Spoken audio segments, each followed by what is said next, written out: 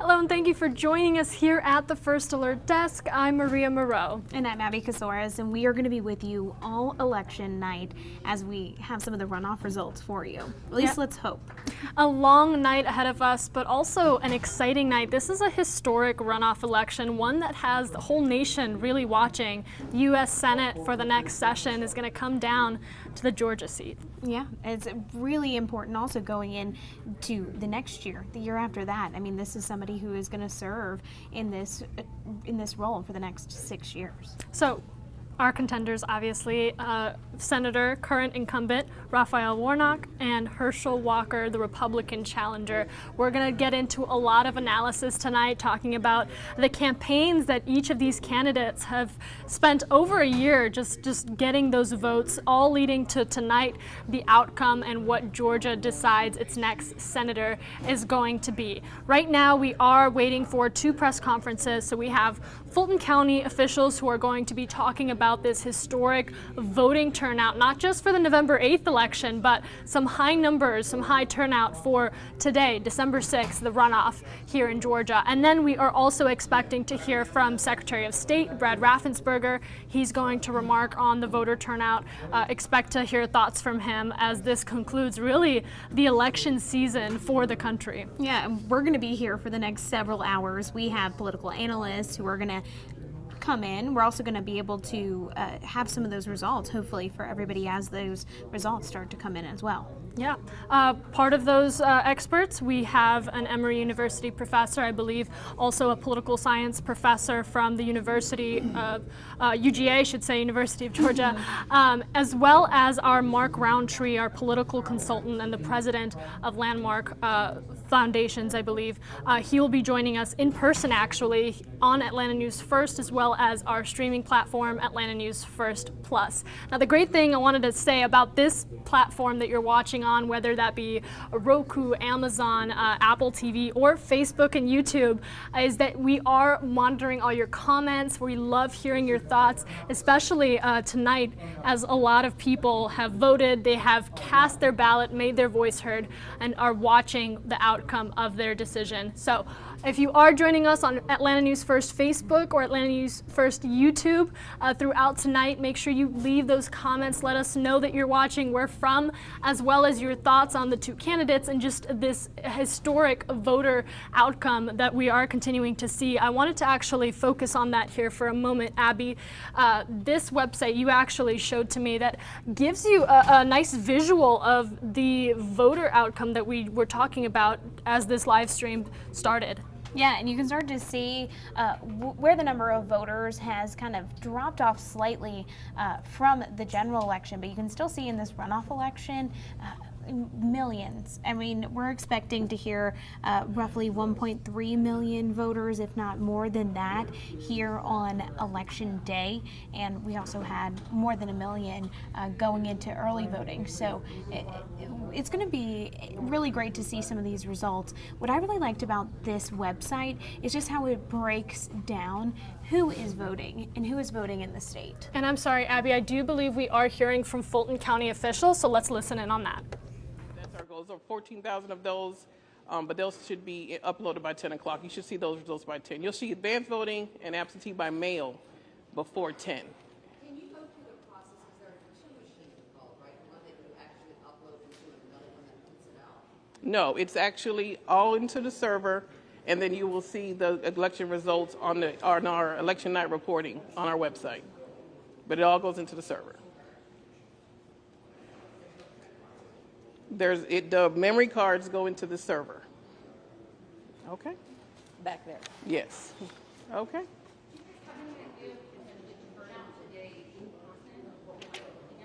We believe it's well over 70,000 voters today. And how long do you think the uploading of those advanced voting numbers? Advanced voting should be uploading in the next 10 minutes. And will we see that then? Yes, you will. Yes, you'll see that. And that screen's going to be on. Yeah, we'll have that turned on, and you'll start seeing advanced see it. voting next 10 minutes. Okay. Other questions? All Thank right. you. Thank you. All right, thank you all again. Remember that you will have the results here on our screen as well as on our website, our Fulton County website. And if I could for just a moment ask Erica Miller to raise her hand. This is our Public Affairs Manager. She will be with you tonight to answer any questions that you have regarding results or even other election matters here. But thank you so much. If you have any questions before she gets started, just let me know. Thank you. So jumping in on that a little halfway through, but wanted to recap a little what they said. Fulton County receiving 70,000 votes just today. A lot of people showing up on Election Day, runoff Election Day, I should say, but Election Day nevertheless. I know I voted today. I wanted to make sure I did that. So and I saw some of the lines. I mean, not too busy, but a couple people were present at my precinct.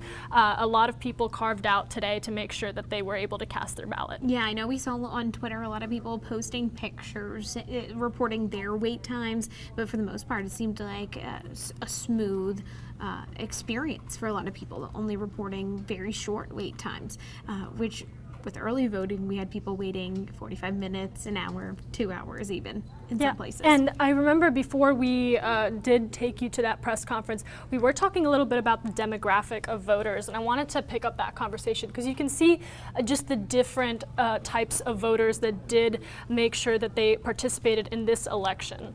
Yeah, and you can start to see, with early voters, day of voters, non-voters, where we start to see some of the drop-off as well. And these numbers are just a very visual representation of the excitement of people heading to the polls. I know that we have crews out, including at Fulton County. As those numbers start to come in, we'll also be able to show you those as well.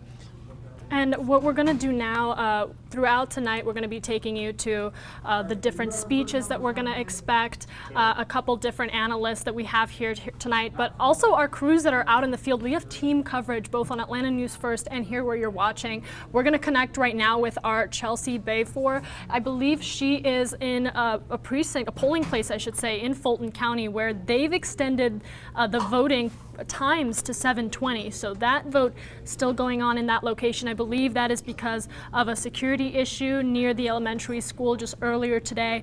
They have agreed to allow a small extension because of that impact in the voting schedule. Yeah, even now, it's 7:29 is how long they have extended the voting for. So even just a few more minutes, and then they'll be counting their votes there. So Chelsea here will be hopping on with us in about 5 minutes. I'm checking my phone, talking to our field crews. She'll be giving us some more perspective of the people that the voters that she's talked to.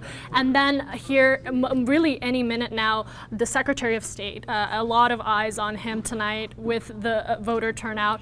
He's supposed to be speaking. I believe that press conference was scheduled for 7 o'clock. It could really be at any minute. So a lot that we're following. The main excitement for a lot of people is hearing from their candidates, Herschel Walker and Raphael Warnock, seeing them on stage. We're going to be looking out for those. We have our anchors, Alan Devlin, Savannah Louie, other members of the Atlanta News First family at headquarters, at their locations, tuning in, and so we'll be connecting with them throughout tonight as well. Yeah, and I think, Maria, I don't know if you just heard that, but we started to see some of the numbers come in, is what I heard in the newsroom, so we'll be, monitoring that as well. Absolutely. Let's go through a little bit of what our website looks like right now. We have live results coming in here you can see where different parts of Georgia is voting. Herschel Walker and Raphael Warnock, just that one race, all eyes, not just here in Georgia, but across the country. Look at that as those results come in. Yeah, and this is pretty typical, right? When you think about our state, closer to the middle tends to go blue, and around the outside tends to go more Republican, tends to go red. So as those numbers start to come in, you can see just a few thousand votes. So this is going to be a long night, knowing that there were, potentially more than 2 million voters. There's a lot of votes to still be counted. And you can see right there, AP estimating less than 25% of the votes counted. Just 10 minutes into the polling places closing for much of Georgia. There are also a few other runoff races, I should say, are worth mentioning. Some city council races that we wanted to highlight just really quickly. Yeah, and so there's 3 of those. One is for the East Point Council Ward B, Roswell Council post, and for the South Fulton Council post as well. So we're going to be monitoring those as those results come in, but a little different than the last time that we were here, Maria, when we had a lot of races to watch. Yeah, certainly. I believe we have our reporter Chelsea here with us. I'm going to give her a call here, and we'll see if we can connect with her about that last precinct here in Fulton County that is working on getting up and running. So let's see if we can hear from her here.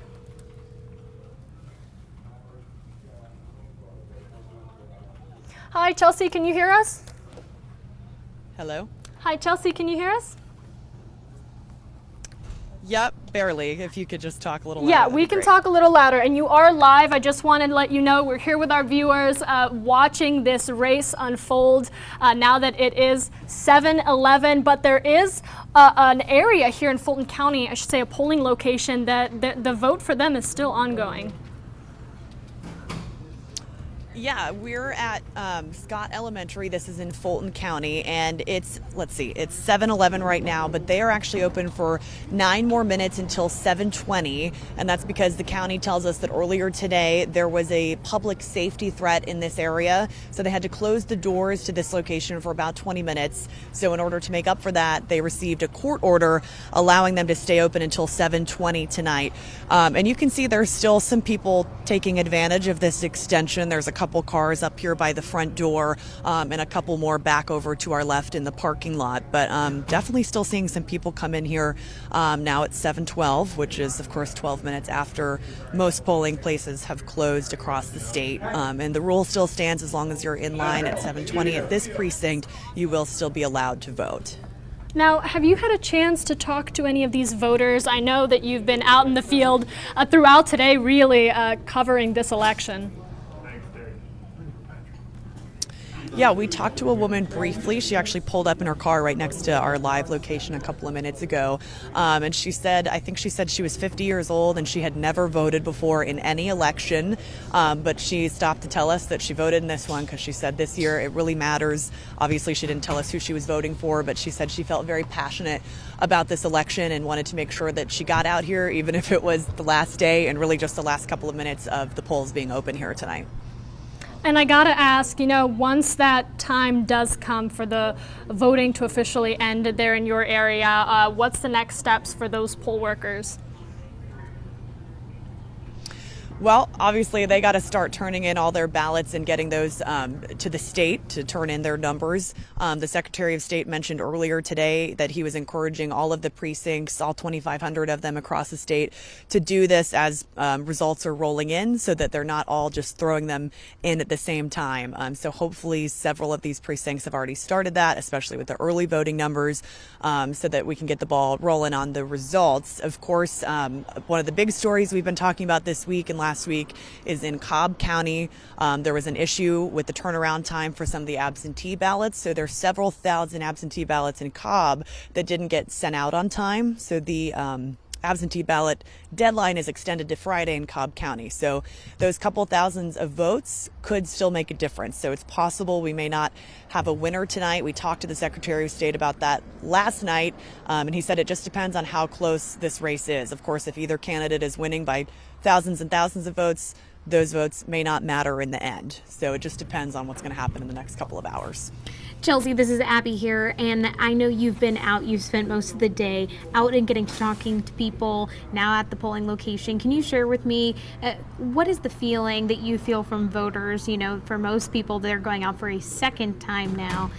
What are they feeling?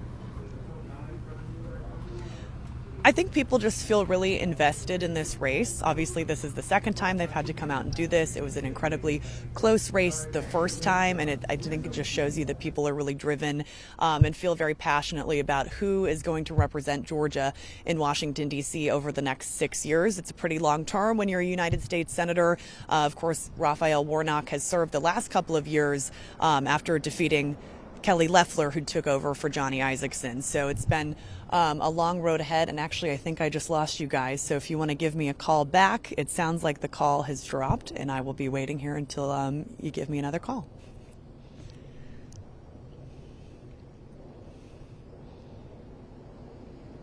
Hello?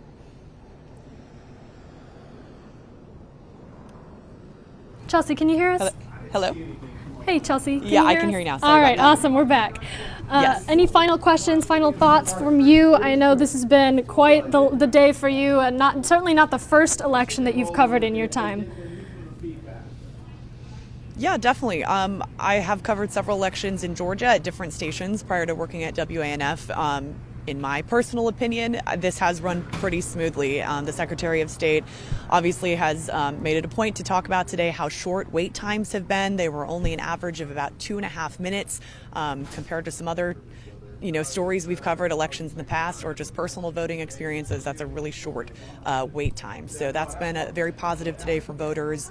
He also explained that it was only about a 47-second process once they got to the front of the line to, show them your ID and go in there and actually make your vote for Herschel Walker or Raphael Warnock. So we've also been reporting on very few issues across the state today, just a couple places like this elementary school we're at. And that was really out of their control, that there was some sort of public safety threat. Obviously, they had to do what was best for the voters here and everybody's safety. And then on the back end, they were able to extend this by 20 minutes tonight. So pretty smooth overall today. Chelsea, I want to thank you so much for your time, of course, your perspective, and good luck out there as you continue to follow these hardworking poll workers who are going to be counting those votes, making sure that they get every single one in for our results. Definitely. Thanks, guys. Have a good night. Have a good night. Okay, something that Chelsea had mentioned was about the wait times, the Secretary of State's office. So we can actually go now to this web page. Gabriel Sterling with the Secretary of State's office, he was reporting how long the wait times were, and he was using these funny little GIFs or GIFs, whatever you want to use to talk about them. Certainly got my attention. I know. But 1 minute wait times about 3 hours ago at one of the community centers, and just reporting these 2.5 minutes to vote is what another voter had shared. So tracking those average wait times statewide doesn't appear like anybody was facing these long wait times that would typically, scare someone away while they're waiting in line, waiting to vote. So, 32 minutes at Cherokee County, still 3 minutes statewide, 44 seconds check-in, 3-minute wait time statewide. And you can just keep going down and seeing where he had also shared, more information. It's from different voters in different locations. Yeah, talk about the focus from across the country just being on this race. I'm going to pull up here just a few visuals for you as we talk about this. These two candidates, really tonight just comes down to them and the future that this has on the balance in the Senate. We talk about a few issues that are not only at stake here in Georgia, abortion issues, LGBTQ rights, as well as inflation, the economy. We heard from political experts throughout this race that was top of mind for a lot of voters. They wanted to know each candidate's stance on the economy. And that is something that each of them has commented on, has provided their perspective and their approach for. But tonight, that is the influence that's going to have on Georgia. And then big picture across the country, somebody from Georgia is going to fill that Senate seat, and that is going to have a rippling effect on the rest of the country. Yeah, I know. We talk about that 50-50 split of power, and then of course the vice president having her own opportunity to place a vote too. But having that extra vote, really, when there's a close vote, that can really make a difference. So either Warnock or Walker, when they're in that position, whoever whoever it may be, will have that power moving forward. Now, Abby, I gotta get a little personal on here, just because we are a digital stream. We want to keep it real here. You've been in Georgia for quite some time. I mean, as just somebody who's lived here for so long, how has this all been for you? Well, it kind of, one of the things that I keep coming back to, one of our analysts that we're going to have on later today, he was my professor at UGA, and so studying the election season and getting to talk to him about it, he had said, there's a tendency for Georgia to turn purple for a state that was for so long red, and so seeing how things have shaped and the political climate here, it is really fascinating just to get to be a viewer and to get to see how things have kind of shaped themselves. So, yeah, absolutely. Yeah. I imagine that must be such a full circle moment for you now, reconnecting with him tonight or talking with him throughout your career as a journalist. We'll be sure to bring you to him later on. I believe here in about half an hour he'll be joining us, a little more than half an hour. But let's talk a little bit more about voting here. I'll tell my own personal story. I'm not from Georgia, but I've lived here for a little over a year, and I've got to see just how much people care, not only about their political climate, but just the people that represent them, and that goes so deep.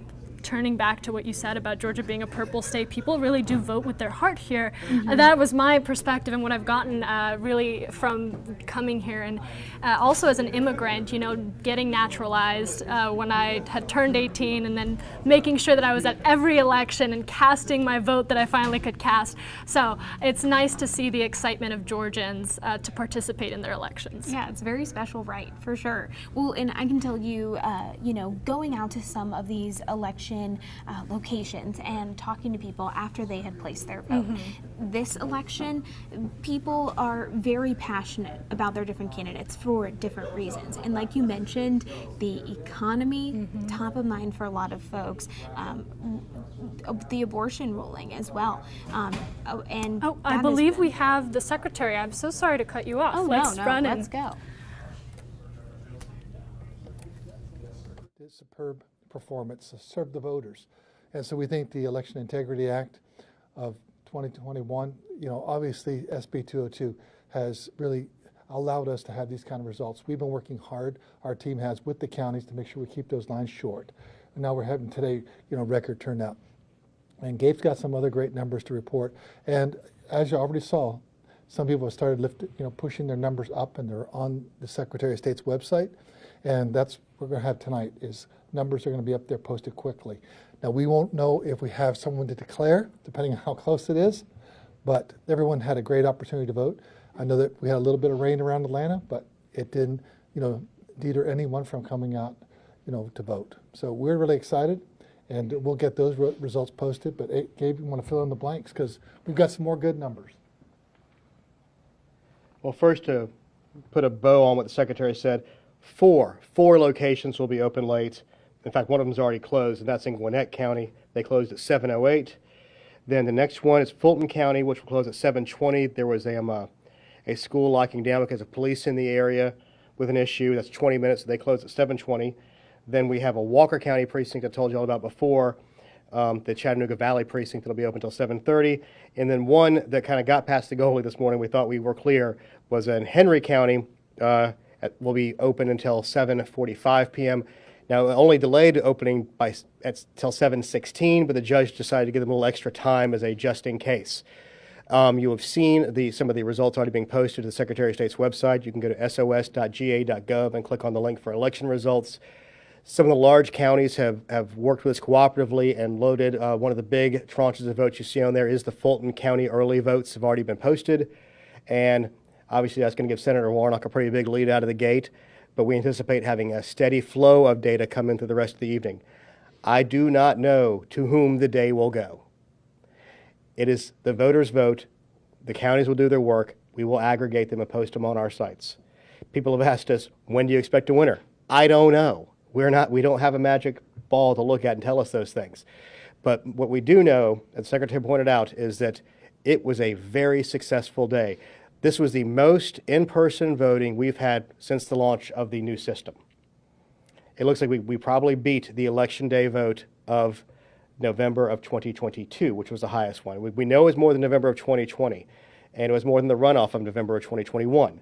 That's what it looks like today to us. So we had record turnout across the board. We had record turnout for a runoff and a midterm. We had record turnout of early voting. We had record use of absentee ballots.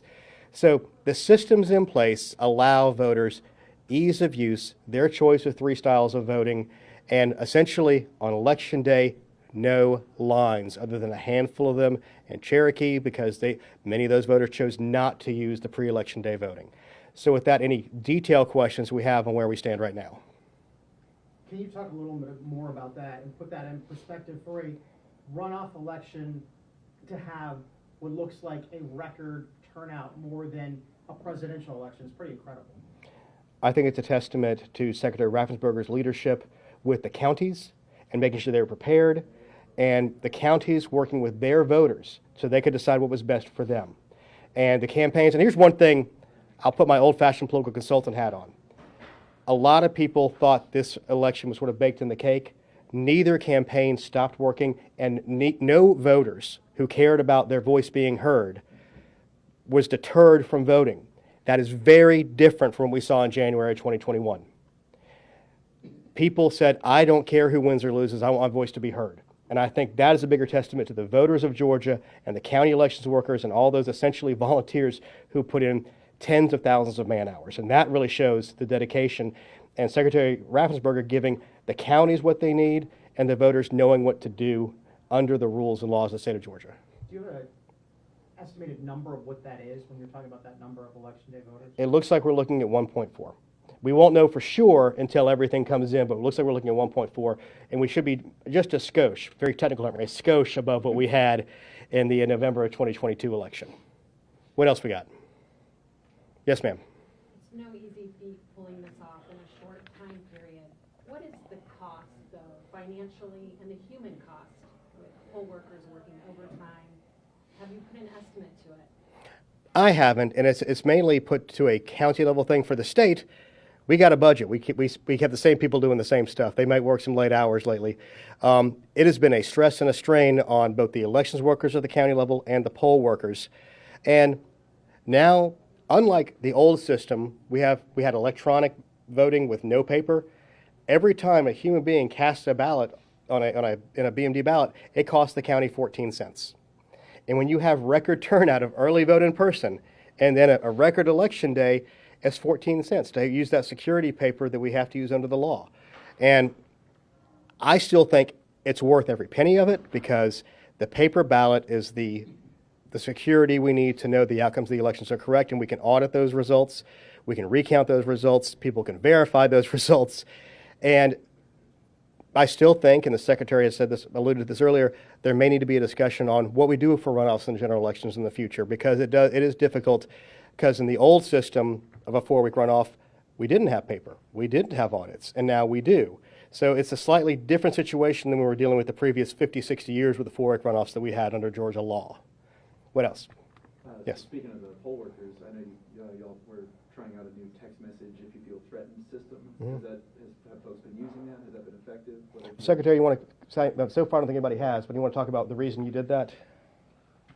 Well, there's just been an issue nationwide about making sure that your poll workers in the precinct stay safe. And, thankfully, I think Georgians have just really show you that they're good people. And, we didn't have the issues that they had in some of their states. But we wanted to make sure if something happened that you could report that to our state election director, to your county election director.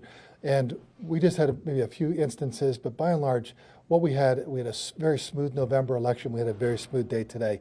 Very little consternation from voters and the poll workers that are then working with these voters, because everyone knew that they had the opportunity to vote. I think what you really saw was voters were energized on both sides. This was a turnout race. 4 years ago, I was in a runoff. I know it's all about turnout. And obviously the campaigns got that out to their people. This is a turnout race. So it's not time to be screaming and hollering and being mad about life. Just get out and vote. And they got vote today. And so we're really excited about this strong turnout we had. I'm really grateful. So yes, we're grateful for the work that the county's done, but I am really grateful for the team we have here. Someone asked me earlier when I was interviewed, I believe that here in the state of Georgia, we have the best, and I'll put it up against anyone, state election department. It's just absolutely amazing. It starts at the top and it just kind of bubbles down. We have a really, really strong team and a lot of people that are excited about elections. And so when you're excited about elections, but what they're excited about is making sure that your vote counts, it counts accurately. And so I couldn't be more proud of our team and how they work so well with the counties, because this is a partnership, us working with the counties, because both of us understand who we really work for are the voters. We work for you. And today they've just come through. As Gabriel mentioned, 4 precincts out of 2,500 that had to stay up past 7 o'clock. And you think about it in years gone by. So we've really worked hard with the counties. The counties have worked hard on that also. And that's just a testament to us working together as a team. And I think Gabe talked about a little bit about the compressed schedule. And I think we'll be talking to the General Assembly on what can we do to further improve the process, because we understand it's easy to vote in Georgia. Look at our numbers. And we just want to make sure it's always, just a pleasurable experience. No one likes waiting for anything. No one likes waiting for a Chick-fil-A sandwich on a Monday morning. No one likes lines. That's why lines had to be shorter than an hour, and they were. So we're just really happy for that. Do we have any other questions? I guess last time, Mr. Secretary, any idea yet on the amount of provisional ballots still out there? I don't think we have that yet, no. So, but as soon as we do, we'll get that to you. And we'll be back in a little bit. Yeah. Just keep an eye on the results. And again, one other little thing, as Secretary, I want to remind you, you called on the loser or the second place finisher. We have moved on to a new time again where you need to concede to protect the American democratic system. And for the winner, be magnanimous and realize you were elected not just to represent the people who voted for you, but to represent every single person, whether they voted for you or not. Doing that will help to rebuild the trust and the stability of our great democratic republic. Thanks, guys. What time do you think next? Depends on the flow of votes coming in. Let's spitball it. When does everybody need to have stuff? It's what time is it now? 7:30 right now. Another hour or so, guys. Great. Sure. Good. Everybody good? All right. Does that work for you, Justin? Yeah, that's fine. Okay. Hold on 1 second. We're still straight. Give me a second to So some positive feedback from the Secretary of State's office, which is not always the case, but they have iterated this was a good turnout for voting. Yes, and I thought what we just heard from Gabriel Sterling with the Secretary of State's office was also really interesting when he was calling on the person who loses, now whether that's Warnock or Walker, to concede and to take the results of the election and to be graceful with them, is what he said. He said, we need to rebuild the trust of our community, of our state in our elections. And so I thought that was interesting that we heard that plea and that emotional, pulling of the heartstrings to whoever is the second place winner, as he called it. Yeah, talk about addressing the elephant in the room there. We know in recent times that conceding is not necessarily a norm or something that can be expected of a candidate. And certainly with how close this race has been, that's something in a lot of people's minds of, okay, once those results pour in, is there going to be a speech, or is there going to be a candidate that concedes? What's really going to happen? And I think that's on a lot of voters' minds tonight as well. Yeah, Maria, and I don't know if we can show some of the results that we're starting to see, because right now we're starting to see about 1 million of the votes being counted, just under that.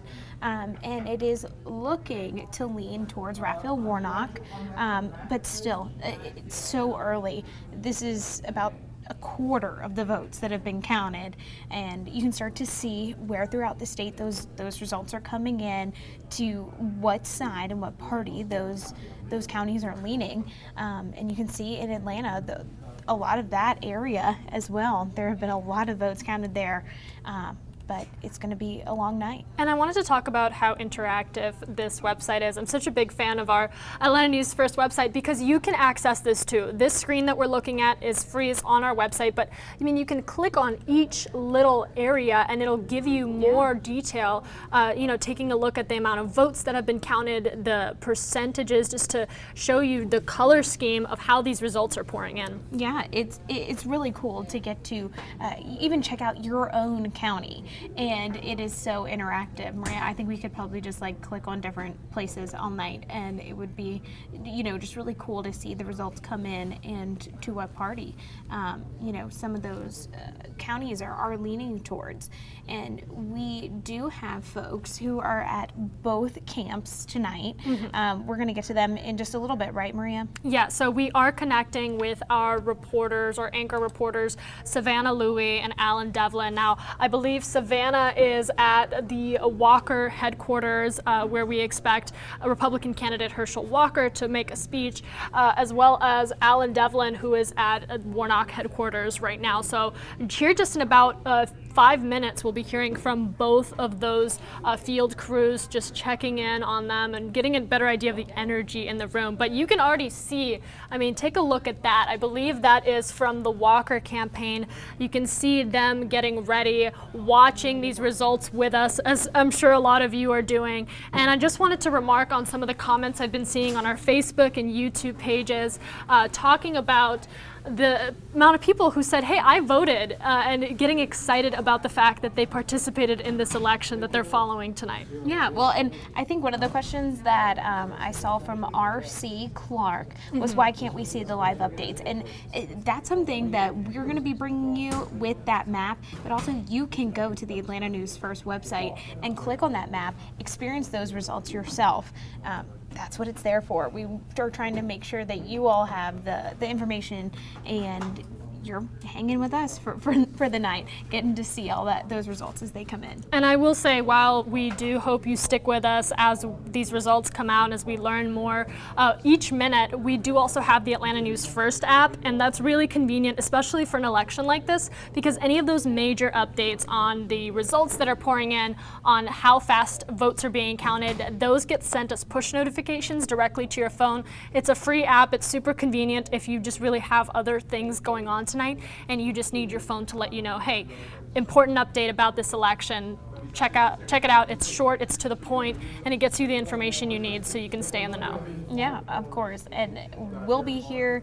I know that we are going to kind of send out to some of the parties in just a little bit. We're also going to have some feedback and some analysis from professors right now on, we also have an analyst who is kind of breaking down the numbers where we expected to see some wins for Walker, some wins for Warnock, and are they making those wins in those areas? So we're also going to have that coming up later as well. Now, I did hear a worry earlier this week, some people saying, is this runoff even going to be called tonight?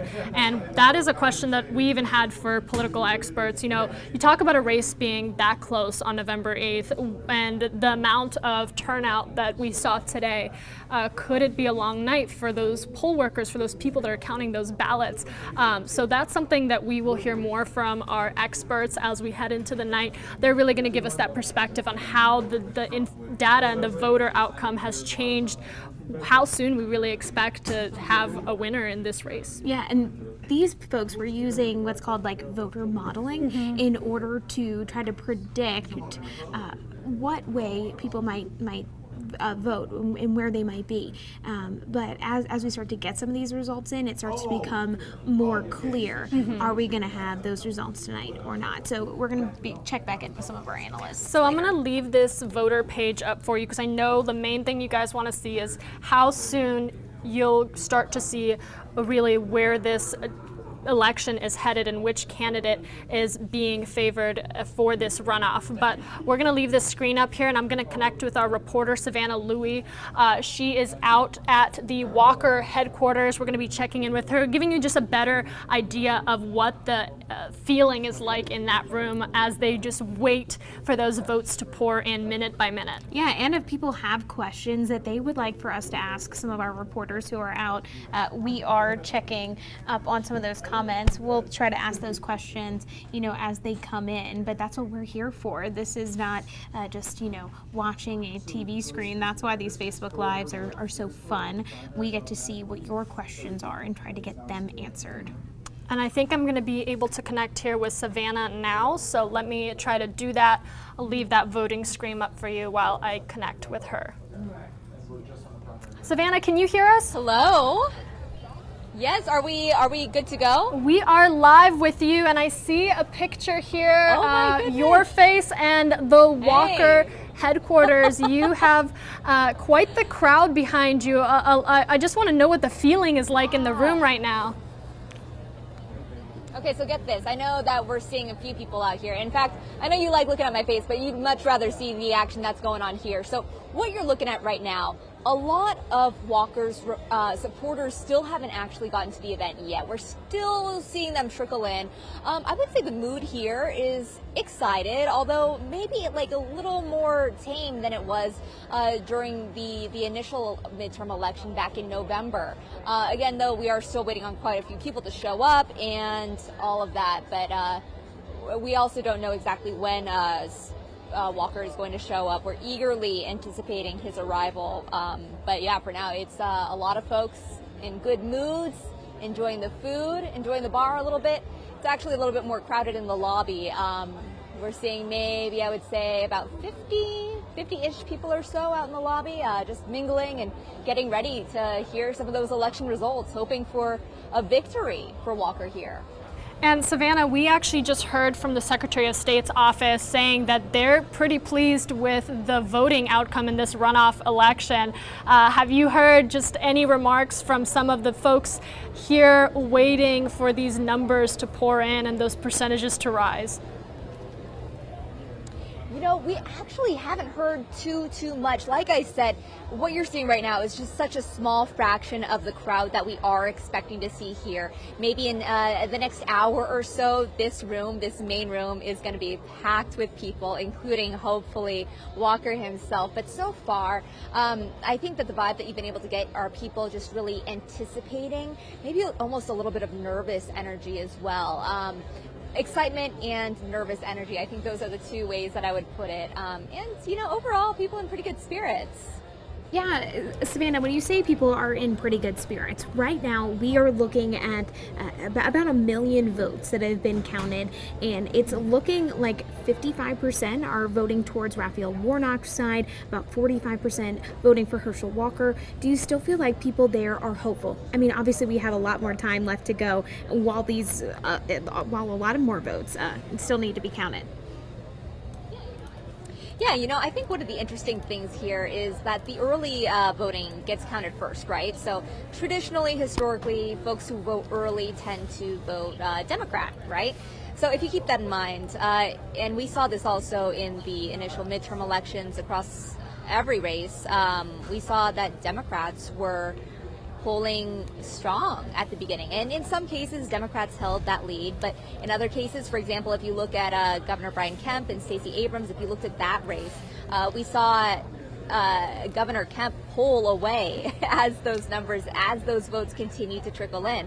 So I think maybe here, we're not sure if it's going to, what the final result's going to be, but I think there are some folks who are hopeful that, hey, as more of the votes from today, from the actual voting election day, pour in, that those numbers are going to even out, and eventually that Walker will overtake Warnock. It's not over till it's over, right?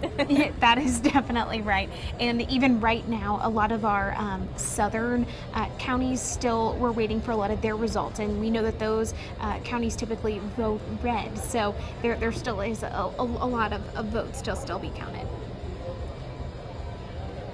Yeah, absolutely. You're right about that. And again, I mean, it really isn't over until it's over. We've seen this historically in so many different races where it really comes down to the wire. I think you could even argue that in the November election, the midterm election, it came down to the wire with it being so close. And yes, I know that Warnock did eventually achieve more votes than Walker in that, but in a race this tight, you got to make sure that every vote is counted. And I think that's what a lot of people here are hinging their bets on. Savannah, I want to thank you so much. Abby, any final questions for Savannah? You have quite an exciting room behind you, and we'll certainly check in as we get more votes in throughout the night, but wanted to just thank you for your time and giving us this picture. We're actually going to go to our anchor, Alan Devlin here, Savannah, so we're going to see what Warnock's party's looking like and see if we can compare the two. As far as the room looking a little excited, I think you got some good energy behind you. A lot of football energy too. Yeah, a lot of football energy, that's for sure. Thanks, guys. Have a good rest of your night. We'll see you later. All right, so that was our anchor, Savannah Louie. I'm going to connect you here with our Alan Devlin. He is at the Warnock headquarters right now, where they are also, just like the Walker team, watching these numbers and taking a look just during our conversation with Savannah, how much that has grown. Now 30% of the votes being counted just there. Yeah, and we start to see 56 to 44. I know, Savannah, we were just talking 55 to 45, so it looks like Warnock is gaining ever so slightly, but once again, just over 1 million votes counted. We still have a lot more left to go, just hitting that 30% threshold. I would love to know how Alan is doing and what the feeling feels like there. Let's check in with our anchor, Alan Devlin. He is at Warnock headquarters. Alan, can you hear us all right? Alan, we are having trouble hearing you. I think your mic might be turned off. All right, we're gonna get that mic situation fixed, but let's see if we can get sound from him here shortly.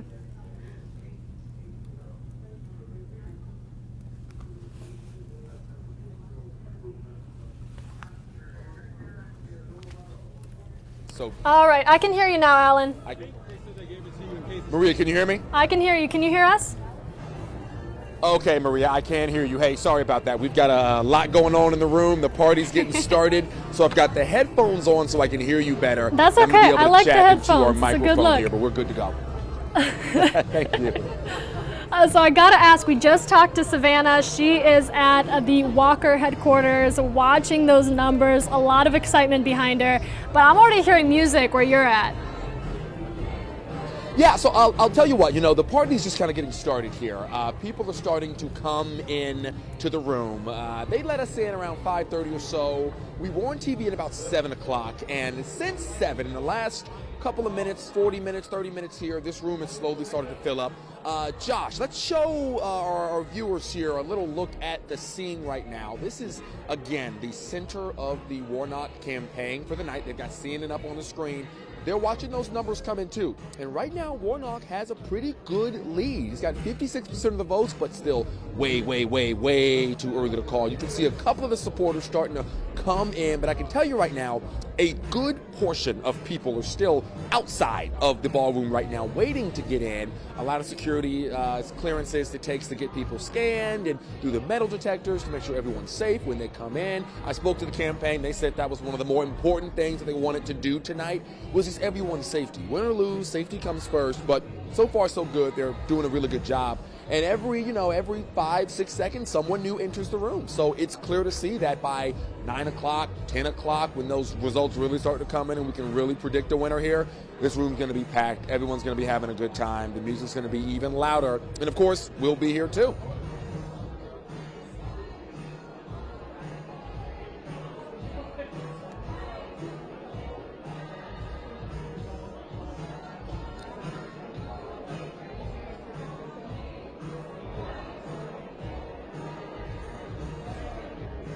Yeah, you know what? See, 33% is a massive amount of votes to be tallied this early on in the voting. It's not even 8 o'clock yet, Maria. Let me check my clock really quick. It's 7:48. So think about back in the general election back on November 8th, where we were at 7:48 when we were counting all those votes. We had a bunch of different elections, a bunch of different races statewide that were being tallied very, very, very slowly. We would have been real lucky to have 38, 39% of the votes tallied, 33% of the votes tallied in just 48 minutes. So we are way ahead of schedule, which is exactly what the Warnock campaign thought would be happening. It's a one ballot race. There's only two people you can vote for, Warnock or Walker. So it's not like there was too much difficulty in tabulating which vote each person decided to cast. So for us to be at 33%, 34% now it looks like, and Warnock to have that kind of lead, there is some excitement. But I can tell you, everybody in this room who is a supporter is expecting a Warnock win tonight. This is their expectation. This is not a surprise for them. This is what they've worked hard for. This is what they want. And seeing it kind of happen here in real time, again, way too early to call. Everybody in the room right now is saying, you know what? Let's make sure we close this out and get this done. Let's get to 90. Let's get to 95. And let's see if Warnock holds on to that lead. Then the champagne will start popping. Yeah, you're talking about champagne popping. Tell us a little bit about what is happening in that room, who is there, and what's it looking like? Yeah, so I'll tell you what, right now, believe it or not, some celebrities are already showing up. I just saw Spike Lee outside of the room here, and he's going into another back ballroom where they're putting some of the higher profile supporters, of course. But again, as I said, it's slowly starting to fill up here. Josh, let's show them one more time, because it's even filled up since the last time we showed them. The music's banging and people are coming in. They're getting food, they're getting drink, but this is just kind of the start. This is very much so the beginning of this entire process. No one dancing yet. I assume there will be some dancing coming up real soon, especially as that alcohol starts to flow. They've got champagne towers on the right side of the room. They've got a bar on the left side of the room, along with a lot of food, a couple of bartenders as well. It is a very lively, happy scene right now in here. And, you know, the only thing that's going to change that is if those numbers that we're all looking start to go the other direction. If Warnock holds on to this room, holds on to this lead, this room's going to continue to elevate and elevate as the night goes on. If those numbers start to switch, and Herschel Walker's camp and my counterpart Savannah Louis' side starts getting those numbers to turn in their direction, I assume that the vibe in this room will go the opposite direction of what it's going right now. But still, not even 8 o'clock yet. There is a lot of voting to come. There's a lot of, I'm sure, speeches that will be coming up on that stage up there. Now, we're not sure when the senator will make an appearance, win or lose. The timing on that, again, we're moving pretty fast here with these votes are getting counted incredibly fast. But when I'm sure there is an obvious winner, we're probably going to hear from both candidates, Walker and Warnock. Whether Warnock wins or loses here, we expect him to speak tonight and address his supporters after a hard-fought campaign. And so that is kind of what everybody is waiting on right now. But the music's blaring, the lights are flashing, the liquor's being poured, the alcohol's being poured.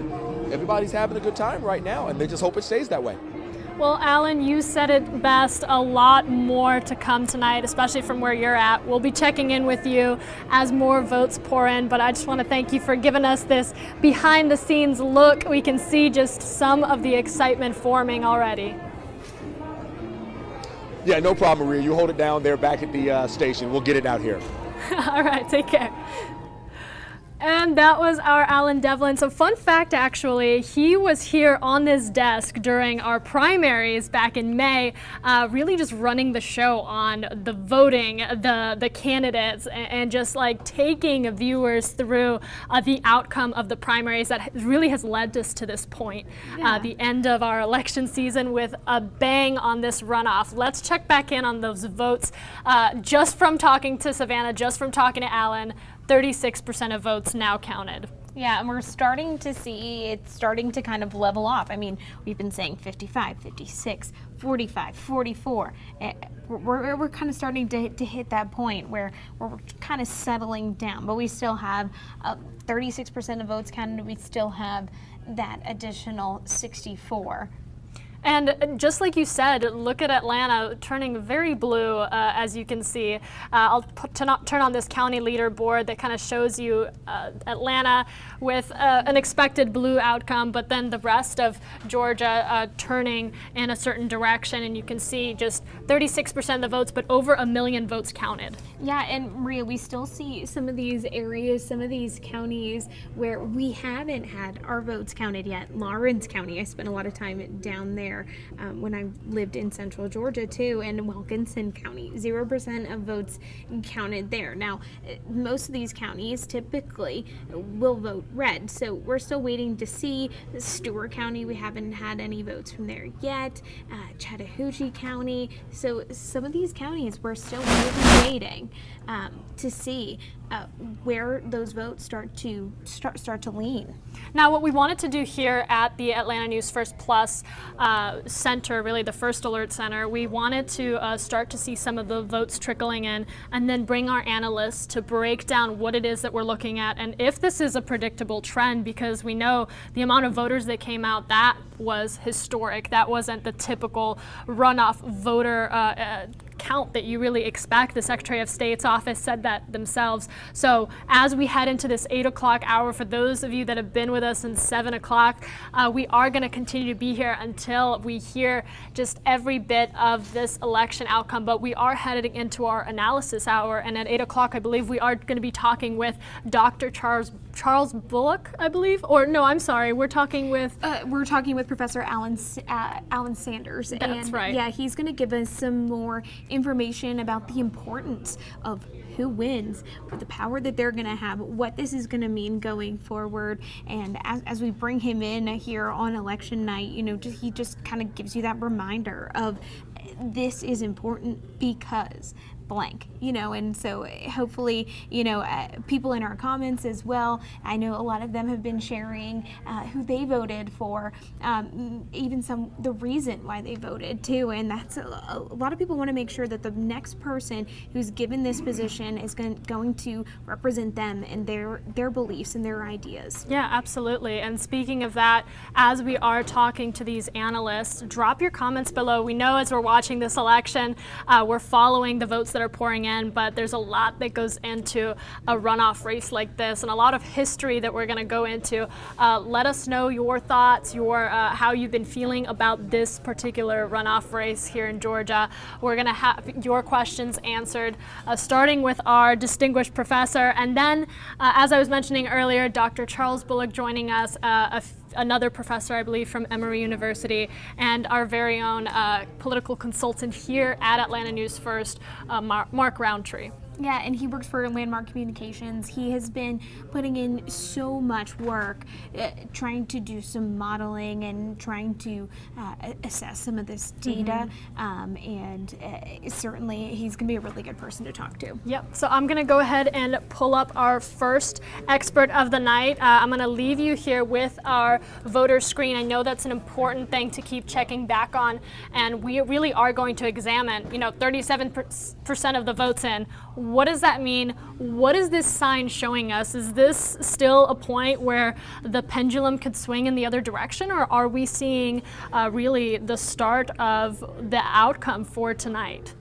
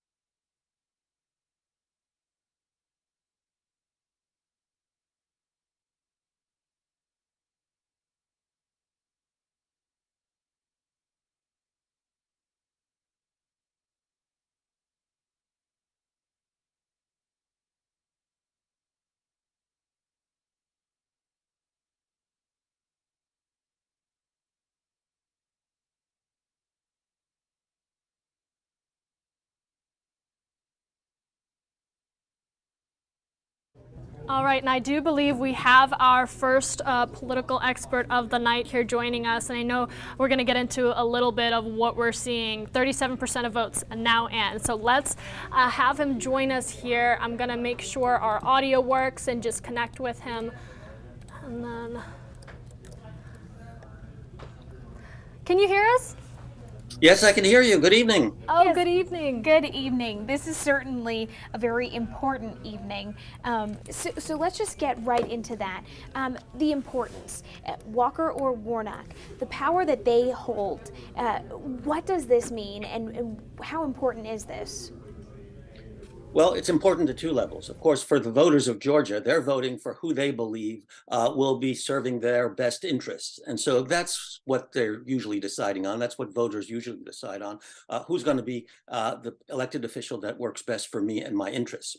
But outside of Georgia, however, the interests are quite different. And that is who will hold the levers of power and who will have the greater leverage. So for those of us outside, we're watching to see whether the Democrats will continue to hold their tiny lead and in the Senate, that is to say a 50-50 Senate, but leveraged only by the one vote of the vice president, or whether they will have a clear majority.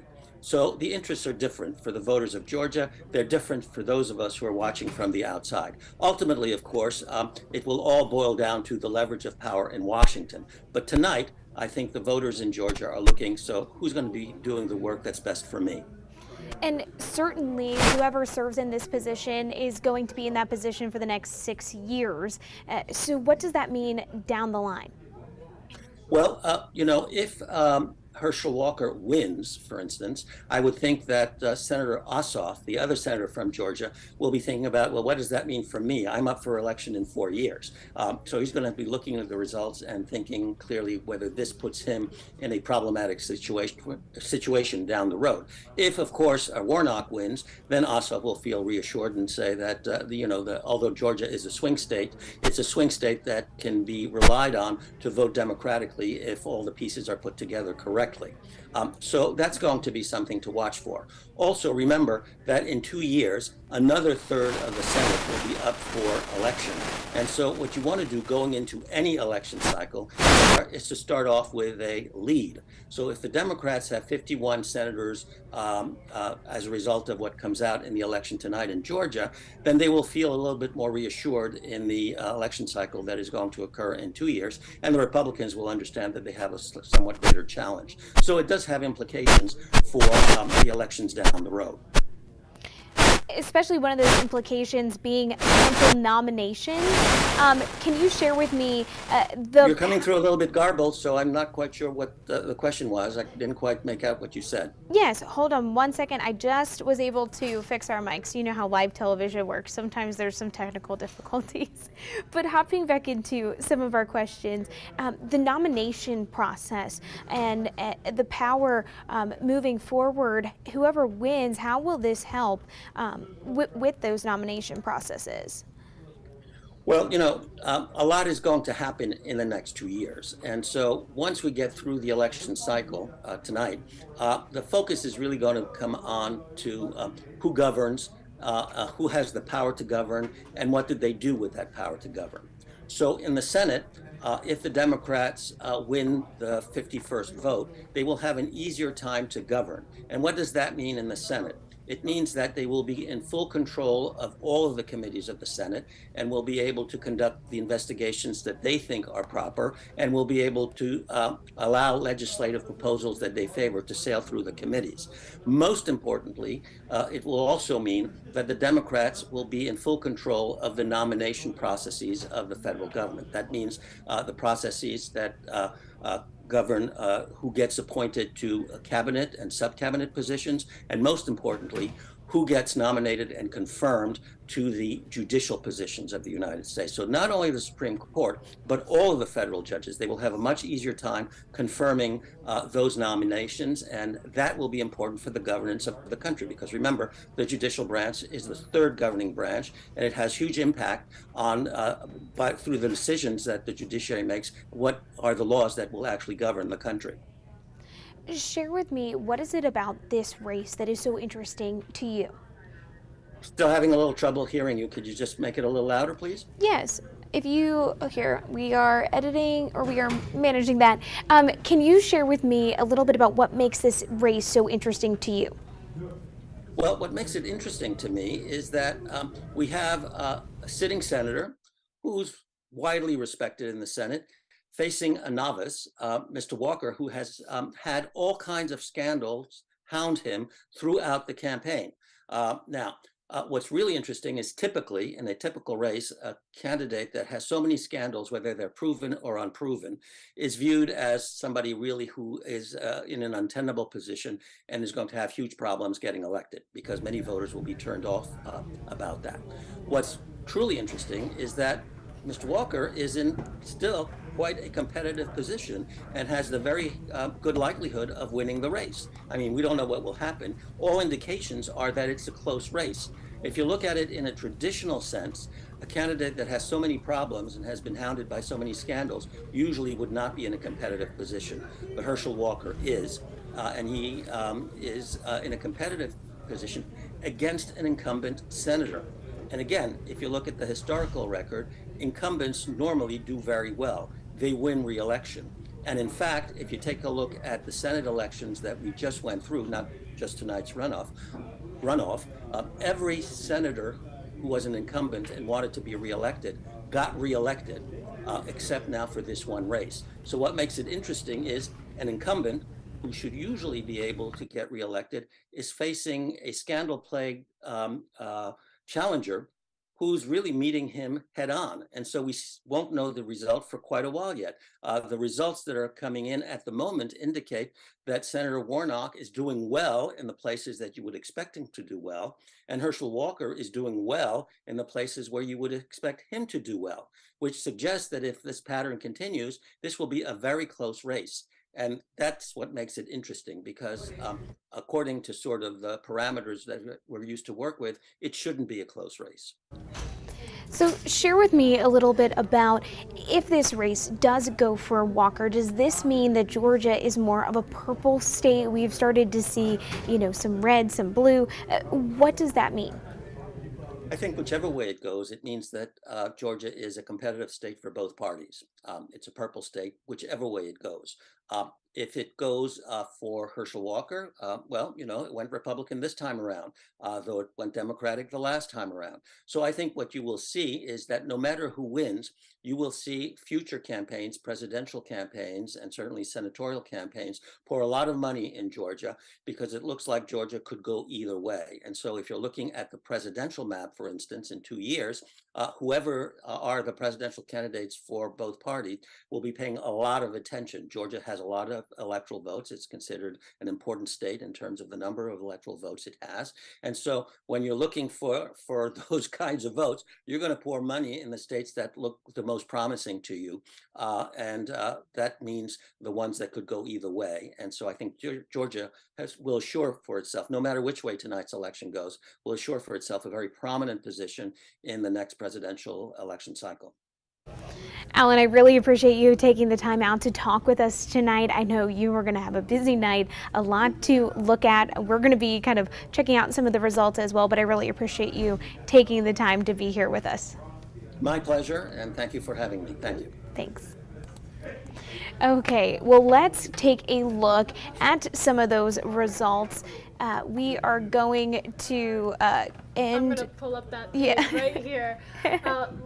Part of this live stream, guys, is we are live with you, so we are routing and how long has it been now, Maria? We've probably been on a little bit over an hour. Planning at least probably another hour at this point, as those results have started coming in. But you know what? As I do this, I'm going to pull up that elections result page, because I personally want to see how many more of these countdowns have come in. We're going to go into some more analysis with our in-house political consultant, Mark Roundtree, and our anchor, Rick Folbaum. You'll be hearing from them momentarily, but let's take a look back at our votes. Now, 42% of votes counted. Every minute that I don't look at the screen, I know, it just keeps going up and up. That's crazy. But as expected, as we heard from Sanders just there, Alan Sanders talking about how each candidate really acted in a predictable manner. manner and got the outcome that was predicted of them. Yeah, and that's what he said, and he also talked about the importance of this election.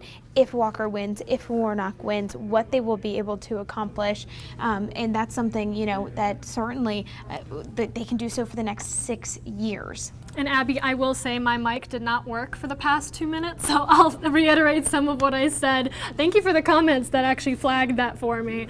I just wanted to say, as you talked to Alan Sanders, talking about how predictable each candidate has been, not necessarily that they didn't push hard this race, but really that the outcomes they're receiving is along the lines of what experts have foreshadowed in this race. However, what has been really astonishing is the voter turnout, and that's been echoed all night long now with well over 1 million votes, 42% of the votes being counted. Yes, and we're starting to see some of those counties where we hadn't seen those results come in. We're starting to see some of them report. Still, we haven't heard from Wilkinson County, Lawrence County, Dodge County. Those are all in central Georgia. I used to live there for several years. And I believe we had someone asking about Hall County in our comments. So Hall County specifically leaning about 70% towards Herschel Walker. We have roughly, and I'm doing very, very rough math here, a little bit more than 40,000 votes coming in. About half of those votes, a little more than half of those votes have been counted so far. So what we're going to do is we're going to leave this page up for you. I know a lot of people have their eyes on the votes pouring in. We're going to bring on our in-house political consultant, Mark Roundtree. He'll be talking with our anchor, Rick Folbaum, actually, about some of what we're seeing and where this could head, just to give you some more perspective on how this race really is playing out and what that 55 to 45% means at this point in the night. So we're going to leave this page up here, and we'll be back here in a few minutes with both of those individuals, our anchor, Rick Folbaum, and of course our political expert of the night, Mark Roundtree.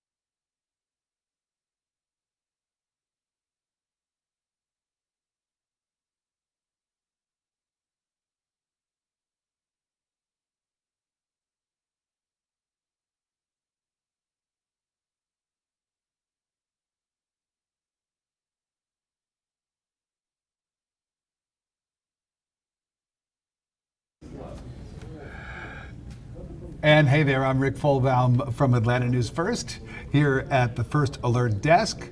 We are, of course, watching the results that are coming in on this election night 2022. I'm here with Mark Roundtree, who is with Landmark Communications, a firm that's been around for a long time, over 30 years. Why don't you tell us briefly, what kind of work do you do with campaigns? We run campaigns, top to bottom. We have run more than 2,000 different elections in the state over the 30 years that we've been in business. We're probably best known for our polling, our public polling. As Georgia's sort of prolific pollster, I guess you could say, we've been doing a lot of polling. When we release surveys, we want to make it very clear that these are always going to be analytical in nature. We don't do advocacy polling. When we release numbers, we absolutely take it to the bank and believe that they are correct. When you work on campaigns, though, you primarily work with Republican candidates who are running for office. Yes, we're a Republican firm. Okay. But for our purposes, as we look at these numbers, as you say, these are nonpartisan, analytical. And so as we watch these results that are coming in right now, and of course it's still very early, what is sticking out to you? What are you noticing? Well, there are a few things. Early in the night tonight, just like 4 weeks ago, Fulton County released its early vote. And a few weeks ago, there were 211,000 people that voted for Senator Warnock. That number fell today in early vote in Fulton County to 155,000. So it is a 25% drop off in his vote in early voting in Fulton County. However, this similar numbers and maybe a bigger drop off actually for Herschel Walker. Herschel Walker had 66,000 votes just a few weeks ago in early voting in Fulton County. That number is down now to 33,000, so his number fell by half. Again, 25% drop off in early vote for Senator Warnock, 50% drop off for Herschel Walker. However, one last caveat. The difference is that there was only 1 week of early voting this time, as opposed to 3 weeks in previous elections of early voting. And that's because of SB 202 that was passed that shortened the amount of time between the general election in November and the runoff that's taking place today. How do these numbers line up, though, historically speaking? If we look at past elections, and we had a runoff just last year, Senator Warnock won in a runoff in order to get his seat, and John Ossoff won in a runoff. That's right. Where do these numbers stand compared to those? Well, as a percentage, it's too early to tell right now. As a ratio, it's fairly similar. It is difficult to tell because tonight, unlike 2 years ago when Fulton County took a very long time to report its numbers in both elections, tonight they reported immediately after voting closed, as far as early voting, that is. So there's still millions of votes to count here, though. There's a long night ahead still. Yeah, I was going to ask you, do you think we're going to have results tonight? Will we be able to declare a winner before we go to bed tonight? Unless it is a one-point race, then yes. I think if you're basically saying, will everybody get their votes counted tonight? Will all counties actually get around to counting all their votes? I think most of them will. It probably will go on till midnight, but yes, I think they will. Let me ask you about the numbers for early voting, because we saw record-breaking numbers in those early voting days. Gives you a little bit of an idea why Senator Warnock fought so hard, even going to court, to get more of those early voting days, to get last Saturday after Thanksgiving, an early voting day. Because historically speaking, it's the Democrats that do better in early voting. Why is that? Well, they can do better. They particularly do better with mail-in voting. Historically, mail-in voting was a major way that Republicans did well in elections. Generally, it was reserved for older people who also were quite Republican. Yeah. That's changed in the habits and the methods of voting now, particularly in the 2020 election cycle. So let me just stop you there, because it was former President Trump who came out and basically created a cloud of suspicion over the idea of early voting. That's right. And so that is something that has sort of depressed Republican turnout for early and mail-in voting. Yes, President Trump was very open about wanting people to vote in other methods other than mail, which particularly hurt here in Georgia because so many people were voting by mail at the time. So yes, one could say that it was, in some states it may help, in others it may not. There are a lot of people, in fairness, who question the accuracy of mail voting, voting by mail. There are a number of people. Is there a reason to do that? Well, there might be some technical reasons for that, based on some errors that have been made in the past. But the question now is, now that we're here in 2022, is it better to get your vote locked up early? It rained much of today all over the state. Yeah. That might have depressed turnout, and if people had banked their vote early, it would have helped their candidates. Democrats voted in heavier numbers early and particularly in mail, it looks like so far. We're talking with Mark Roundtree, who's with Landmark Communications. It's a Republican firm that helps Republican candidates who are running for office. Landmark also does analytical polling that is nonpartisan and that we have been using here at Atlanta News First in order to get a sense leading up to today about how the electorate was falling. And so now we're getting these raw vote totals that are coming in, and I'm just looking down at the screen here with 49% of votes counted right now. Raphael, Warnock, and let me see if I can punch these numbers up. Thanks, Maria. So Raphael Warnock, let's take a look at these numbers, Mark, and tell me what you see.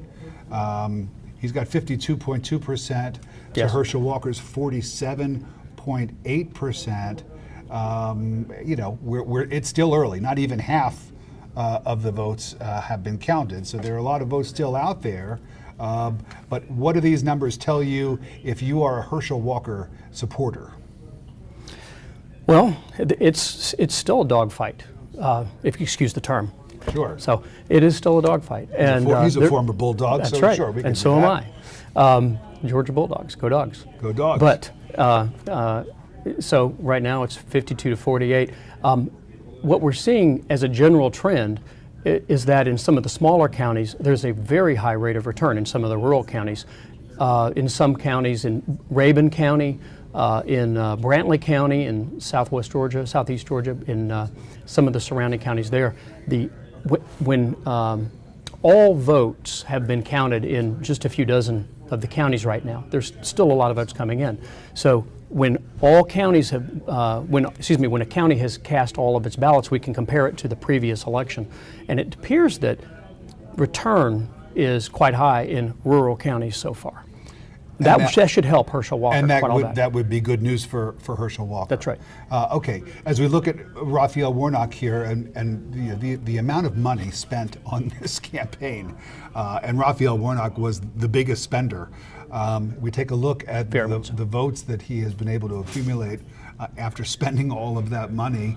Do you think right now, at least with these early totals, that was money well spent? Well, is there bad money spent on politics? I don't know as a political consultant. not from your perspective. But it would be hard to argue that without the advertising campaign that Warnock would be successful. He needed to do a very large advertising campaign. His ads, I think, if you are neutral about it, his ads were more powerful than Herschel Walker's on video, on television. Regardless of who you're voting for, I think just analytically the ads were maybe stronger. And I think the advertising program, particularly online, was extremely strong for Raphael Warnock. I feel like every time I logged into my computer, a Warnock ad popped up. Yes, this is something that the Democrats really championed going back into 2016 and 17. The Republicans have caught up a lot. I don't know that the Republicans in this runoff had the funds that Warnock had and the Democrats. So I don't think most of us saw as many ads for Walker. You mentioned the money that Warnock had, and a lot of that money came not from Georgia, but nationally speaking, because this race does have national implications when it comes to the balance of power in Washington. Yes. It will not affect whether the Democrats or Republicans have a majority, because even if it is a 50-50 tie, if Herschel Walker wins tonight, the Democrats still have a majority because the tiebreaker goes to the vice president, who in this case is a Democrat. That is true. However, despite the fact that it was a 50-50 Senate for 2 years, both Senator Manchin from West Virginia, a Democrat, and Senator Sinema from Arizona, also, they sided with Republicans for the good course of a year on a lot of things until they capitulated and supported President Biden on some policies. But it becomes very difficult, I think, for Republicans to win unless they actually have 50 votes. They might be able to pick off 1 or 2 Democrats on some of the key votes and key policy fights, but it'll be very difficult for them to do that. For example, if Senator Manchin were to, if the Democrats had 51 votes in the Senate after tonight, if they do in fact have 51 votes in the Senate, why would Senator Manchin stand up with the Republicans? Because it isn't going to change the trajectory of a policy fight. So he may be more likely to side with Democrats. He has very little leverage when the Democrats are going to win anyway. And that would allow what? From the perspective of the White House, for example, the Biden agenda for these next 2 years as we get ready for the next presidential election.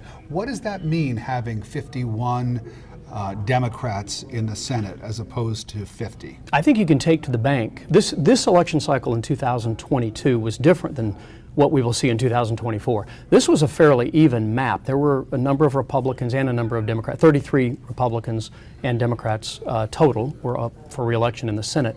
And it ended up basically, for all intents and purposes, pretty much being a tie outside of, depending on how this race goes. But most people were re-elected. In 2024, that's going to be different. There are a number of Democrats that are very vulnerable going into 2024. West Virginia has Senator Manchin. Montana has Senator Tester. These are Republican states that Trump was winning 60% of the vote, 70% of the vote, and it's going to be very hard for the Democrats to hold a majority in 2024. Analytically speaking, that's simply the case.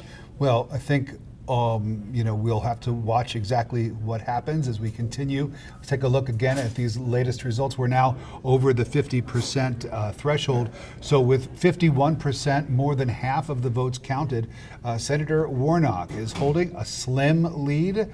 We knew this was going to be tight, and it looks like that is actually what's happening. Mark Roundtree, thanks so much with Landmark Communications. I'm Rick Fulbaum. Keep it right here on Atlanta News First, on our streaming platform, and also on television. We'll have complete coverage as the results come in here in Georgia for this Senate runoff. Good to talk to you. Thank you. All right, enjoy your night.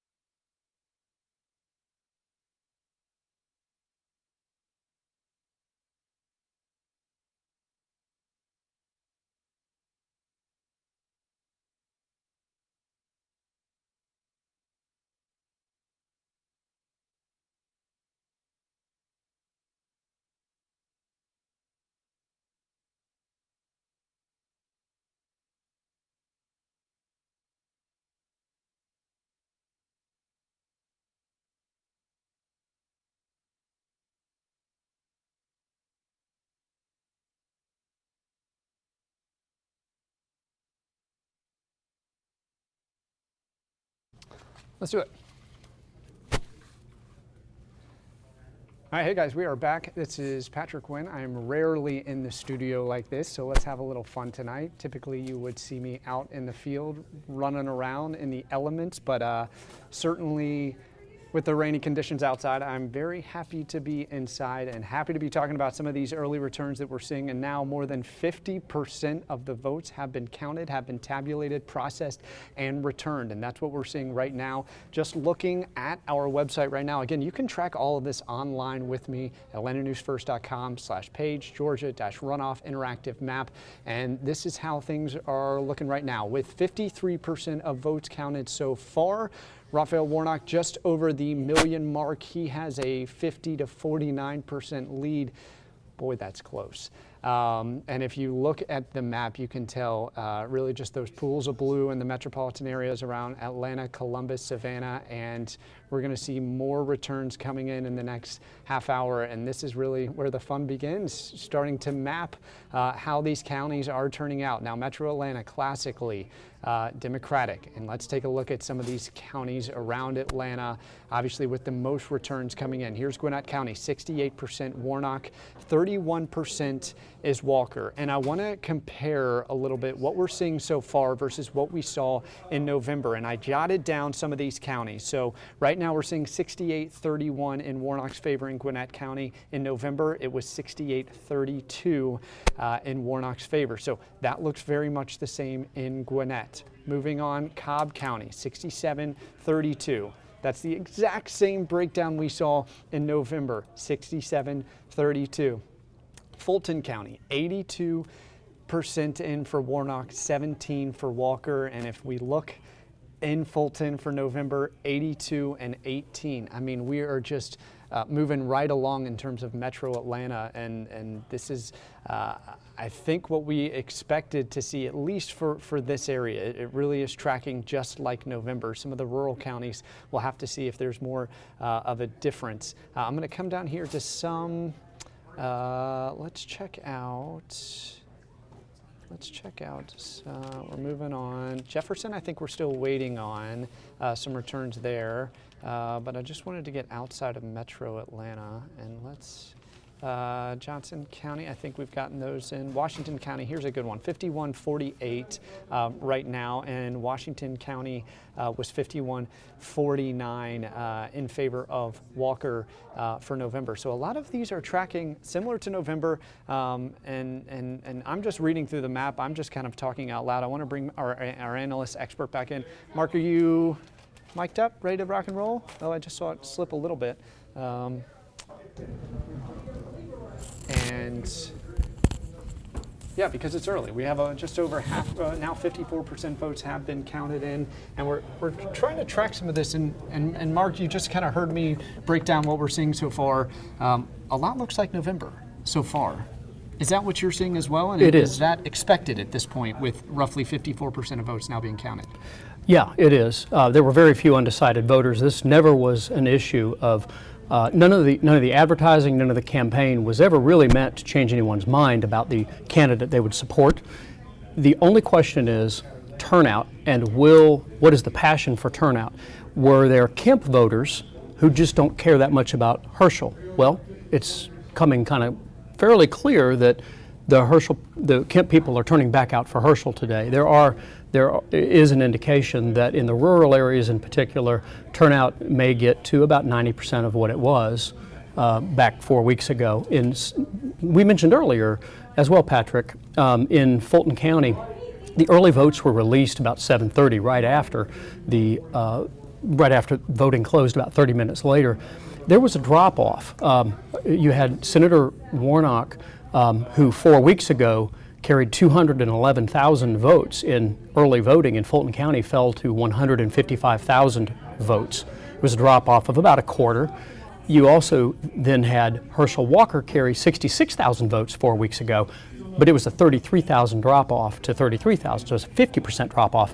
So in the metro area, it looks like Senator Warnock is substantially stronger right now in the Metro Atlanta area, but Walker may be stronger, even stronger than he was 4 weeks ago in the rural areas. So both sides turning out. I mean, and we're seeing that in we saw huge early voting numbers. That's and right. we saw election day. I mean, just from what the Secretary of State's office talked about earlier today, we saw huge election day numbers. That's right. So who does that benefit if Well- both are turning out in huge numbers Well, in their different areas?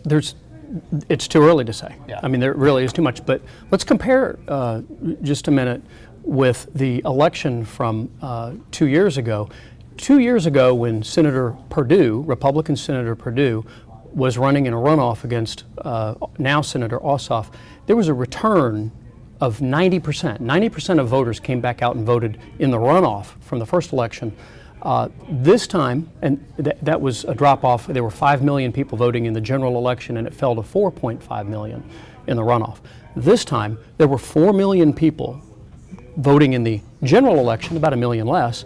Today, we are looking at possibly around 3.3 million coming back out total, which would be an 82% return.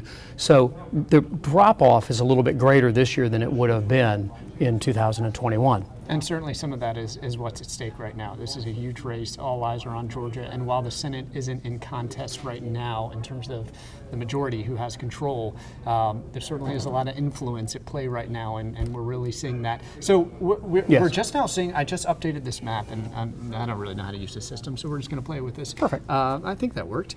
We just saw Walker surpass Warnock right now with 50%, whereas Warnock has, what does that say, 49.9? I mean, this is just neck and neck. Right. What does this mean? I mean, Well, should we read into this? the first stage of all of this, there's sort of 3 stages we're looking at. The first stage was simply Fulton County. It's the biggest prize on the ballot, and it's a 72% Democratic county usually. Right. So Fulton County released their data about 7:30. At that point, other counties start releasing data. The smaller counties start coming in earlier, and I think you'd be fair to say, if you look at the map, you'll see a lot of these counties now are the smaller counties. What you're not seeing yet are the big metro counties. So we're sort of, this is a little bit of tortoise and the hare, but it's sort of a back and forth. You have Senator Warnock is going to do better in Fulton, in early voting, and in some of the big metro counties. But the last I checked, they had not released yet. Maybe they have. I haven't looked into the numbers in the last 15, 20 minutes. So we're still waiting on the big drops. The big drops are coming from the big counties. Theory, that's right. Warnock. Well, right now it's competitive. Yeah. We'll see where, we have to just see where it is. I think a lot of election surveys, including the ones that Landmark conducted, showed that Senator Warnock was doing much better in early vote than Herschel Walker. We think that there will be a few 100,000 vote. When all early vote is added together, this is the bottom line. When you add all early vote, meaning mail vote and walk-in early vote, we think Senator Warnock will be more than 300,000 votes ahead of Herschel Walker. Can Herschel Walker successfully catch Warnock on Election Day voting? There was a lot of rain in the state today. That may have hurt. But right now, it does look like there's going to be a return of about 80% of all voters, and it's even higher in the rural areas. So it's still possible at this point. Knowing what we know, it's still possible. Still possible for what? For Walker to still win. It is possible. Yeah. I want to ask you about something that we heard today from the Secretary of State, and this has been a conversation that it seems to be growing this week as people were looking at the runoff system. He put the idea out there that in this next legislative session, that the runoff system should be looked at by lawmakers. This year, after SB 202, the timeline was shrunken between the general election and the runoff election. And that challenged a lot of counties to get absentee ballots out. We also saw a shrunken timeline of actual early voting days that put a lot of pressure on county elections offices just to run and man and operate. What do you think? How should the runoff system be reassessed, or should it? Well, I mean, the runoff system has advantages when you have 4 or 5 candidates running, and voters generally do not have the time or the interest in trying to truly research 5 people. It's part of the weakness of a democratic system if you don't have people researching all 5. So the runoff has enabled there to be a one-on-one comparison.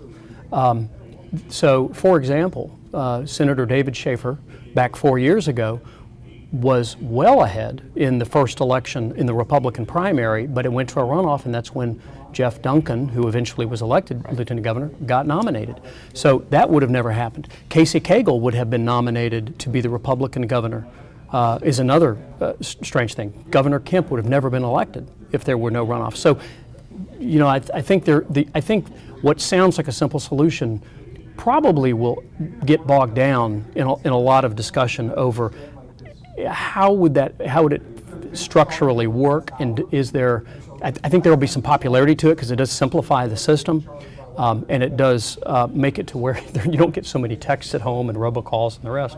But and that's going to be popular. Emails and yes, they should call it they should term it something like the no text, no robocall. That would be popular, but I think that it will be looked at. But I think it'll be also it'll bog down quite a bit when you really open up that can of worms. What counties do you want to look at right now? Again, we're seeing 51%. Again, within the last 15 minutes that we've been tracking this, we've noticed. Would love to see Baldwin. Herschel Walker. Baldwin County in Milledgeville, Georgia, is a bellwether county for Georgia. It usually goes within a 1 percentage point, 2 percentage points of the state, and that will be just sort of northeast of Macon, really, if you can find it. Maybe help me with it. I'm not too good at navigating this map.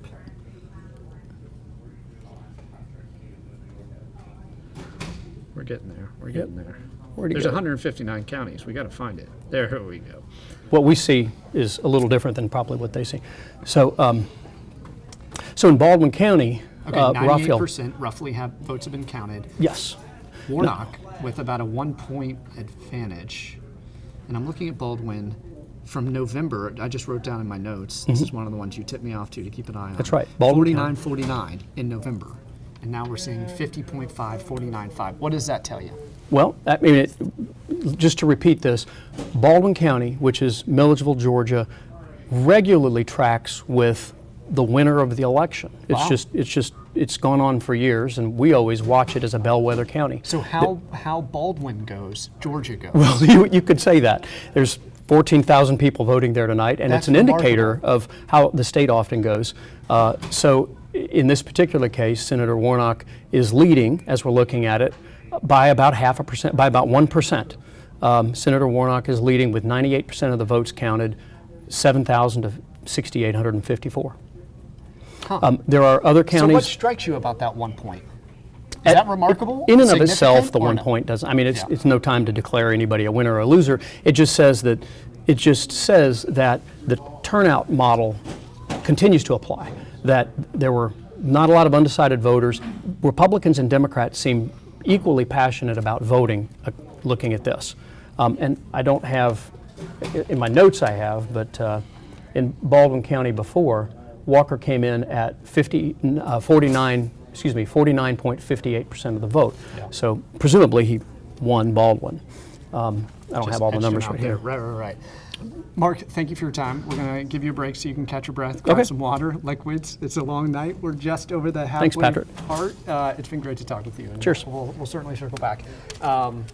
And yeah, let's go back to the map. Let's look at things again, right now, where we're at right now. And like we were mentioning, Herschel Walker just went ahead of Reverend Raphael Warnock in the last 15 or so minutes. Now we are going to see things fluctuate, of course, over the course of the next 2 hours or so. But here is where things stand right now. 61% of votes have been counted. Herschel Walker with 50.5% of those votes. Both candidates now over the 1 million mark apiece. So what is that total? Golly, I could be better at math. But over 2.2 million votes now have been counted with Herschel Walker right now with roughly a point advantage. And what Mark was just mentioning that we will certainly be watching and waiting for is these big counties. Of course, the big five around Metro Atlanta, they have a big drop coming. And these are going to be the drops from today's votes. A lot of what we've seen so far have been early votes, have been absentee votes, but the big counties in Metro Atlanta and really across the metropolitan cities in Georgia, we're still waiting on the big drops of today's votes. So we'll be watching that.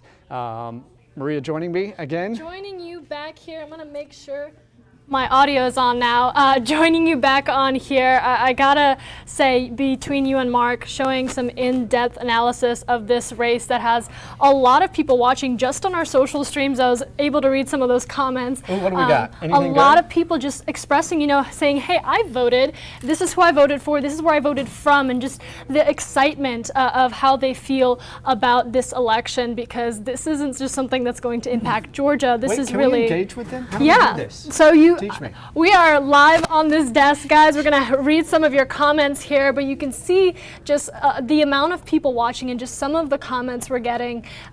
People rooting for their candidate, of course, but also asking some very important questions. How is the Georgia governor's race and the Senate race close? Why are we seeing this? And that's some of that me and Mark were just talking about a second ago, is there was so much talk about, okay, during the general election, who turned out for Governor Kemp? Who turned out for Herschel Walker? Were they the same? Were there the crossovers? Were people just riding the coattails, or was Walker riding the coattails of Kemp? And what will happen now in this race where Kemp is obviously not on the ballot? And so we're still seeing how those shake out. But yes, that's a great question that some people are raising. Which mouse? This mouse right here. Okay, all right, so many mice. But yeah, chime in with some comments. Let's talk some of this out. I mean, this is one of those nights where you kind of just need to do it together. I don't just chat it out, talk it out, have a drink together, figure this all out. And speaking of some of these comments talking about the races, we're actually going to join our reporter Sierra Cummings. Sierra, I'm going to give her a call. She is at the headquarters for, I believe, Warnock right now. This is really starting to heat up if we look back on the amount of votes that are pouring in. So let's connect with Sierra, see how it's going over there. Deirdre Gresham, she just messaged in that DeKalb is not in yet. That's a good point. DeKalb's one of those big counties. They had big turnout today. Classically Democratic, and they came out strong in the general election. We'll have to see how DeKalb itself could influence this race. All right, and yeah. And I do believe we have Sierra now. I'm going to bring Maria, this. Can you hear me? I can hear you. Hey, Sierra. A lot of excitement from behind you over there. A lot more people joining since we last got to chat. Yeah, a lot more people in this room as of the last hour. And despite Herschel Walker just taking the lead with about 61% of the votes being in so far, this room is still very lively. People are excited. We just heard from a trio of pastors who said some prayers calling for a, quote, manifest victory, hoping and praying that Warnock, Reverend Warnock, the incumbent, remains in Senate tonight. Yeah, absolutely. I mean, talk about this race and the fact that just a month ago, it was a similar picture here. I'm talking to you on the phone. Looking at the backdrop, this is very familiar to what we saw on November 8th, and yet the race is coming just as close as it did a month ago. Maria, I don't know if we're having some technical difficulties, but I can't hear you. All right, can you hear me now? I think I was on mute just there. All right. I can hear you now. Can you repeat what you're saying? That's all right. I'll ask my question here again. Getting some questions from the comments as well, Sierra. I just wanted to comment on how familiar this looks. The race was tight just a month ago on November 8th.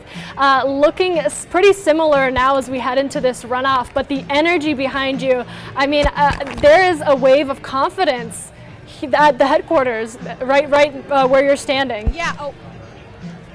Yeah, you're exactly right. A wave of confidence. But speaking of just this repeat energy, we know back in November, something similar was happening. We saw the early votes would come in, and then Warnock would be in the lead, and then later that night, Walker, the numbers going up for him. So we do expect some kind of teetering back and forth all night. It's just too close to call.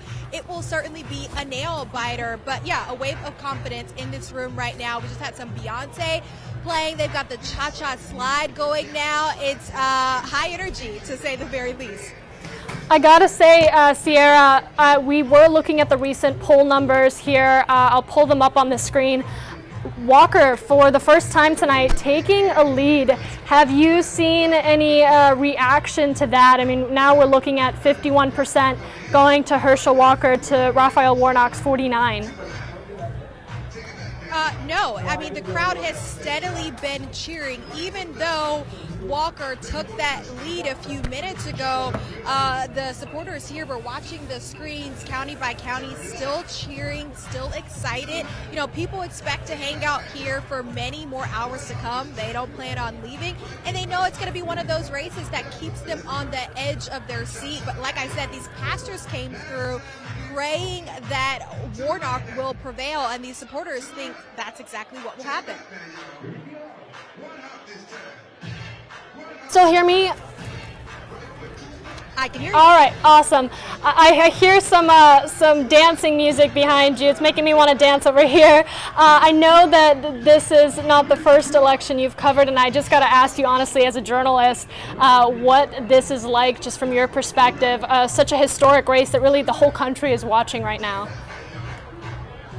It really is such a historic race, and it's amazing to be a part of. You know, normally when we think of runoffs, we're like, will people show up? Will people come to the polls?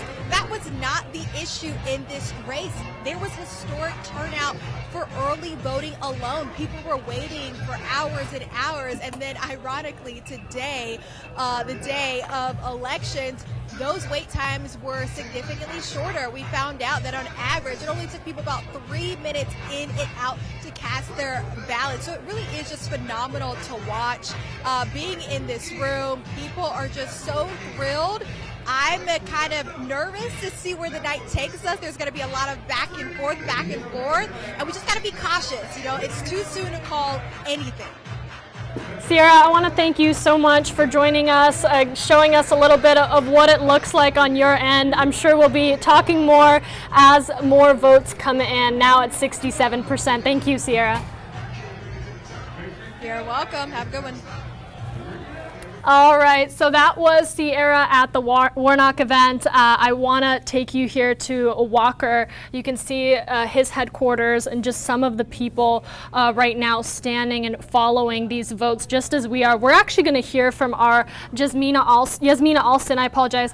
She is at this event. She is there with this crowd who now have seen almost the pendulum swing, but look, it's just in the past minute that we've been talking, you can see just how close this race is getting. Now Warnock back in the lead at 50.5%. Herschel Walker taking a bit of a backseat, 49.5%. But that wasn't the case just a minute ago, right, Abby? Yeah, we've started to see this change.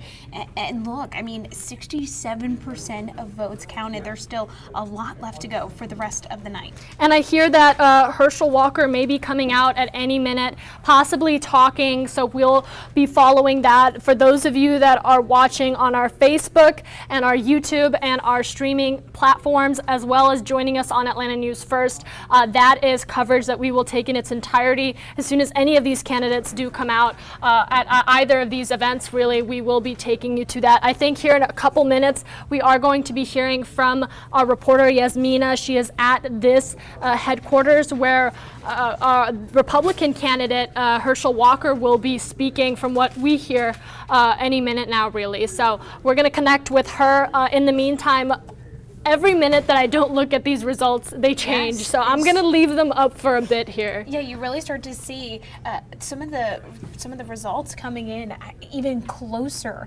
You know, 0.6% really separating these two, with Raphael Warnock and Herschel Walker. Still Warnock slightly in the lead, but not by much. When we were just over with Sierra at her event, you could see people still in good spirits. Yeah. And same over at Herschel Walker's camp. camp. So now Yasmina said that they were just playing some country music. That just wrapped up. She even expects that maybe we could hear from Walker himself. So we're still going to wait to see how everything is going there. And it looks like we have her up. So we might be able to get in touch with her, get you guys a look inside at how that event is going and what she's experiencing there.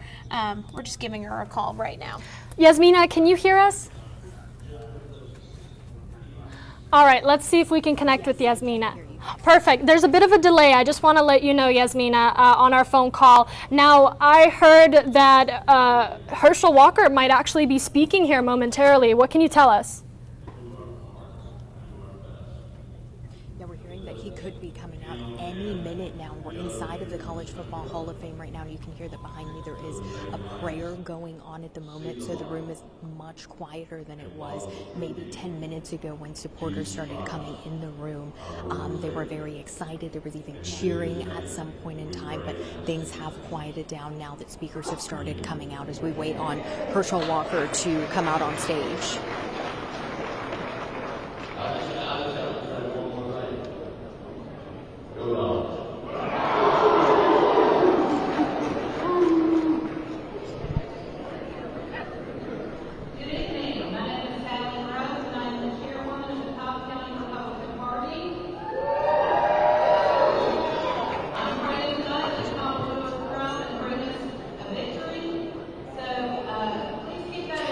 Yeah, there was absolutely a shift in the mood in here. And like I mentioned, you know, as the supporters were starting to come in, they were very excited. And then when there was that moment in time where Walker had that lead, you could hear the cheering from those supporters when they saw those numbers up on the screen. Now, Yasmina, we are having a bit of trouble hearing you. Do you have your mic by any chance nearby? That might help us out a little bit. We just want to make sure we're able to hear everything that you're saying. There we are. Can you guys hear me a little bit better now? I can hear you a little bit better now. I know that they are starting to really get excited, possibly their candidate coming out soon. I gotta ask, you know, you've covered so many elections throughout your career. How does this one feel different? Are there any familiarities for you as a journalist? Well, it's definitely always interesting to be with the supporters and to see how excited they are for their candidate. But this has definitely been, you know, a race that everyone's been watching across the country, and it's such an important race. And you can feel that in the room here tonight with, you know, how the supporters just really want their candidate to win. Want to make sure, Abby, any questions, you know, as we are possibly about to hear from Herschel Walker? Yeah, Yasmina, who all has been there? Have you seen anybody there? Do you recognize their face? And what has that been like?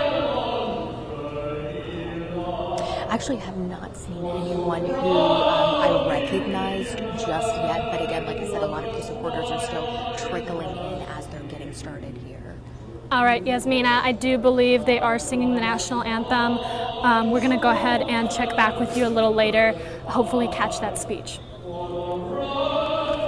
Awesome. Perfect. Thank you, guys. Let's get back to some of these election results. I know every minute that we aren't looking at these results, they tend to change. I also wanted to make sure that we didn't speak over the national anthem and any prayers that might be going on, but important stuff Yasmina just mentioned, you know, the energy there, just as confident as the energy we're seeing from the Warnock supporters. They are looking out at these votes and they are seeing how close this is, and that is not causing any feelings of nervousness. Instead, it's almost emboldening them to be more supportive and be more confident in their choice for senator. Well, especially some of the counties where we haven't seen those results yet tend to go red. 10 might vote for Herschel Walker. So with just 13,000 votes separating them at this point, about 70% of the votes counted, it's going to be critical to get every single one. And certainly, you know, everybody's staying up, looking forward to those results, but making sure that we count all of those votes is so important. Yeah, absolutely. I'm going to just refresh this page. I want to make sure we don't miss any updates there. 69% of the votes counted. Still too early to call. I'm going to actually check through some of your comments.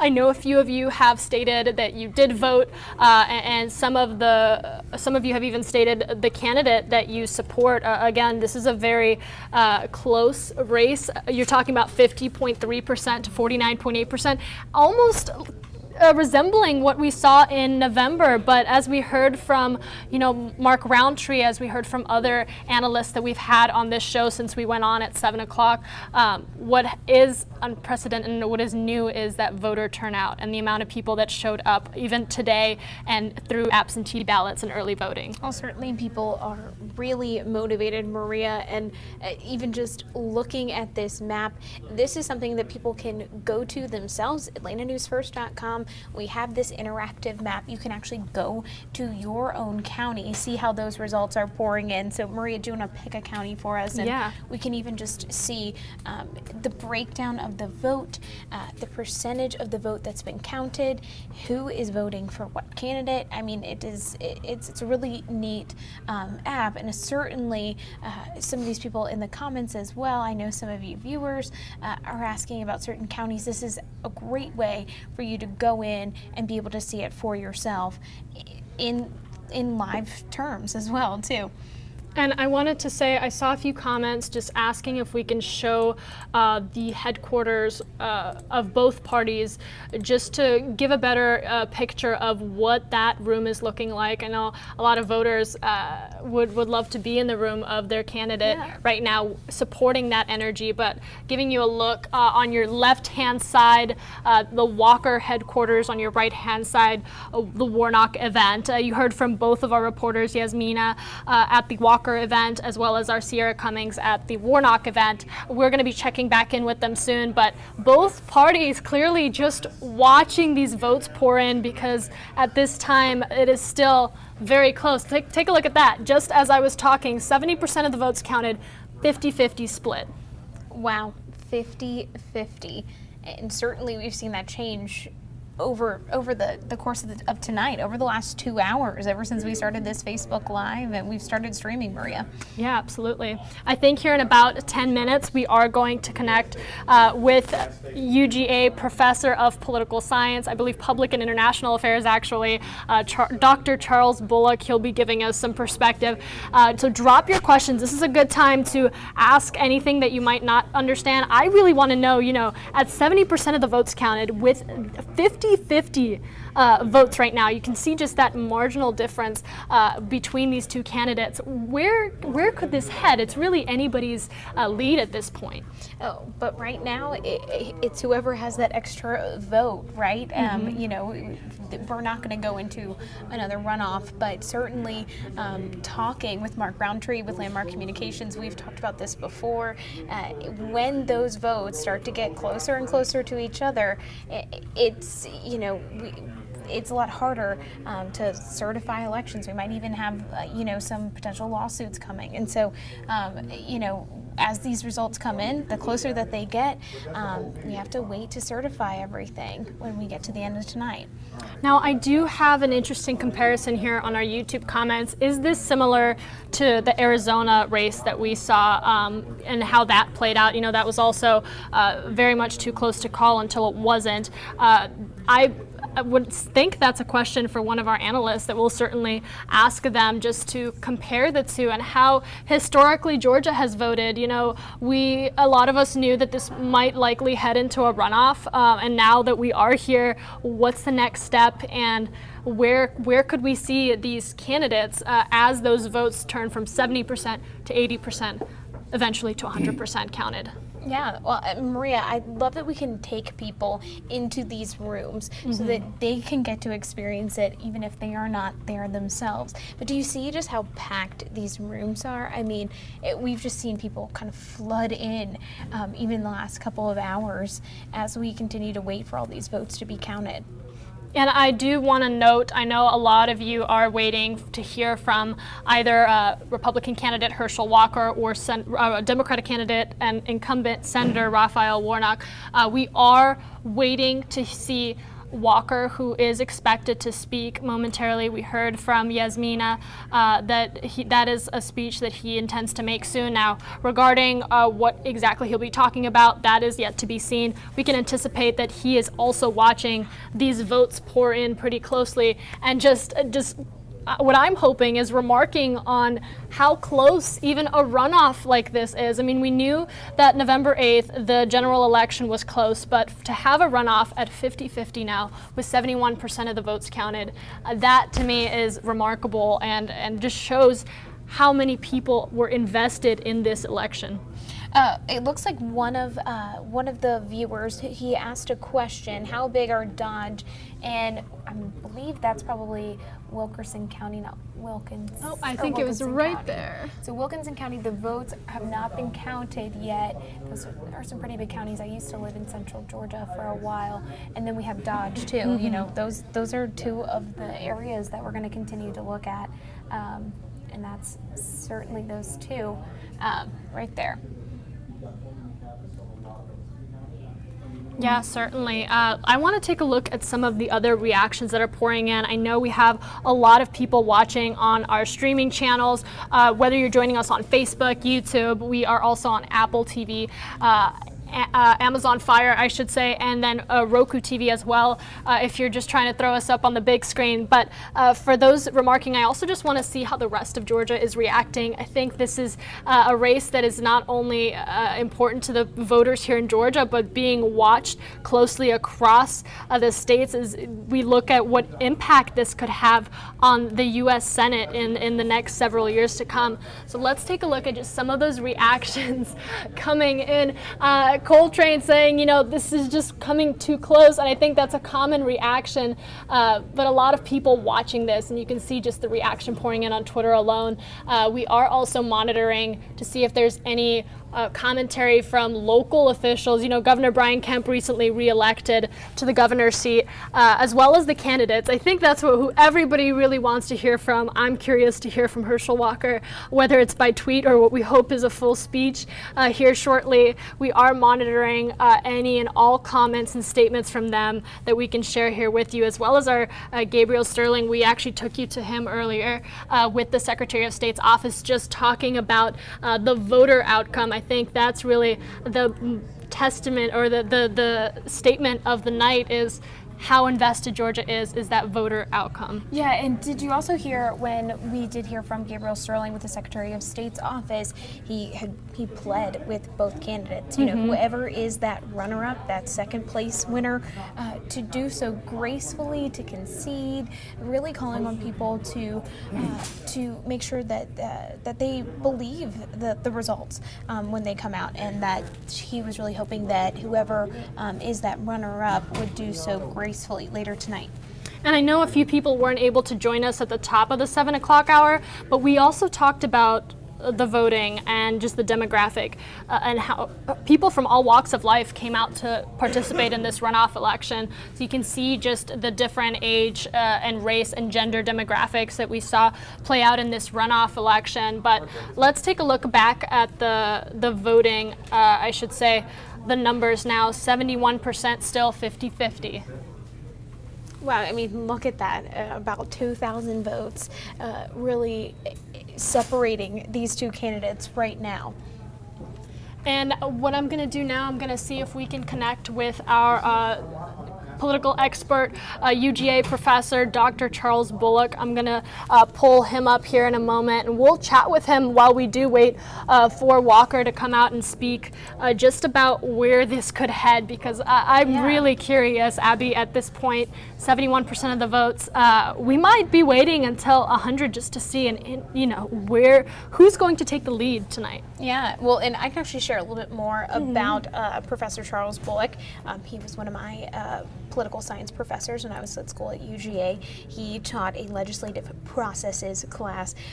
It was really interesting to get to be a part of. We also had a former congressman who sat in on that class. He also teaches Southern politics. He is really known in that field as being a leader on thought for Southern politics, and he was that professor that I was talking about earlier that He has done a lot of work, has done a lot on runoffs as well. So he's a great person to get to talk to. And speaking of Dr. Bullock, we'll be having him join in. A little bit of a reunion for you both. Every time. Let's have him join this conversation here. I believe he's hopping on now, connecting to audio. We'll take you to him here momentarily.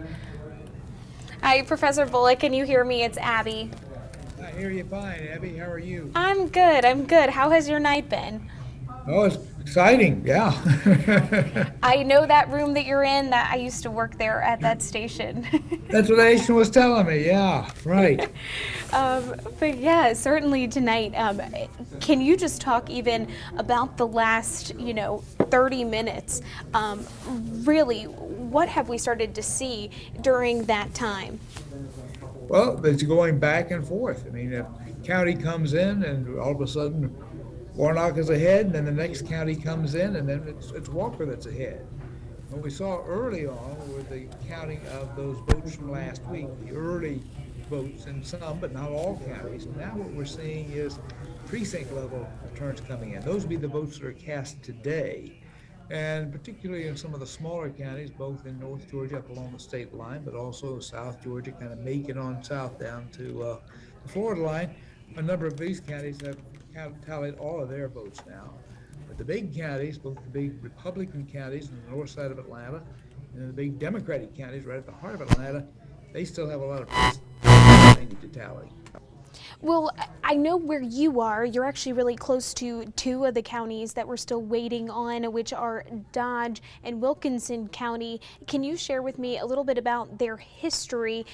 What candidate do we expect they might support? Well, those counties have, over the last several years, several election cycles, have been Republican counties. So I think we'd expect that they would come in for the Republicans. Another county in that general area, which looks like is narrowly flipped, is Baldwin. It went very, very narrowly for Herschel Walker back in November. Right now, it looks like it's maybe by equally narrow margin, may have gone for Reverend Warnock. Wow. So can you share with me, you have written books on some of Georgia's runoffs. Being a part of this one while we're in the middle of some of these results pouring in, what has caught your eye? What is so interesting about this? Yeah, what we're seeing, at least what I'm seeing in the counties that have tallied almost all of their votes, is there's very, very little change in the percentage distribution. And so if, for example, Herschel Walker got 72% of the vote back in November, he now gets 71, 2, or 73%. So I'm not seeing much movement. Now, what generally I'm seeing is some decrease in the total number of votes being cast here in December as opposed to November. And again, that's what one would expect. Would be fewer people would go to the polls for this runoff than participated back when we had a whole array of offices to be decided a month ago. Well, can you share with me the drive to the polls that people have had? Is this something that we expected in this runoff? Yeah, it's increasingly unlikely to see as many people vote in a runoff as voted in the previous election. Now, 2 years ago, actually January of 2021, we saw only a 10% drop-off when we went from that November 2020 to the January election 2 months later. And that was, Georgia did a good job of getting back to the polls for that. And the two previous Senate runoffs, one of which took place in 1992 and the other in 2008, the drop-off was more than 40%. And it looks like this year may be closer to that 10% drop-off of 2021 than the kind of 40% drop-off that we'd witnessed in the past.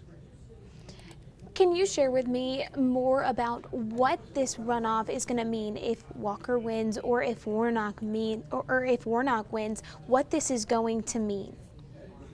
Yeah, well, I think for Georgia Democrats, if Warnock wins, then they've got something that they can brag about, because Republicans swept all the state constitutional offices. Democrats going into the election in November, I think they probably expected that they could win, not all of them, but win one or more of them. We saw some prominent Democratic state legislators like Jen Jordan, B. Wynn, give up very safe state legislative seats to make a run for a statewide office, and they lost. So, and that had to be disheartening for Democrats. they win this one, then I think they can go forward feeling a bit better and be a bit more pumped up looking at 2024, as opposed to if they lose this one, in which then they really have nothing to show for this election cycle. Looking back at both Warnock and Walker's campaigns, what were some of the big wins that we really feel like they had that made people go to the polls? Yeah, well, the main thing I think that drives people now is a commitment to the political party that a person belongs to. Now, we often talk about, we meaning political scientists, probably nobody else, political scientists talk about a party vote and a personal vote. And we did see some personal voting back in November. So that 200,000 vote gap between the number of votes that Brian Kemp got and that Herschel Walker got, okay, that indicated some people who didn't simply vote their party line. But here, there's only one contest to vote for. So you have to feel fairly strong about this. And either you're drawn to the polls because it's really important to you that your party win this one, or for a smaller share of the voters, yeah, they may still come because they're willing to vote for the nominee who is not of their party. But my guess is that's going to be a fairly small share of tonight's vote. Well, share with me, you have a book, you're working on another about Georgia runoffs. Can you share with me a little bit about the history and what makes this one just really something that's great to be a part of this history? Yeah, we put this in a historical context. Candidate who leads in the first round, as Raphael Warnock did, well, there's about a 70% chance that they would win the second round. But if we say, wait a minute, what about the situation here where Raphael Warnock was the incumbent? So back in November, most people who went and voted actually voted against him. He's the incumbent. He had better name recognition. So what are his prospects? An incumbent who finishes first? Well, not as good. It drops down to about a 55% chance of winning. Wow. If we go a bit further and we say, well, what about an incumbent senator who is forced into a runoff? And here we're not just talking about Georgia data. This would be data from across those states that make use of runoffs. Well, then, yeah, an incumbent senator who has to compete in a runoff is slightly more likely to lose than to win. And we say, well, let's just zero right in on the situation which we have here, where we've got an incumbent senator who's here in Georgia and is competing in a general election runoff. What are that person's prospects? We've had 4 instances like this, 2 of which were 2 years ago, and 1 in 1992 and 1 in 2008. Now those 4, the only one who managed to hang on a win was Saxby Chambliss. Well, going back also to some of that history, one of the questions that we've heard brought up today is regarding runoffs. Of course, we've had, several in Georgia. They've been very contentious, a lot of money spent on some of the advertisements. And we even heard from the Secretary of State's office today that this is going to be an issue going forward that they're hoping to discuss. What do those runoffs look like? And do we have runoffs? Do you feel like this is going to be something that's talked about in the upcoming session? It seems like there's a lot of conversation around this issue. Yeah, and this is fairly new that we're getting to have that conversation. I was talking to a Senate committee chair earlier today, and I think probably his committee, I think, would be involved with this. And he was talking about, well, let's consider at least the idea of an instant runoff. So still require a majority vote, but it would be conducted in a different way. This is also sometimes called ranked choice voting. And we're already doing that, so for some people. So if you were studying abroad right now, or if you were in the American military and you're stationed in Korea or Japan or Germany, and you wrote in and said, please send me an absentee ballot, you fill all the papers. When you got that ballot, it would not look like the kind of ballot that you and I voted on, last week or today, in that it would have a ranked choice element. You would have gotten that ballot back when you asked for it back in October. And what you would have done is you would have indicated who your first choice is, and that would have been tallied back there in the November election. But since this went to a runoff, but they would have also looked at your ballot and said, well, did you give a number 2 choice? You give a number 3 choice. Now, if you had put down as your first choice the Libertarian, who's no longer in this contest, then on their ballot, they would look to see, well, who did you rank as number 2? And they would now allocate your ballot to whoever you put down as number 2. okay, if the state were to move to this entirely, we would not have to go back to the polls a second time.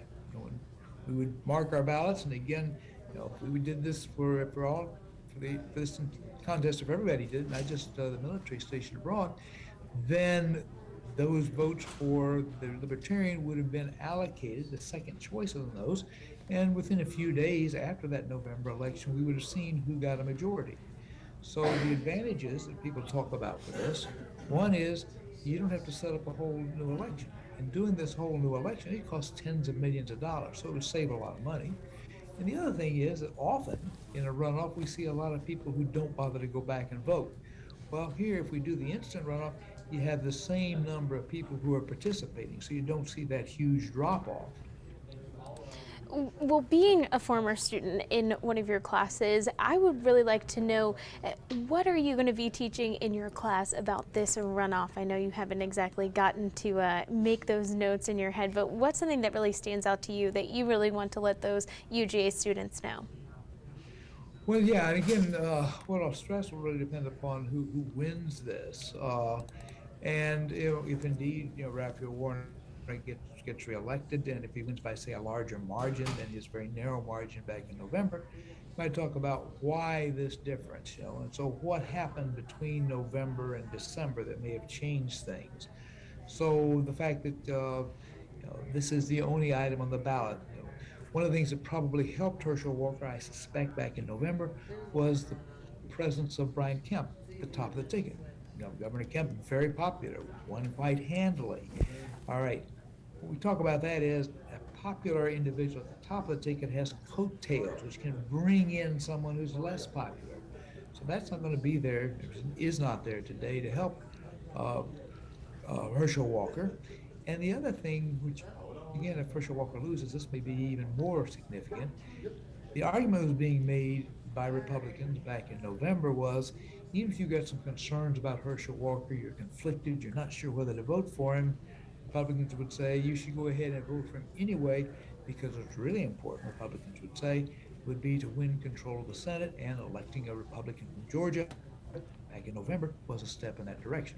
Well, as we know, Democrats are going to control the Senate whatever happens tonight, and so that would have been another potential motivating factor to get Republicans to turn out. So I think there are things I would look for to try to figure out just why did things turn out the way they did. What would be the explanatory variables here? That'll definitely be a really important lesson, as today is going to be marked in our history books. Charles Bullock, I really appreciate you taking the time out to chat with us.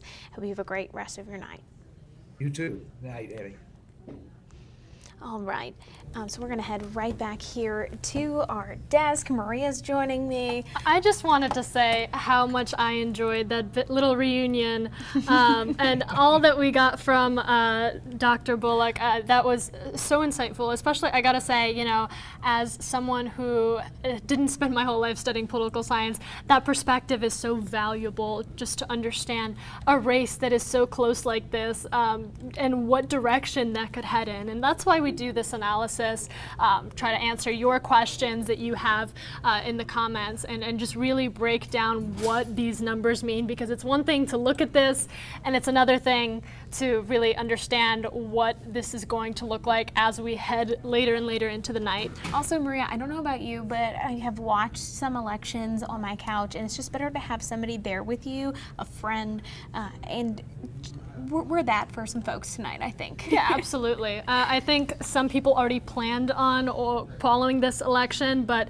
I want to my hope is that this is a more relaxed way to do that, to interact with some of you. I'm going to actually go through some comments here shortly, but let's take a look at these election results. Now 77% of the votes counted. Yeah, I was just going to point out, we were talking about Wilkinson County and Dodge County as well, and we were just talking about that with Professor Bullock. Wilkinson County, those votes, about 95% of those did come in, leaning more towards Herschel Walker. Still waiting to hear back from Dodge County as well, and I did look up some more information. That county roughly has about 20,000 people, so there are several votes that could be picked up there. And worth mentioning, I know a lot of you are trying to get a better look of these campaign headquarters and what the room looks like right now. We are actually going to be connecting here in just a few minutes. I want to say 2 minutes exactly, if you wanted to set a timer, with our field crews, our anchor, Savannah Louie, who is following the Walker event. She's at headquarters, following the votes, watching those, feeling the energy in the room. And then also our anchor, Alan Devlin, who's at Warnock headquarters. We'll be talking to him right after we chat with Savannah just about what the Warnock team is feeling. 50.3% to 49.7%. That is too close to call. It definitely is. And as the night goes on, and as those votes continue to be counted, as that percentage goes up and up, that lead becomes even more important. Let me see if I can connect here with Savannah. I'm going to give her a ring and just get a better idea of what things are looking like on her end. So let's pull her up here.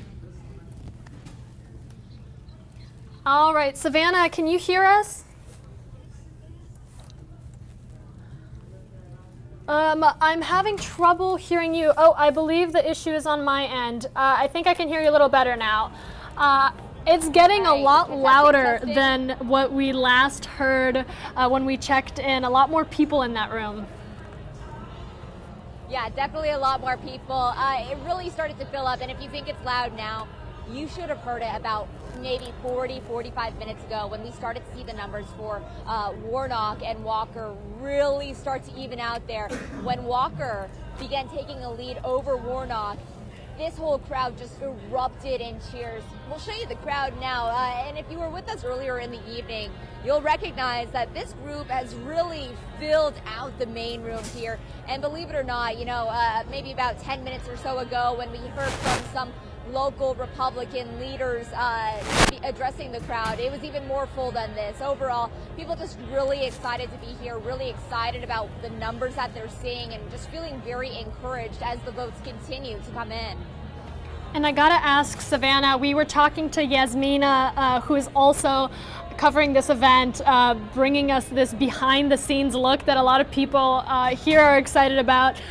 We heard that Walker might be speaking. Is that still happening? So, it's really hard to say. I think typically at events like this that happen on election night, you don't typically hear from the candidates until later on in the night when the race is called. However, if we look back to the midterm elections, I believe Walker actually came out and addressed the crowd very, very, very briefly before that final vote was called, just encouraging, giving some words of encouragement. So right now, that's a long roundabout way of saying we don't know. No one knows for sure if he's going to come out. But I think a lot of people here are hoping that he does. And, whether or not he's out here or not, there's plenty of folks from his campaign that are spreading that same message that he would be sharing otherwise, which is, we can do this. This is our race. We can win it. We can do it for the Republican Party. And they're just really energizing the crowd. That level of confidence, Savannah, what do you feel like is driving that right now?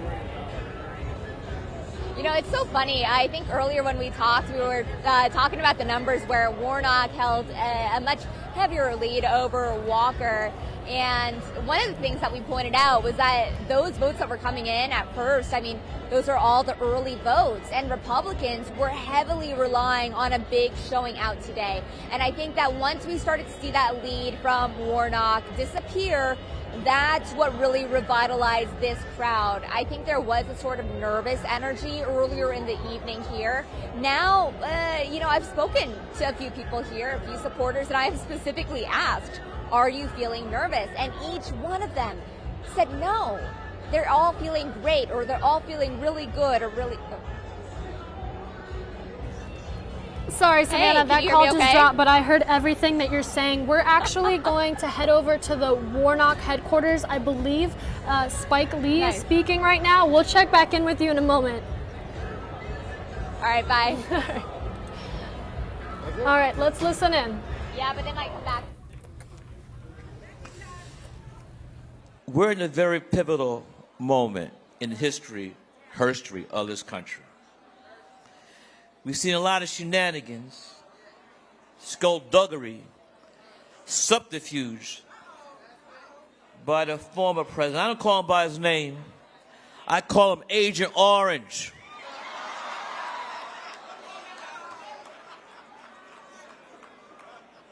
So we can't be led astray, hoodwinked, bamboozled.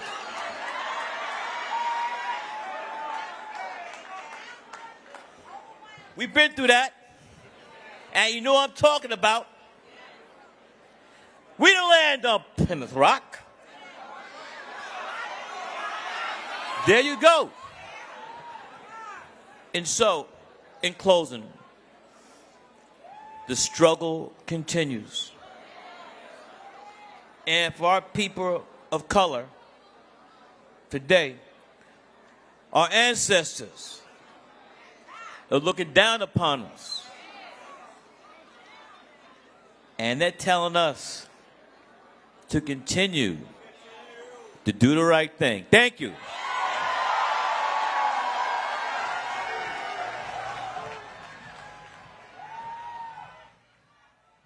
Some words there from actor, film director, producer. He has a lot of titles. Spike Lee. Screenwriter. Right. A lot going on there. And he was just in town over at Morehouse. Just a short while ago. I know we were reporting on that, but now he is with the Warnock camp tonight. So getting to see both camps, getting to hear from Savannah, getting to see some of these speeches that are being given going on throughout the night. It's cool to see people starting to approach that podium. Absolutely. That means that we're getting a little bit closer. Should we take a look at how many votes are counted? We're still missing Dodge County. Is still the only county that we haven't had any votes reported, but with about 80% of the votes counted, do you see how close that is? Yeah, that is a close race. And I will say, if this ends up being the margin, you might expect, some arguments that this is still too close, even in a runoff. I know it's very unlikely that we have another runoff, though that tends not to happen, but there is an argument to be made when you are only 8,000 votes off from candidates that, whose lead is this really? But at this point, if you're looking at things technically, 50.1% to 49.9%, 0.2%, Warnock is leading. And the closer that we get, Maria, the more likely there could be challenges and lawsuits, and we could be waiting a very long time in order to certify the results, because it means that much. I mean, we have been talking about this for the last 2.5 hours, but talking to some of the political analysts that we've talked to, they all talk about the importance, whether Walker or Warnock fills that spot, and just the power that they would be able to hold for the next 6 years. So, and I do believe here at 10:30 we are going to be speaking with a lawyer, so that could shed light on what a legal challenge looks like in a situation like this, if that is where we are in an hour. But coming up, we are hearing word that the Secretary of State might be speaking here shortly. We are monitoring from his office, and we'll take you to that as soon as we hear, much like a lot of these individuals that we've taken you to that are speaking at headquarters, our field crews, our reporters that have been following this since polls closed and even before then. We are catching these speeches and these commentaries live with you. So as soon as we hear from the Secretary of State's office, we will take you to that shot. I believe they are setting up right now, but take a look at the room in both of these headquarters. You have Walker on the left, Warnock on the right. It's just a sea of people and passionate supporters, each hoping their candidate comes out on top at the end of the night. Yeah, I know, Maria, there's probably a lot of people in the comments, because we've been keeping up with them, talking about which camp they would be at tonight. But you can see, I mean, equally supported, people packing that room. So you really see just how split the state is, as well as split votes. I mean, I want to take a look again at the map, because 50-50 is where we're at right now. I mean, do you see, we're still expecting another 20% of votes to come in, but when it hits that close, that's when the race just becomes a little bit more interesting. And we are also going to be hearing from landmark, I should say landmark communications consultant, Mark Roundtree. He'll be joining us back. He's been with us throughout the night, really breaking this down and explaining what this means and where this race could head off to. We'll be hearing from him, I want to say at the top of the 10 o'clock hour. So a lot still coming. Secretary of State, possibly speeches from each of these candidates. That is really what we're watching closest, is just to hear how the candidates are feeling. I mean, I just imagine what's running through their mind, and you know, having lived through November 8th and seeing the numbers, the race, the percentages come so close, and then sending an election, a Senate race, into a runoff, what they must be feeling now with 50.1% to 49.9%, with just under 80% of the votes counted. Yeah, and I'm really still curious about Dodge County. I'm so sorry, Abby. I do believe we are about to hear from Mayor Andre Dickens. Let's tune in now. All right, Atlanta, it's good to see y'all here this evening. Listen, they just played my theme music, Put On for My City.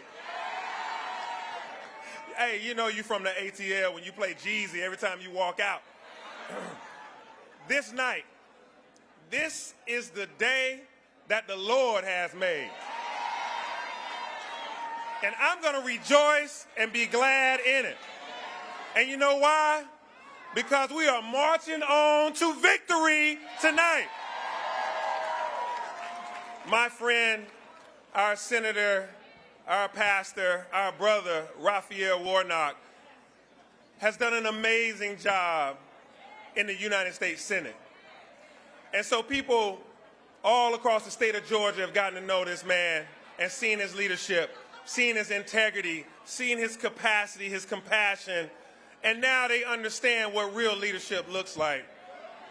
And what I know is that by the end of this night, we're going to be sending back to the United States Senate Raphael Warnock to represent us.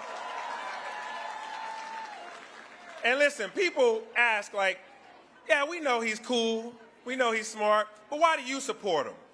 And so as the mayor of the greatest city in the whole world, I just had to say it, as the mayor of the greatest city in the whole world, you got to have an ally in the federal government. You got to have a supporter that knows what your needs are and help you be able to serve the people of this city by being able to help things happen from the federal government level. And so this group of people, each of you, back in 2021, just a year ago, all of you rose up to be able to send 2 Democratic senators to the United States Senate. When we sent Ossoff and Warnock to represent us, we flipped the balance by being able to also have Kamala Harris there to make that decisive vote. To make that decisive vote in a number of occasions. I'm going to give you 2, because they didn't even tell me how many minutes I got, and I can filibuster with the best of them, but I'm not going to hold you up. I'll give you 2 examples. One is we now have the first African-American woman to be on the U.S. Supreme Court, Ketanji Brown Jackson, and that was done by a decisive vote.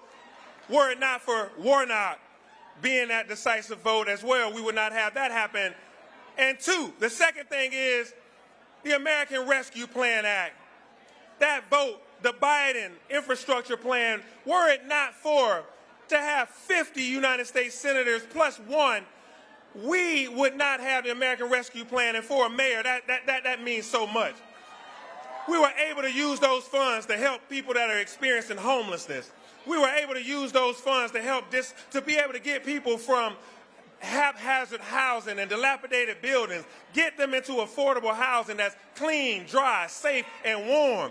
To be able to help people that are starting small businesses, be able to help folks that are in a small business that is just trying to survive COVID. We took those funds that were given to us by the Biden administration because of a decisive vote by Senator Warnock, and we were able to help people be able to get through some challenging times. I'm not talking about somebody that I think is going to do a good job. I'm talking about somebody who does a good job for this city, for this state, every single day.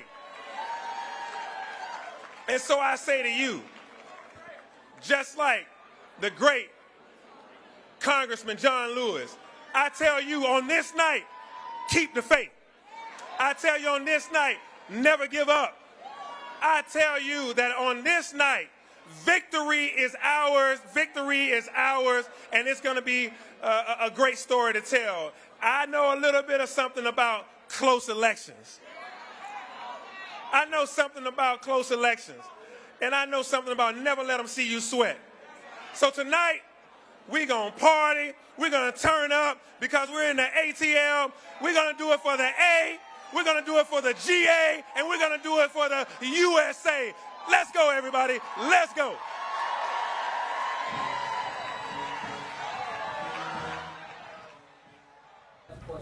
All right, some words there from Mayor Andre Dickens, firing up that crowd for Warnock. This still very much a close race. Let me show you that screen again off of our website, atlantanewsfirst.com.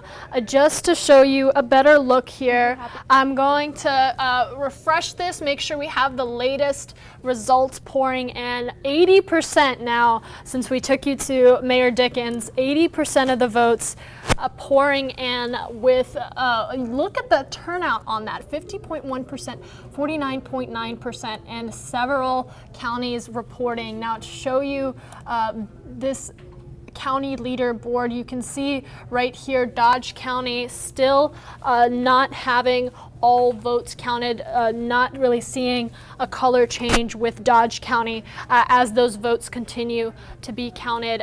We will continue to watch out for that hole in the middle of Georgia as far as what the county is leaning towards, but right now 0% of the votes counted. And we can take a look at some of the other counties around central Georgia. Abby was mentioning this is really where she spent a lot of time and got to know the folks in these counties. A lot of passionate voters, and you can see some of that just by the voter turnout tonight. A lot of support for Republican candidate Herschel Walker, and then you move on to Savannah, Augusta, and some coastal regions, and there you see more of leaning towards Warnock as well as in Atlanta, as that is to be expected. But that kind of shows you where this is starting to lead to.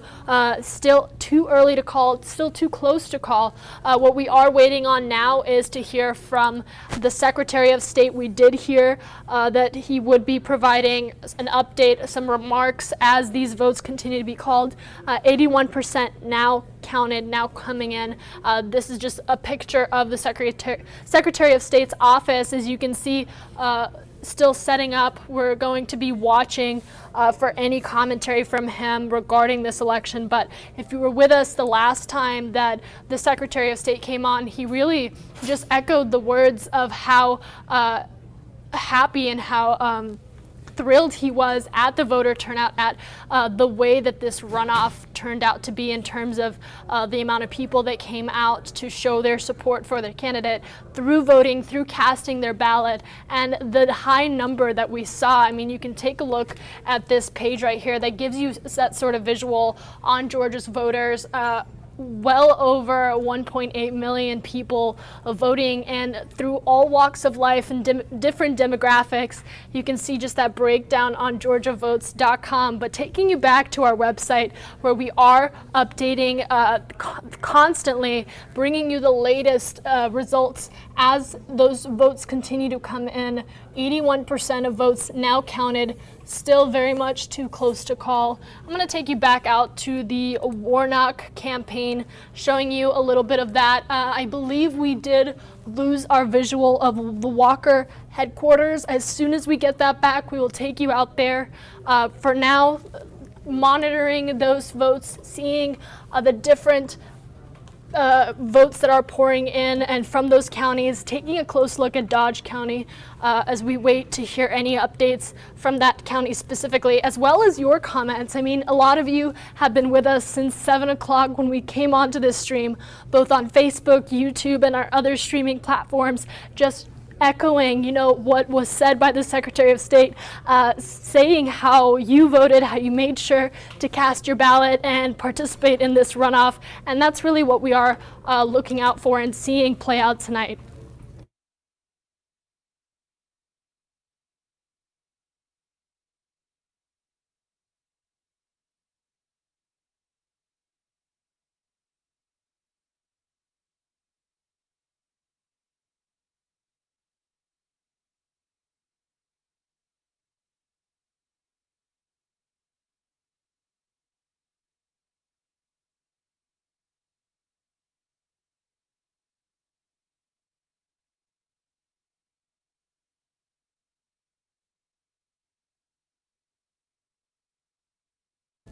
All right, a little moment there just while I wanted to bring Abby back on to talk a little bit about what we just heard from Mayor Andre Dickens, a wave of confidence in the candidate he is clearly supported throughout the Senate race, incumbent Raphael Warnock. And then we heard from Walker's team through our field reporters, through our crew that is out there with the Walker campaign, just about how they're confident this is going to turn out in their favor. So both sides, despite this close margin that we're seeing, both sides very confident that they are still going to take the lead by the end of the night. You know what, Maria, to being able to look at this map, being able to interact with this map, it can tell us a lot.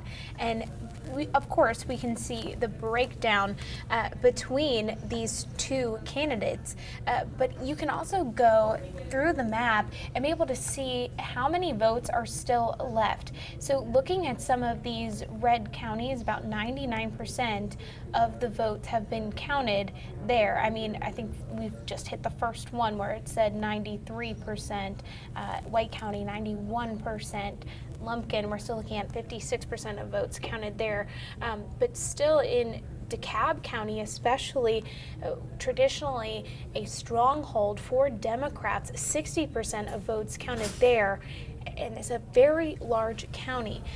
So even just kind of breaking it down even further, the more that we look, it seems like these metro areas where we're still waiting for several votes to come in, those are going to add an additional advantage for Raphael Warnock moving forward.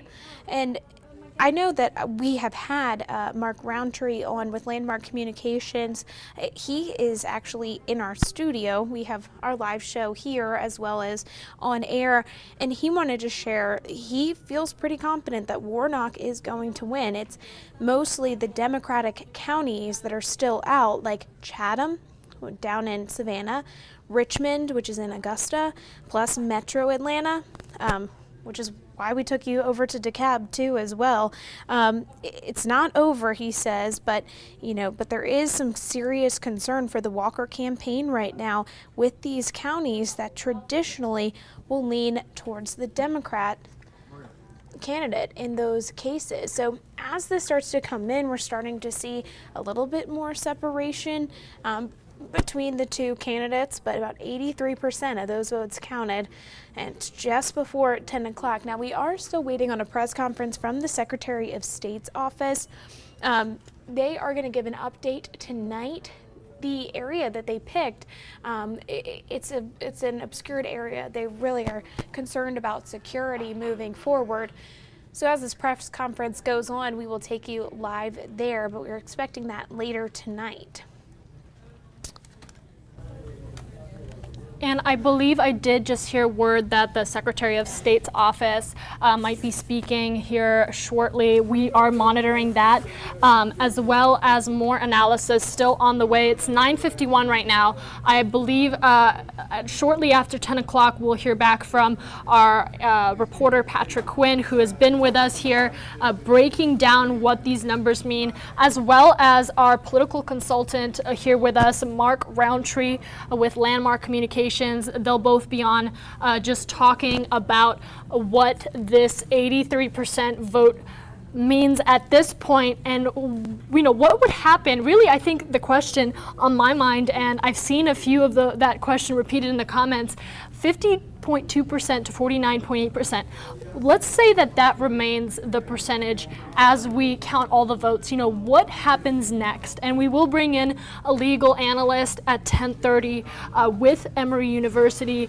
He will be really giving us a better look at what types of legal action could be taken if you find yourself in a runoff that is very tight, just like we're seeing right now. But I want to reiterate that at 83% of the vote counted, there is still a lot of room tonight for things to change. There's still a lot of room. And Maria, I was just communicating with Mark Roundtree with Landmark Communications, and we've had him on coming up throughout the night.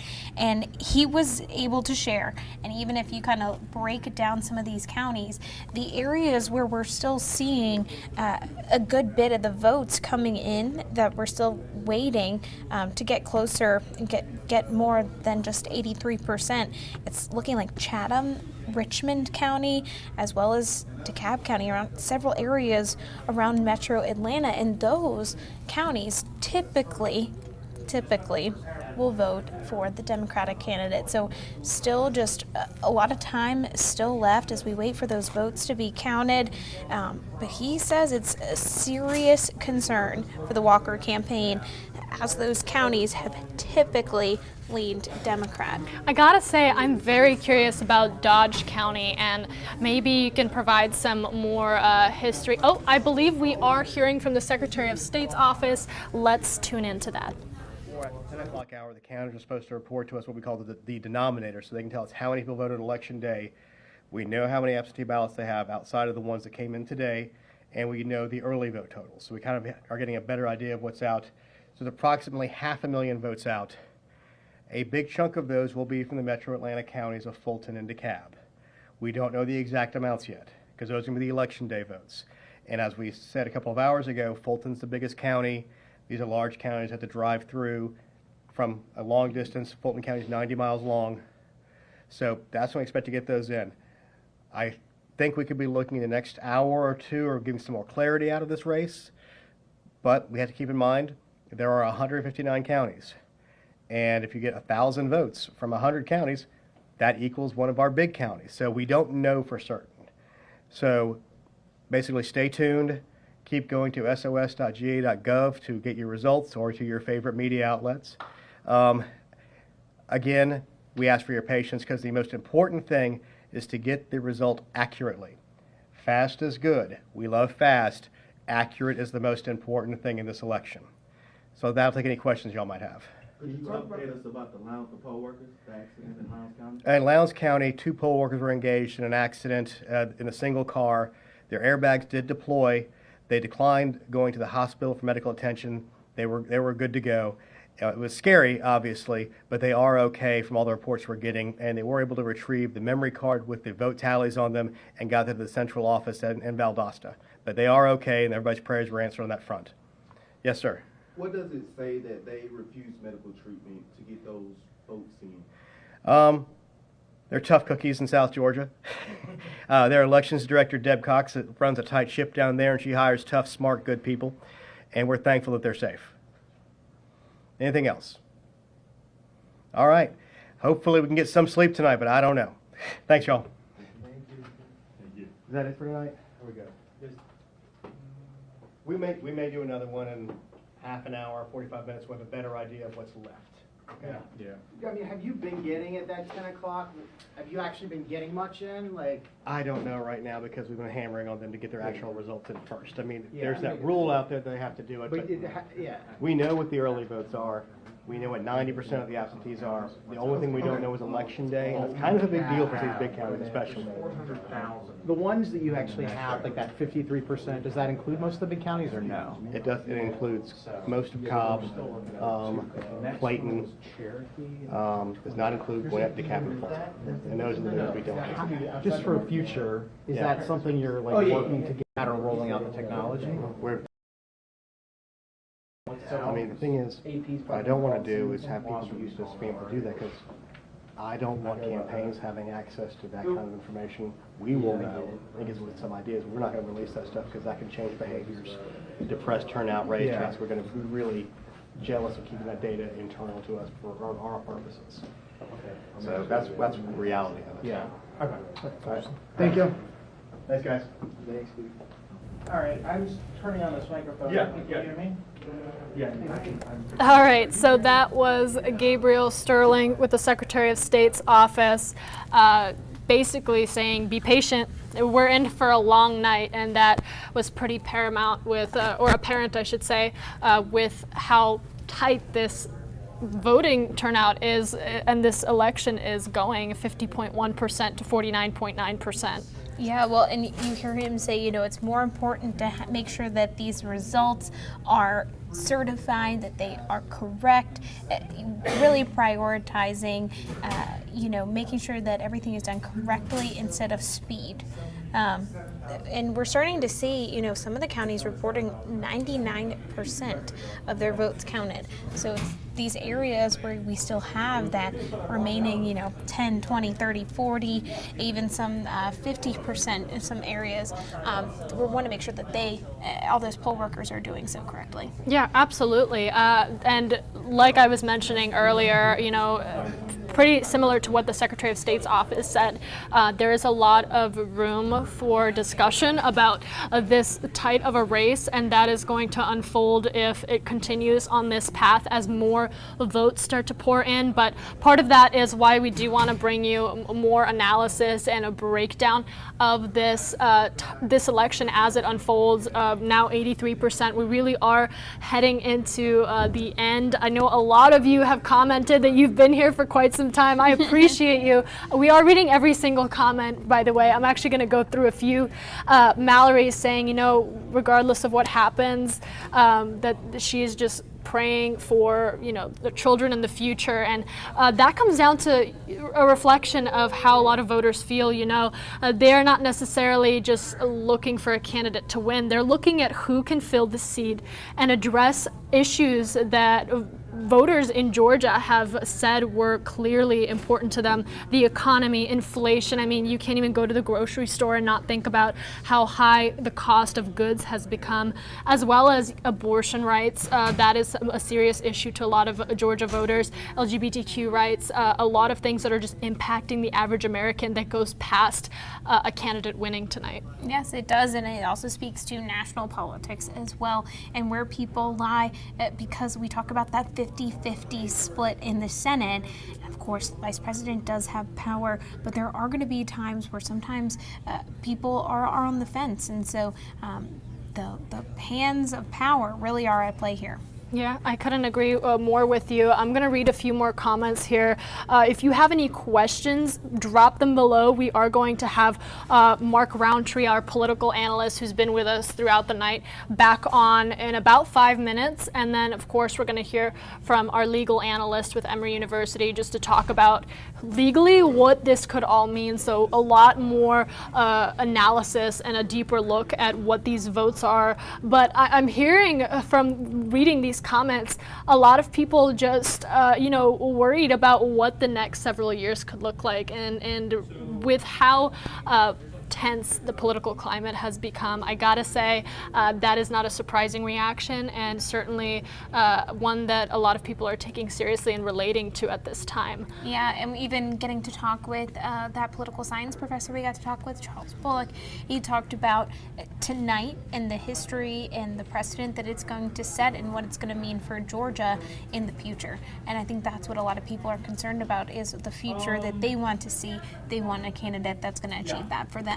Absolutely. That's hopefully something we'll hear from the speeches as well. Whoever the winner is or whoever does come out to speak, I hope they at least touch upon the Georgia voter that put in the effort today or in the past few weeks to make sure that they participated in the outcome of this Senate race. Let's take you back to that page that we love taking you back to, and I only say that because it's not only a visual map of how Georgia is laid out right now, county by county, but it's an up-to-date, to-the-minute breakdown of where this election is headed, how many votes are coming in, and how tight that race is, 50.1% to 49.9%. Yeah, and you can really see by the leader of each county and then the size of that lead as well.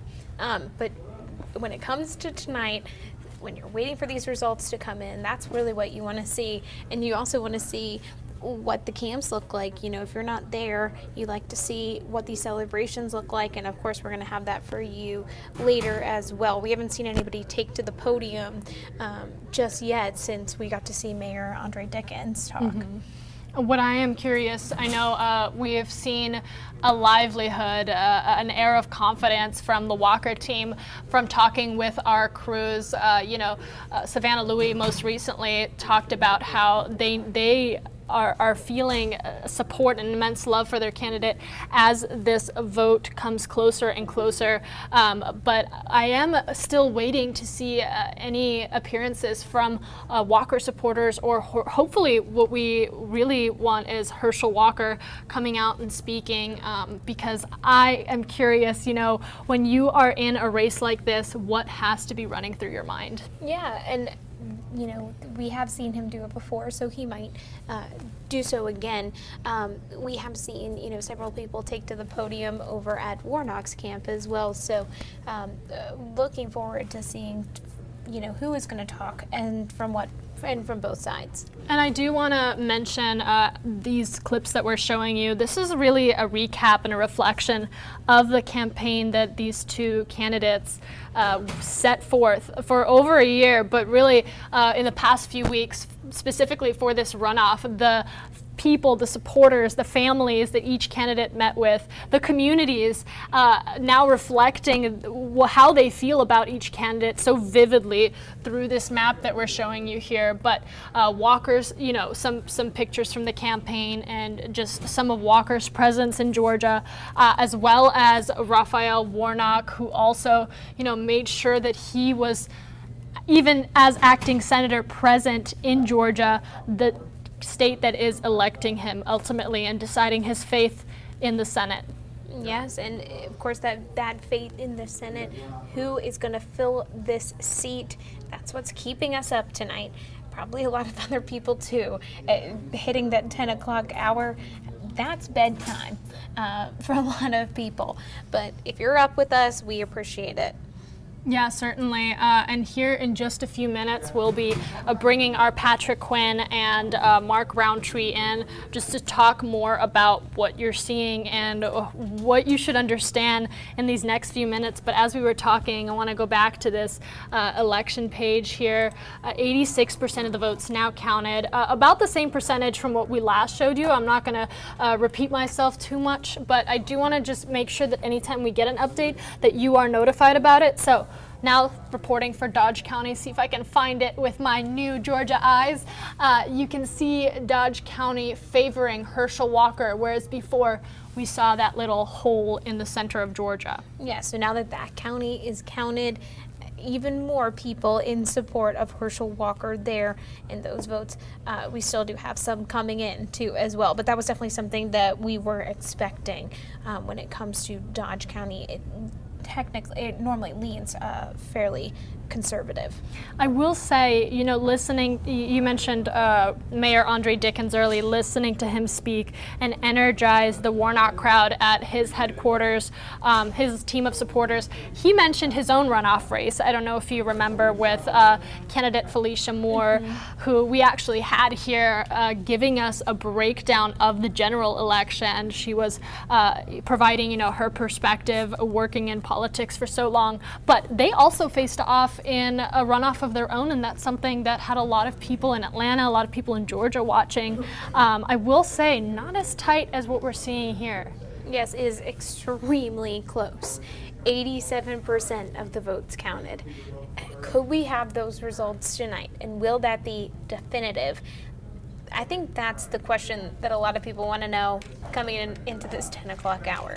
And because we are reading your comments, I am hearing that some people do want to see what those headquarters look like for each candidate. Again, whatever you guys want to see, you let us know. I'm going to pull that up right now. I don't know if you can hear my mouse clicking in the background, but here is that live picture from 7 o'clock, if you were with us. A mostly empty room, now packed with people just rooting for their candidate, watching this vote go up, and that just following to see who's ultimately going to take the lead. And Maria, I know that we can see these camps at all time, and even over at the Warnock camp, there has been a dance group going, and they are in the corner of the room. I don't know if you can see them on the left side there, but they are dancing. They are in good spirits, holding up their phones, taking pictures, taking videos. You see hands flying up and people clapping, looking over at Herschel Walker's camp. Everyone's just kind of standing. I think everybody is is feeling, as we move closer, feeling what are these results going to be like? Yeah, certainly. And you can just see Herschel's stage making me think he's going to come out and speak. I know that those were the rumors earlier. We, at this point, will be frank with you, we do not know when he's coming out. But we can expect a candidate to come out once the votes are better known. Right now, that's just not the case. It's anybody's call on who's going to end up taking that lead. But 87% of the votes now counted. We're going up 1%, and every percent that is counted counts. A weird way to say that, but I'm going to get excited when we hit 90. Let's just say that. As we've been here with you all and getting to see these numbers come in, it really is nice to have so many people commenting, sharing, following along. I do want to show you, though, some of the counties where we have started to see that we still need some votes to be counted. Fulton County, about 65% of the votes counted. Douglas County looking pretty good there. DeKalb County, 60% of votes counted. I mean, Fulton and DeKalb, those are both pretty good blue strongholds that have typically voted for Raphael and Warnock, and we are starting to see that now, but several more votes need to be counted. I mean, you're looking at least 100,000 votes there, and right now with thousands, tens of thousands, hundreds of thousands, that's a good chunk of the electorate their votes still have to be counted. Can I just say, reading some of these comments, one person saying, I'm not going to bed until someone wins. Well, we aren't too, we're with you. Yeah. But you could feel just the passion and the energy from Georgia voters, and that's something I was talking about with you, Abby, earlier in the night, is the amount of people that turned out for this runoff is such a testament to how much Georgia cares about its political future. Yes, they do, and getting to talk with people across the state as we have covered this election, this runoff, you can see people are passionate. They want the state and the country to move in the right direction, and people have a different idea as to what that right direction is and why they're supporting the candidate that they are supporting. Yeah, certainly. I believe we might be having a technical issue with our sound here. I'm going to do a quick check. You might lose my audio for a moment, and we'll be right back.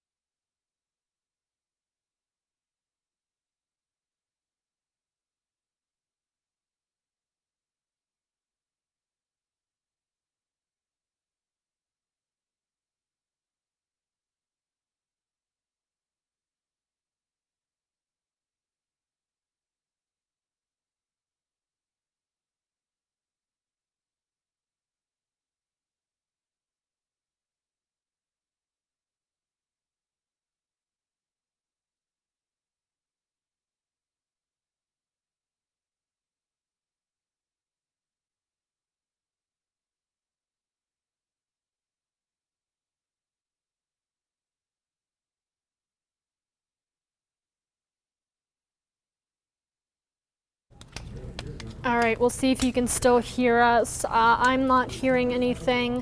I'm going to continue to monitor this. You guys can help me out here, actually. Let me know if you can hear us. We will otherwise troubleshoot. Make sure that you guys are able to get our sound out. I think I can hear. Okay. And Scott, you watch it on the View It app. My parents watch on the View It app. That is their favorite. So I'm so glad to know that it's not just my parents who watch to watch. Hey, you know where else you can watch it? The Atlanta News First app. It is free, and I tend to like it because it just gets you straight to whatever newscast or stream you want, or if you just want a quick update sent to your phone. just to stay in the know about the big stories, especially, you know, tonight, election night. You want to know who won or where this race is headed or what action is going to be taken at this point. That is where you can get that, the Atlanta News First app. Yeah, it seems like Tasha says that things are working. I think I can hear you. Okay. So we're good to go then. I wanted to make sure before we continued that you guys were able to receive our sound at any point. Do let us know. Did you, while we were working on our technical difficulties, did you see that? The change to 88%. Let's take a look back at that. 88, but if you look, Herschel Walker is now slightly in the lead by about 2,000 or so votes. A little less than 2,000. And that's just showing you how this race can go in any direction at this point. Herschel Walker now officially taking the lead. I'm actually going to bring our political consultant Mark Roundtree in to really explain that a little further and give us that in-depth breakdown. So we're going to have him come on here shortly with our reporter Patrick Quinn. I believe they'll be on here in just 1 minute, but in the meantime, take a look at the campaign headquarters here, just showing you the excitement in the room.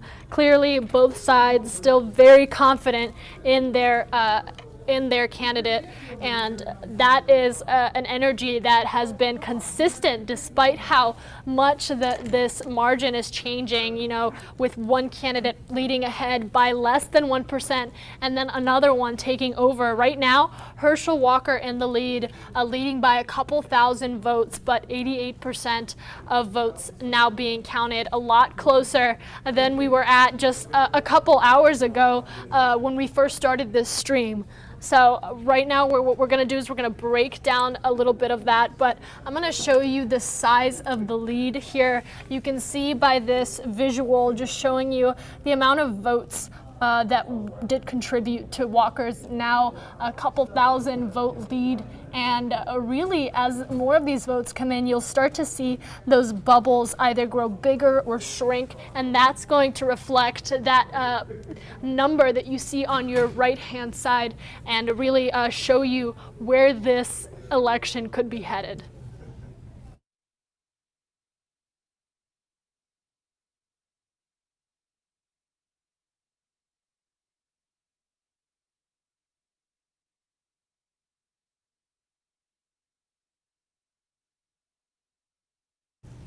And I do have our reporter, Patrick Quinn, here. You've been doing analysis with us all night long. He'll be jumping on camera here in a moment. He has been following this race along with us here at Atlanta News First, breaking down what all of this means. But right now we're at an interesting point. There we go. Here's Patrick, guys. We are at 50% with each candidate, but Walker now taking the lead by just a couple thousand votes. And you can see pulling ahead. Most of the night it's been on Warnock's side, even by just a smidge, but we're starting to see a bit of a shift. I mean, this is crazy. 88% of the vote has been counted. More than 3 million votes are in, and it's locked on 50-50. I mean, you would think at some point that maybe earlier than now, that some space would be created, but here we are late into the night. It's past 10 o'clock. We're sitting on 50-50, and they are separated at this point by 5,000 votes. I mean, think of 5,000 people. That's part of Sanford Stadium. That's a very, very small part of Mercedes-Benz Stadium. I mean, that is just so few people at this point that's creating this difference. Now, we will see things start to change, because they gotta, over the course of the evening. But it has been remarkable just to see this play out and to hear from our different reporters and they're on the ground and they're seeing things ebb and flow in these victory party rooms. And this could be a longer and longer night as the night goes on. I do want to take a look at this map, and we're going to dive in just a little bit more on where the outstanding votes now lie. And if I can come over here, let's take a look at Metro Atlanta right now. Clayton County, they're pretty much all in. Fulton County, 35% still needs to come in. So there's a lot of blue votes out there. DeKalb, 40% still need to come in. And I'm going to bring in Mark Roundtree just to talk about some of this as well as we analyze what votes are still out there, what the next hour could look like, because right now, it just updated again. I mean, this is just so neck and neck. Mark, what are you seeing right now? Are you surprised that it's so close this late in the night, or is this really just what you expected? Well, this is what you would expect up to now. What's about to happen is the metro counties are about to start. Yeah, come in the shot just a little bit more so people can really understand what we're talking about here. Stand on the there little you guy go. table. Yeah, get some height. Or there you go. So, I think what we're looking at are the counties that are still to come in are Chatham County, Savannah, and the Metro Atlanta counties. It's a little bit of a misnomer, and I think it's confusing to how the state reports. When they say 88% of the votes are reported, it really isn't. That nobody knows how many votes are actually out there. So you don't know, you can't quantify 88% of anything because you don't know how many election day votes are actually out there. So what that really means is 88% of the precincts. They sometimes count all early voting or all mail, like absentee ballot mail, as one. So it's really hard to say how much of the vote is out there. But if Fulton County, DeKalb County, Cobb County, Gwinnett County, the big monster counties around Metro Atlanta, around 1 million population each, if they are not reporting their election day numbers, which are going to be probably more than 100,000 each, then you've got some Democratic counties out there. One last point. Fayette County has just reported, this is traditionally a very Republican county. It's demographically changing like a lot of Metro Atlanta. And in Fayette County, the results are 50-50. Basically, it was a tie. The two big counties that the last time I looked, the two big counties left are Fayette for Republicans are Forsyth and Cherokee. Yep. Let's take a look at Forsyth and Cherokee right now, just north of Atlanta. Here's Forsyth right now.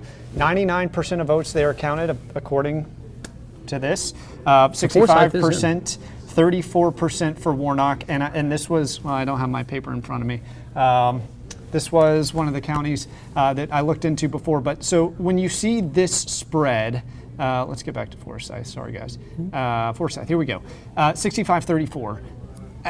And you're right, this is a traditional conservative county, and it has certainly leaned Walker. Would Walker have liked to have seen more there? 80. He would have needed 80. Well, that's a big number. The campaign needed around, it's going to be 60 to 65% of the statewide vote today. They're not hitting it yet, but there are still a lot of votes left to be counted. Okay, Cherokee County, 98% are in, so we're almost there. 69% Walker. Did you want to see 80, or did Walker want to see 80 there too? They need those kind of numbers coming out of the big Republican counties to offset some of the big Democratic counties. Some of the big Democratic counties. I want to jump outside of Atlanta. We talk all the time about Atlanta. Let's talk about some of those big Democratic counties. Well, and if I can interrupt, sure. The election is currently tied. Basically, it's 50-50. Call it what you will. It's what's left is more important now than what's been counted. Okay. I mean, basically, everybody who's already voted. Same numbers of people, but we're going into sort of the blue counties now. Okay, and those big drops should be coming in. Elections, obviously these bigger counties, they're just more votes to tabulate process, so it's going to take them just a little bit longer, which is why here we are after 10/21, we're still waiting on some big counties to still make their day of vote drops. And some of those counties, well, let's first look outside of Atlanta. Chatham, 83%, so maybe we could see Savannah, Georgia, yeah. We could see Warnock's lead grow even more just there, potentially more Democratic votes still to be counted there. I would say in that county, various counties are going to be different. In that county, it's likely to stay more in that range. I shouldn't say that. It's probably going to be about the same. Same range. Okay, what about Columbus? Well, election day voters themselves lean Republican. People who vote on election day, usually about 60% of voters who vote on election day are more likely to vote for Republican candidates. The interesting point is that a lot of these votes that are still to be counted are election day votes, but they're in traditionally blue counties. Yeah. So we don't know where it's going to go yet. Columbus, Georgia, very definitely more of a Democratic county, probably along the lines of where Chatham County is. And 99% of those votes are in. So what we're seeing there is pretty much finished. Now, let's go to Atlanta. This is really where the outstanding votes really remain. And to your point, they are very blue. DeKalb County is among the bluest counties in the entire country. DeKalb County can give 200,000 or more votes net to a Democratic candidate in a normal general election. Herschel Walker got beat in DeKalb County, which is not surprising, but got beat by about a 10-to-1 margin in early vote. What we don't know is on election day voters, which are going to be a little more Republican. He may do better than that in the election day vote there. Okay. Continuing real fast, Gwinnett looks like they're all the way in. That's right. Fulton, that just changed recently. They're up to now 76% of their votes have been counted, but they're still 24% out, 23% out. So that could be more blue votes coming. Herschel Walker carried 33,000 votes in the early vote in Fulton County, and out of 62,000. So he's picked up 30,000 additional non-early day votes, meaning election day votes or mail. Senator Warnock was at 211,000 votes in early voting a few weeks ago. This time he was at 155,000 votes tonight in early vote, so he has picked up nearly 100,000 additional votes. Okay, Mark, let's just, to wrap things up a little bit, how late will this night go? Could we see either candidate claim victory or defeat tonight? It looks, the counties are doing such a better job in getting their results in than we have seen in the past. There was such an outcry from the public over, particularly against Fulton County, let's be honest, but I mean, it was against a lot of counties that just delayed their reporting, manpower issues and the rest, but it did. It does look like they've fixed a lot of the problems that the state legislature required them to fix, and it does look like we're going to get our results tonight. I would say we're probably within about an hour of, maybe an hour and a half of everything being called. Hour and a half. Okay, so it could be late, but not crazy late. Could go to midnight. But and what is interesting is since we just started talking, 10 minutes ago, we are seeing maybe some of those Democratic votes now being tabulated. When we first started talking, it really was 50-50 on the nose. Right now, we're looking at things have just switched. And it looks like now Warnock is leading 50.4 to 49.6. And what is that? 16,000 votes now separate them. So that margin, that is changing, and maybe those Democratic counties are starting to drop it. Yeah. Okay, and then in a very noteworthy moment right now, CBS has just called this race to Reverend Raphael Warnock. It is 10:25. Are you surprised by this outcome? No, we were polling before the election, and our polls that are found on Real Clear Politics and some other places, realclearpolitics.com, you can find them there. We had seen that Warnock would probably win by 5% of the vote tonight. He did very well. He's going to be winning probably more than 300,000 votes in early voting, and it was going to be a very high standard, very high hurdle that Herschel Walker had to climb today in day of voting. Didn't get there, I don't think. Mark, we're going to have plenty of time to talk about and analyze what happened, what we're seeing in Georgia right now. But for Raphael Warnock to be voted back into the Senate, what does this say about Georgia right now, politically? What does this say about their trajectory? What does this say about how they're trending?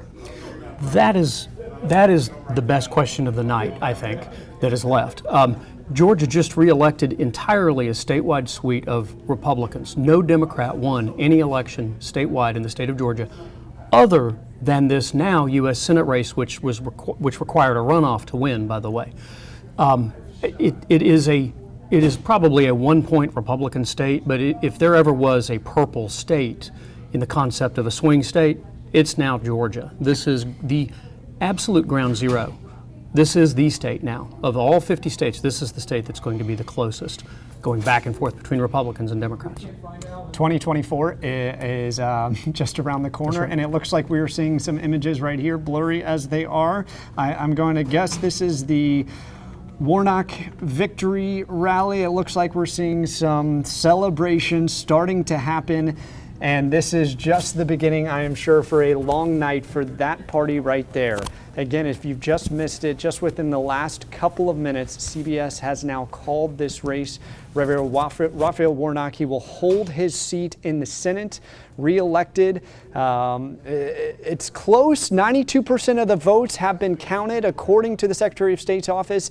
And right now, Warnock has a lead, 50.4 to 49.6. But based on what me and Mark have been talking about over the last 10 minutes or so, that lead is only expected to grow because of the counties that are still out there that still need to report their day of votes. And CBS is confident enough with the votes that are still yet to be counted and still yet to be processed that those will trend towards Warnock in a way that gave them enough confidence to call this race.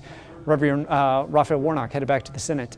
Bringing Maria back in, just your reaction on how the night's played out and now coming to this conclusion. Yeah, absolutely. I have to say, as soon as that was called, even here in the newsroom, you just felt like a moment of stillness because this was such a close race. Take a look at that check mark for Reverend Raphael Warnock, 50.5%. And we are going to actually try to get in contact with our two reporters who are out there right now at these campaigns. At both of them, I believe you didn't have my audio there. I am back now.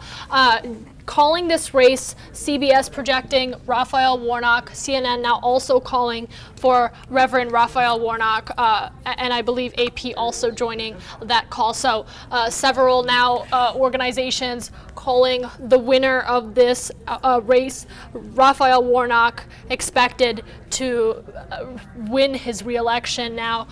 This blurry picture that we are working to get cleared up for you, but from our two reporters out in the field, we are going to actively try to connect with them right now and get you that perspective from the energy in the room. I'm going to try to actually dip into our on-air coverage right now and take you to Alan Devlin.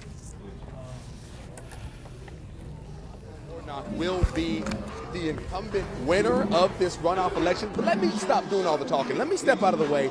Take a look at this room right now. Everybody, of course, waiting on the man of the hour to step out on stage. Warnock himself. This was a tough race, a majorly tough race. Even right now, those margins still remain razor thin, but it's a matter of where these votes are coming from. The precincts, the counties, what they lean, mail-in versus absentee versus in-person versus day of, all of that's being calculated together. That's how we're able to make these projections before every single vote is counted. But we're already at about 95% of the vote in. That's what we needed to be able to determine that Warnock was going to win this race. And of course, right now, this room waiting on Warnock to take the stage. That could be coming any second now as Crank That by Soulja Boy starts blasting through the speakers. It's a party. It is a party here, and I'll tell you, we caught that moment on camera when they announced that Warnock was projected to win. This room erupted. We're in the downstairs ballroom, but I'm pretty sure you can hear it from upstairs. You can probably hear it from outside as well. It has been 2 years worth of being a senator, about a year worth of campaign, moving into what has been a month of a runoff. He had to win twice. And guys, he got it done. With the majority of the votes here, Senator Warnock will go on to carry a full term as Georgia's senator. John, Rick? I wanted to dip into our coverage just there while our Alan Devlin was at the Warnock headquarters. I mean, you can see the excitement in the room now, this race being called by several organizations, primarily the AP, for Raphael Warnock, 50.6% to 49.4%. Yes, 93% of the votes counted. And in the areas where we're still expecting more votes to be carried, we still have DeKalb County, we still have Fulton County. We're still waiting on several more votes to come in. Still, the AP calling this race at 10:26. Here on December 6th. We are going to head out live to the field where we do have a reporter. We're just going to get her on the phone really fast. And I do believe we are trying to get a hold of our Sierra Cummings. She is at the Warnock event right now. I believe, we have her. So let's take you out straight to our Sierra Cummings. Hi, Sierra, can you hear us? I can hear you now. All right, so big moment for you. Warnock just announced the winner of this runoff race, and the excitement in the room is visible from here. Yeah, the crowd erupted into song. They played All I Do Is Win by DJ Khaled. I mean, the energy is just so electric in here. CNN has projected Warnock will win this runoff. So quite an incredible moment right now. We are waiting for Warnock to come out, and he has not yet, but everyone is pretty excited right now.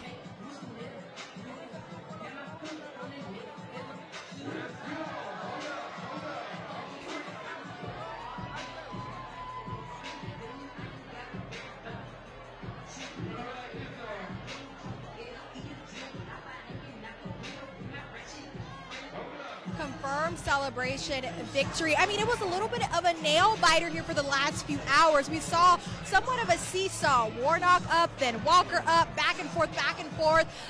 So it was a little nerve-wracking for supporters in this room, but you cannot really talk. They're so loud. They're screaming. They're cheering. It's an exciting time. They have proclaimed victory in this room.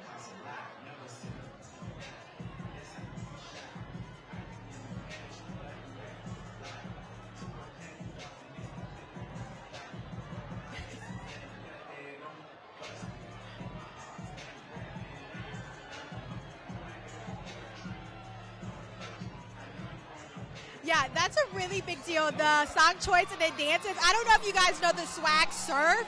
And just the movement, you know, side to side, like that is the sign, the southern sign of celebration, especially for a community like this one. As the kids would say, it's kind of lit right now.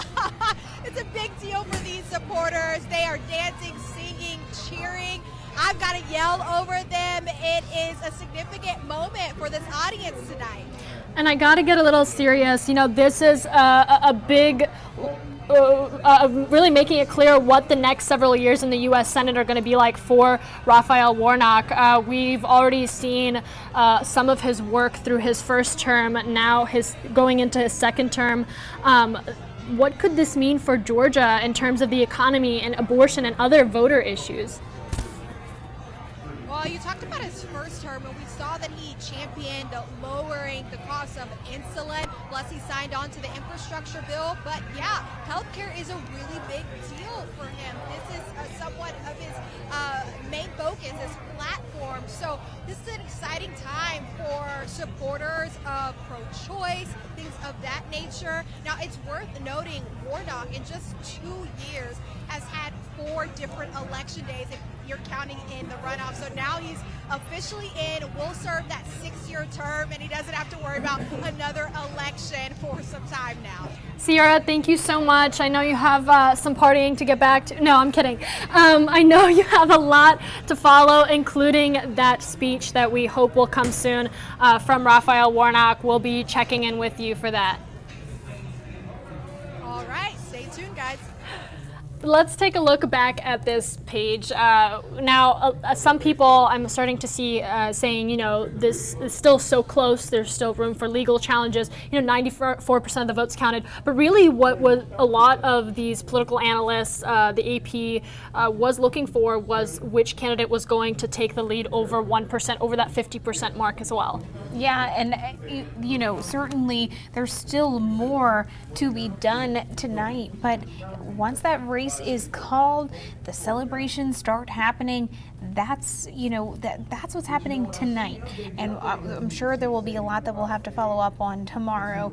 But as for tonight, even just taking a look at that stage, we are waiting for Raphael Warnock to take that stage, elected for another term, according to the AP, calling that race just about 10 minutes ago. And I am trying to connect with Alan. I want to say both our reporter Sierra and our anchor Alan, he is also at the Warnock event. I want to see if we can get some perspective from him. I know he spoke to a few people at this event. And then we're going to check in on the Walker side of things. The room looking a little quieter. I'm going to pull up this visual for you here if you just bear with me a moment.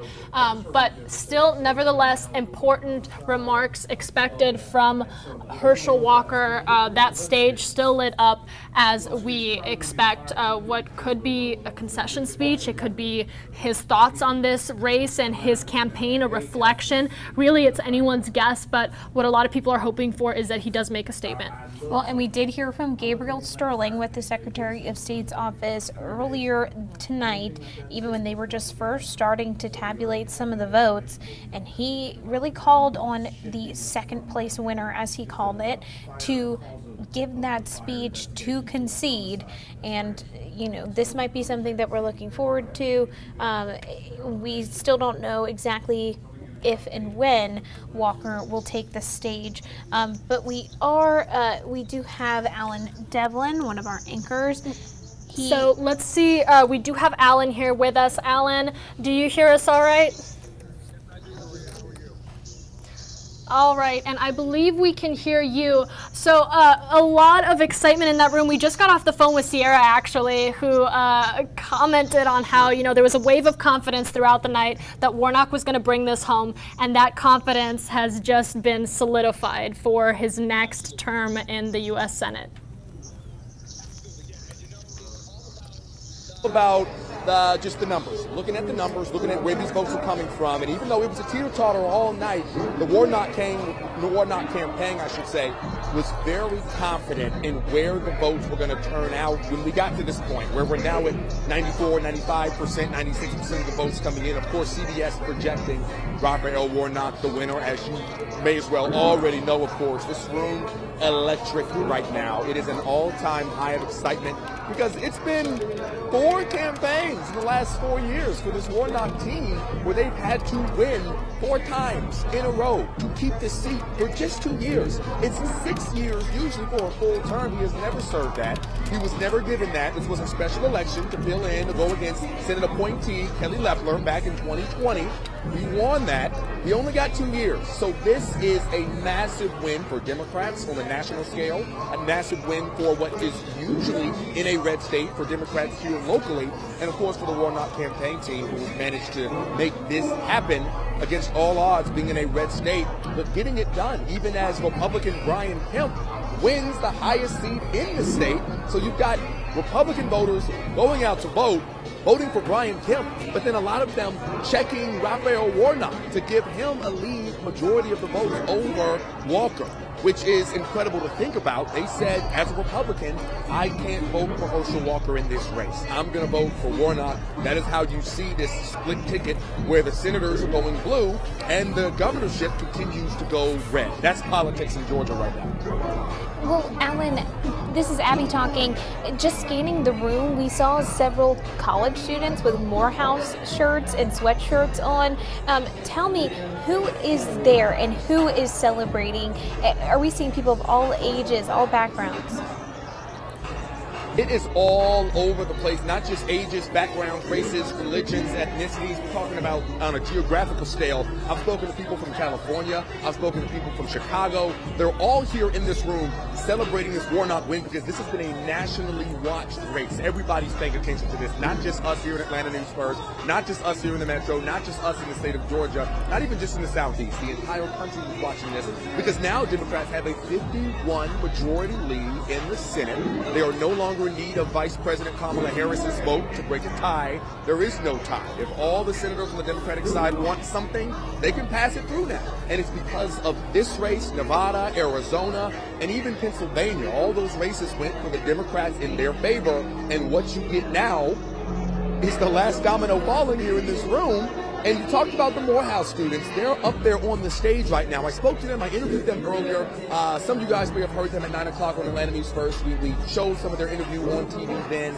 It was incredible because here they are, freshmen and sophomores, speaking to us about how empowered they feel to watch an African American come into Georgia, which is historically a red state. And that goes without saying. And win this election. You got Andre Dickens up there on stage right now. You got Spike Lee up on there on stage right now. You've got sheriffs from all over the metro up on stage right now. It is an amalgam of just different cultures, different backgrounds. And that's what Warnock wanted in this election. He wanted to go out and represent all of Georgia. He wanted to go and represent white people, black people, Hispanics, Latinos, everything, Asian Americans, everybody across the board. And that's what the campaign team told me tonight. They said that's what they were vying for. That's what they've been campaigning for. When they go door knocking, they're not door knocking in certain sections. They want everybody to vote, including the Republicans. As I said, get those Brian Kemps and those undecided voters onto Warnock's side, and it worked. Alan, what do you feel like were some of those really important issues, starting on day one, that people in that room really want Senator Warnock to accomplish for them? Well, in the last 2 years, he's done a lot already. The Build Back Better plan passed through the Senate. He was a big catalyst for that. He's pursued gun law and legislation here in Georgia. He's been a catalyst for that. But what really took a hot topic coming into this election was abortion. That took front page for a lot of people. The economy took front page for a lot of people, especially here in the South, especially here in Georgia.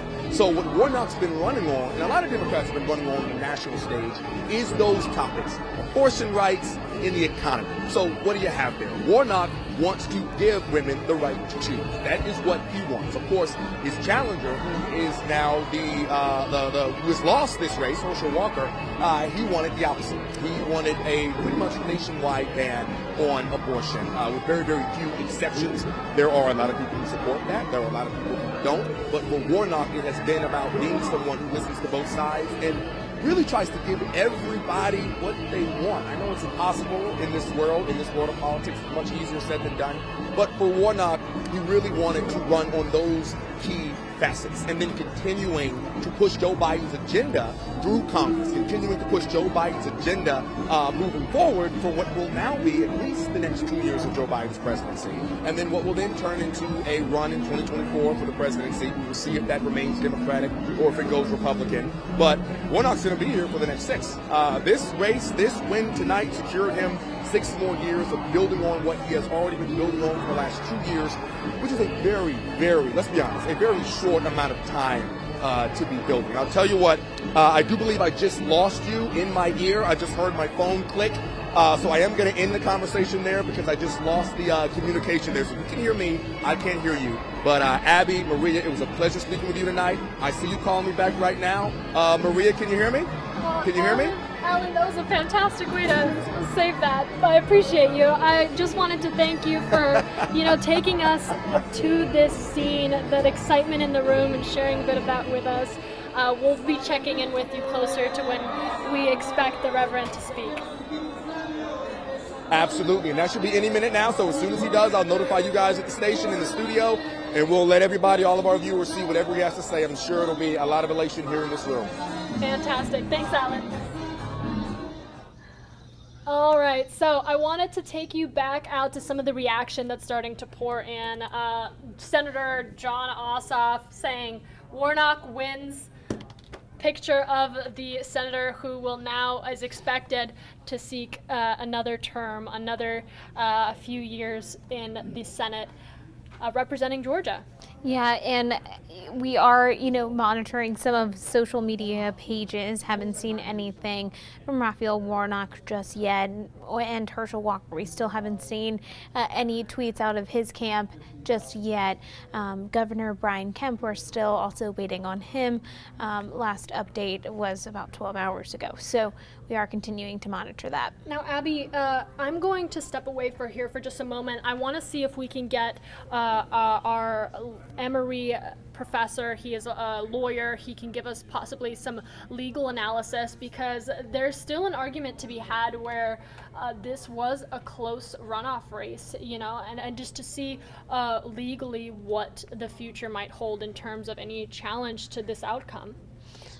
So I'm going to go ahead and step away, see if we can connect with our expert here. But I wanted to just take a look at the counties that participated in this vote that ultimately led to the call for Senator Raphael Warnock. Yeah, and I know we've been kind of breaking this down for you, especially in the metro area here in Atlanta. DeKalb County, about 75% of those votes have been counted.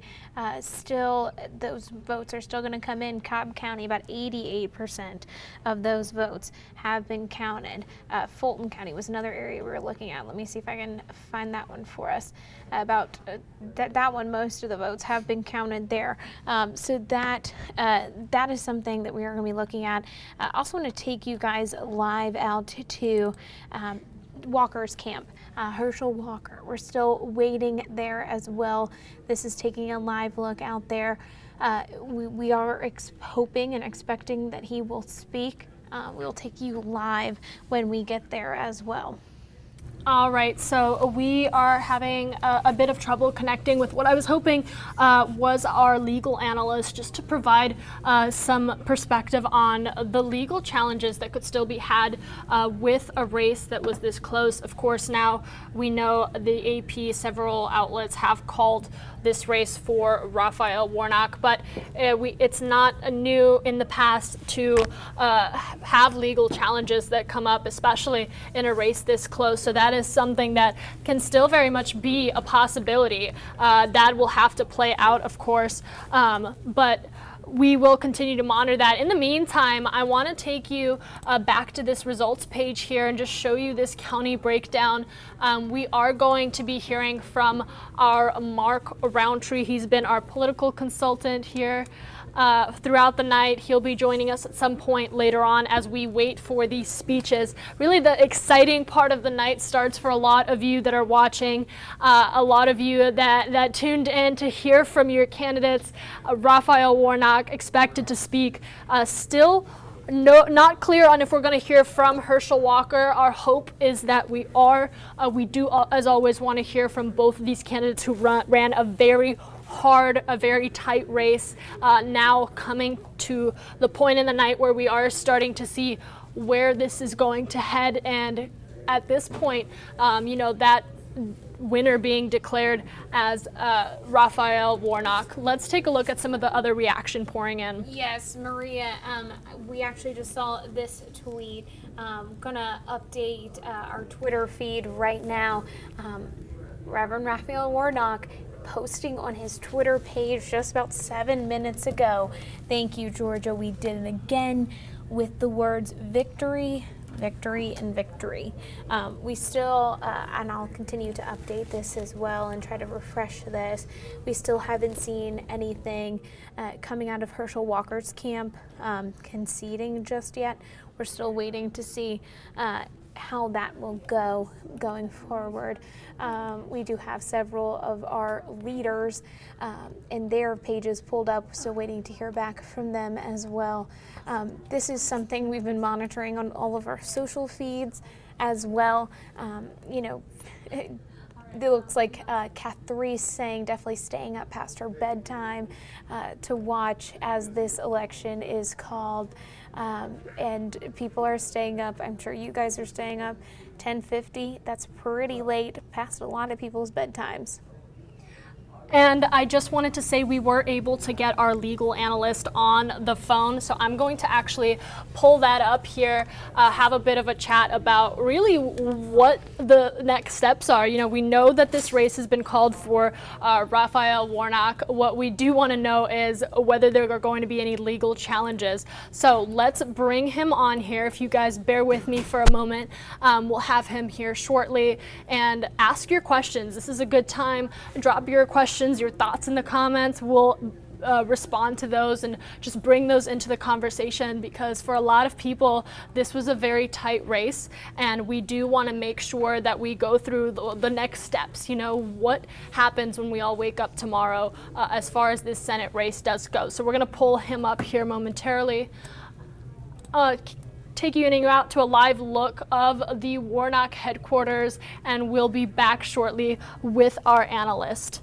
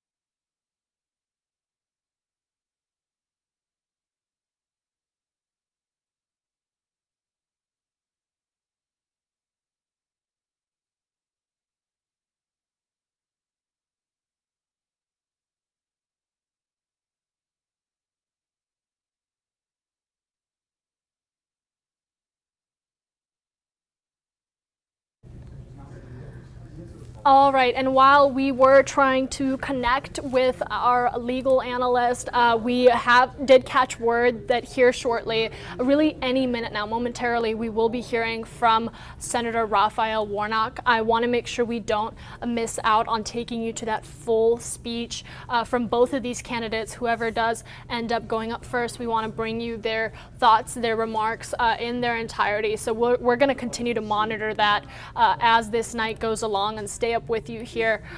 For the time being, I want to take you through a little more reaction. So let's go through that. I think we took you through Raphael Warnock here saying, "We did it again, victory." Of course, fellow Senator John Ossoff saying Warnock wins, but here's another one that's poured in from the federal side of things. Vice President Kamala Harris commenting, if I can find that tweet, on the historic election that was won here. Find this momentarily. And we are still wondering for other local officials, Governor Brian Kemp, Mayor Andre Dickens, who we saw and heard from at Warnock's headquarters earlier on in the night. We are going to monitor as well as your comments, both on Facebook. I see them. I am engaged with you all. I love hearing your thoughts about this, because you talk about how many people turned out for a vote like this, and the outcome being what it was now. Taking you back to this page, 50.7% reporting for incumbent Raphael Warnock, now declared the winner, expected to have his second term in the U.S. Senate representing Georgia. Of course, Herschel Walker as well, 49.3%. I will say, in a runoff, that is an impressive margin. That is the fact that this race came so close is such a reflection of how Georgia voters feel in this political state about these two candidates and their approach to the U.S. Senate. Yes, certainly, and yes, certainly, and I know, that candidate is now going to be working for all of Georgia, the people who also didn't vote for that candidate. So it's something to keep in mind. Yeah, certainly. Let's take you back out to both of these campaigns. I'm going to see if I can pull up both at the same time, show you a little side by side. On your right-hand side, Walker's team, and on your left-hand side, Warnock's headquarters as well. We are still waiting to hear speeches from both of these candidates. I want to check in to see if we can connect with our field crews that are at Herschel Walker's headquarters just to gauge the energy in the room. You know, we heard from Alan, we heard from Sierra, who are at Warnock's campaign, but the important other side, now faced with this realization that the race has been called for Raphael Warnock, we do want to get a better understanding of just some of the conversation that's in the room. I'd love to be a fly on the wall at both of these headquarters, and lucky for us, we do have reporters that have been talking to the people there and giving us that insight from wherever you might be watching. So we are going to connect with them, and I believe the Secretary of State's office is actually speaking right now, so let's tune in to that.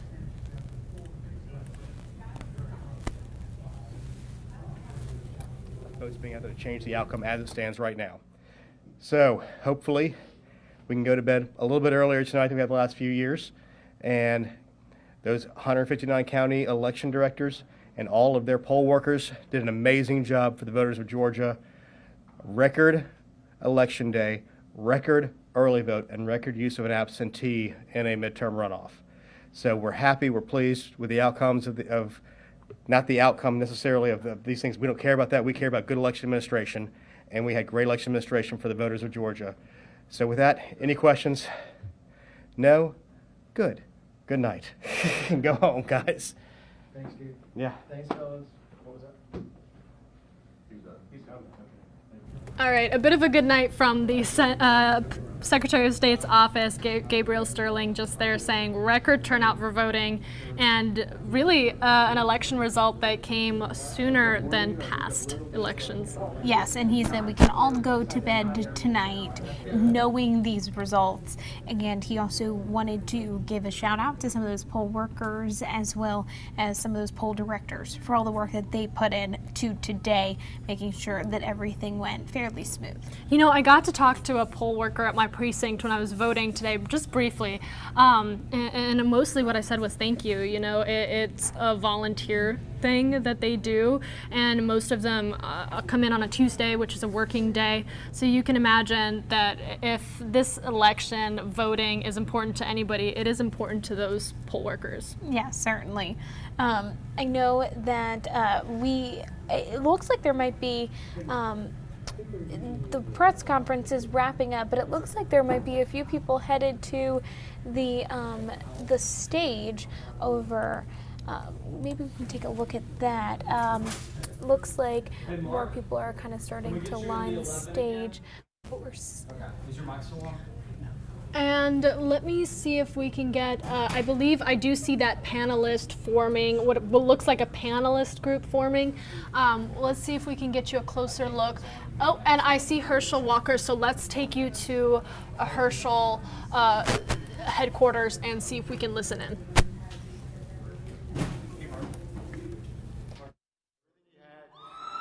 From day one. And he did it all for the right reasons. He cares about this state and he cares about this country. One heck of a man. Herschel Walker.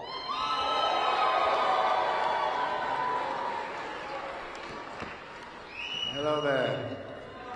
You know, I'm always going to give thank my Lord and Savior Jesus Christ. And also I'm going to acknowledge my wife Julie because she's with me and she's been through a tough time.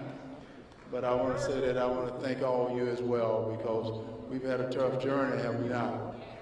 But one of the things I said is that when they called the race, I said the numbers look like they're going to add up. But one of the things I want to tell all of you is you never stop dreaming. I don't want any of you to stop dreaming. I don't want any of you to stop believing in America. I want you to believe in America and continue to believe in the Constitution and believe in our elected officials most of all. Continue to pray for them because all the prayers you've given me, I felt those prayers. I want to thank all my team as well, Team Herschel, because they put up with a lot. And I want to thank Team Herschel. Thank all my donors as well, because you guys, without you, I couldn't have done what I've done. So I want to thank all of you as well, because there's no excuses in life. And I'm not going to make any excuses now because we put up one heck of a fight. And that's what we got to do, because this is much bigger. This is much bigger than Herschel Walker. And I told someone this the other day. I say, you guys, I've done a lot of stuff. You talk about Heisman Trophy, you talk about all the athletic awards, business awards I won, but the best thing I've ever done in my whole entire life is run for the Senate seat right here. And the reason I'm going to say that is I got a chance to meet all you and to hear what you guys feel about this country. And I got a chance for you guys to tell me what you do feel about this country. I got a chance to go into your homes, got a chance that you invested in Herschel Walker, and I thank you, and I thank you so much. And as I said, we can't blame no one, because I want you to continue to believe in this country, believe in our elected officials, and most of all, stay together. Don't let anyone separate you. Don't let anyone tell you that we can't, because I'm here to tell you we can. I'm here to tell you we can. And as I said early on, God is good. And he's a good God.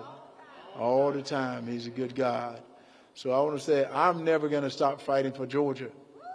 I'm never going to stop fighting for you, because you're my family. Because I always, I'm a winner. We're all winners. So we're all winners. And that's what I want to say. We're all winners. And I want to say, God is a good God. God bless you guys, and let me say, stay together, continue to believe in our elected official, always cast your votes no matter whatever is happening. Cast your vote for all that, and God we trust, I do, in God we trust. Continue to cast your vote, never give up, all right? God bless you guys. Thank you guys, and thank you. Some powerful words there from Herschel Walker. Just to recap some of what he said, never stop dreaming. That was the big message tonight. You know, he dreamt of representing Georgia, of representing this place that he calls home, and that is the message he had for voters, for Americans, for Georgians. He also said to believe in America and believe that your vote matters. And I think at a time like this, that's such an important thing to say, and such a powerful thing to say to voters who maybe, you know, carved out their time and followed you throughout this campaign trail, because for a lot of people who voted for Herschel Walker, this is a personal loss. This is something they were deeply invested in. Yes, and he even encouraged those people to keep going out and vote, to always let your vote be heard.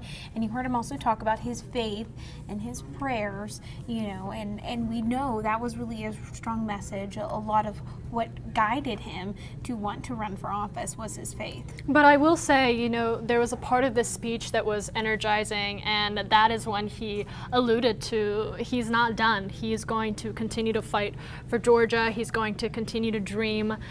So this very much might be the signal that we might be seeing more of him wherever that this role in politics or just representing Georgia takes him. He said, you know, it's not over for me. Yeah, and what we normally expect to see is after that concession speech, we also see a victory speech. So we'd like to see and be able to compare the two. It looks like the panel that we see over at the Warnock camp is dancing and cheering. You can still see everybody in the audience as well over at Walker's camp, but it looks like everybody has out their cell phones. Everybody's taking pictures, sharing videos, cheering.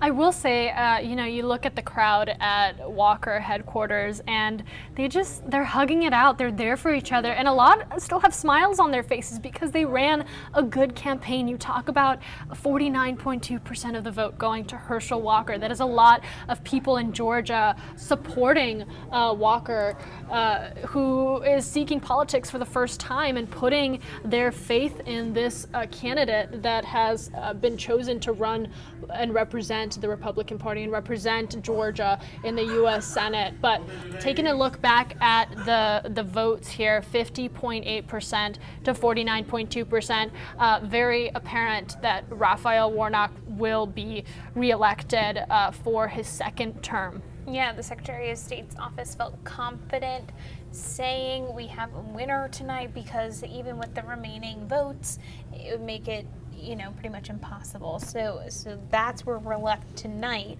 as we head to bed, hopefully get our heads on the pillows. And tomorrow, I'm sure that there will be a lot of discussion going forward. Oh, certainly. I mean, you can expect some of the political experts that we've spoken to comment on how this runoff came out tonight, from the moment those polls closed to now 11:06 p.m. The outcome being quite clear. Secretary of State's office solidifying that call for Warnock, and just the reaction coming from both sides of the aisle. Now, Warnock is still expected to make a speech. Really, as you were saying, typically following a concession speech, you hear from the victor, and that is very well the path that we're expecting right now. Any moment now, we will be hearing from Raphael Warnock. That is the hope on a lot of people watching, on a lot of people in that room who have been there from the very beginning of those polls closing, possibly before then. So let's try to see if we can reconnect with some of our reporters out in the field, and get a better idea of just what that room is feeling like on both sides.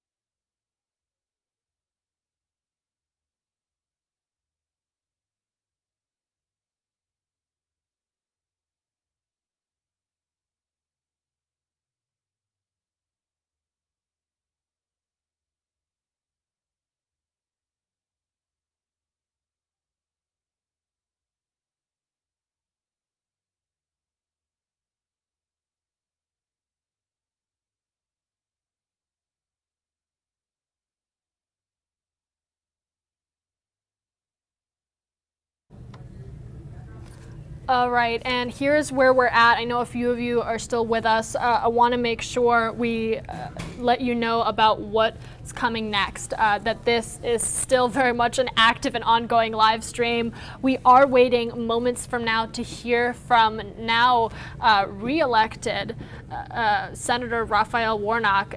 That is the expectation, that he is going to be able to continue his term on the U.S. Senate, representing Georgia. And then we are also monitoring your comments as well as comments from local officials. I know we saw just earlier John Ossoff shouting out his support for Warnock's victory, as well as Raphael Warnock, who tweeted out, I know we were waiting for him to speak, but he's already tweeted out, "Thank you, Georgia." That big message I'll pull up right here. "Thank you, Georgia. We did it again." Yes, and even checking in with some of the people on our live stream, people really, a lot of exclamation points. Let me just tell you that, Maria. We have Tina saying yes, so we have, David saying and showing his support as well, and Michelle saying at least he gave up, is what she was saying. So a lot of people feeling very strongly, and they also really want to see this shot too, Maria, right? Like, able to see a little bit of what both camps look like after that decision. Around 10:26 is when that came in, so we're going on about an hour, and we are still waiting to hear if we're going to hear from Raphael Warnock tonight. Yeah, and I thought it would be worth mentioning the Walker side of this. Still, you can see some of those people still at headquarters just talking to one another, reflecting on the campaign is what I assume. You know, just being there for each other. We're actually going to check in with our reporter at the Walker event right now, Yasmina Alston. She will be with us here in just a few minutes while we wait for Warnock to speak. She'll give us a little bit more of a perspective on what the room's looking like at Walker headquarters, and we'll keep this side by side up. I know you guys have echoed that you just want to see this shot. We'll leave this up for you, but just to read to you the interaction. Oh, and I believe we have Senator Raphael Warnock.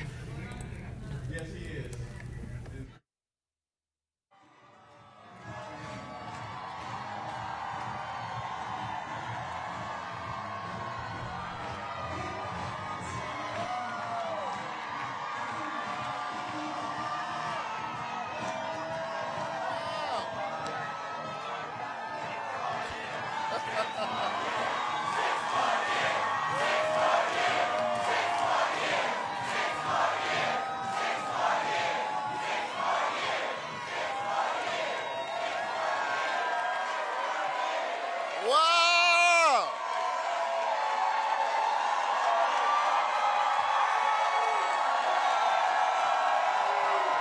Well, hello, everybody.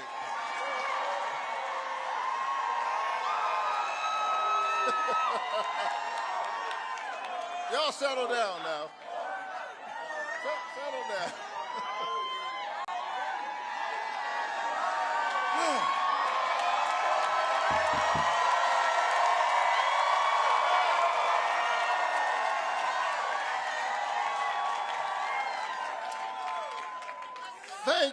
Thank you, Georgia.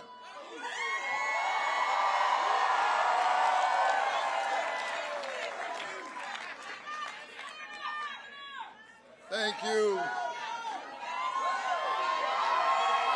I love you too. All right, y'all settle down.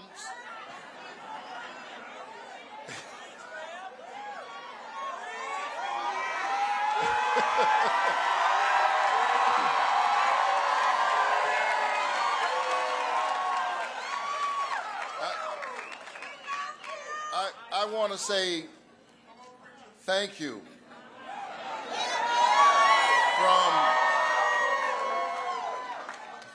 from the bottom of my heart, and to God be the glory.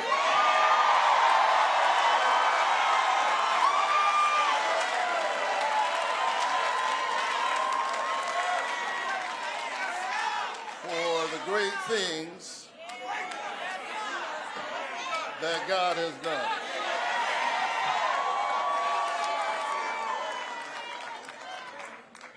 And after a hard-fought campaign,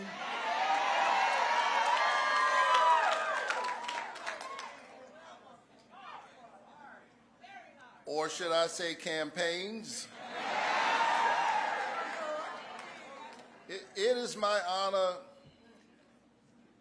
to utter the four most powerful words ever spoken in a democracy. The people have spoken.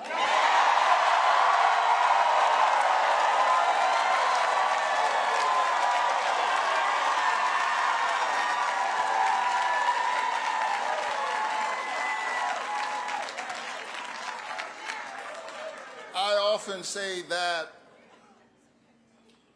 a vote is a kind of prayer for the world we desire for ourselves and for our children. Voting is faith put into action. And Georgia, you have been praying with your lips and your legs.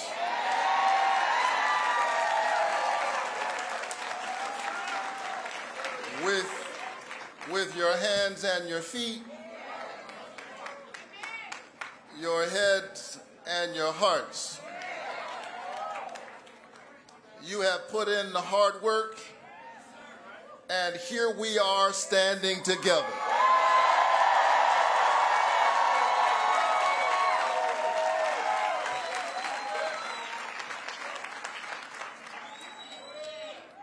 I want to say thank you. And I want to say thank you to my mother, who is here tonight.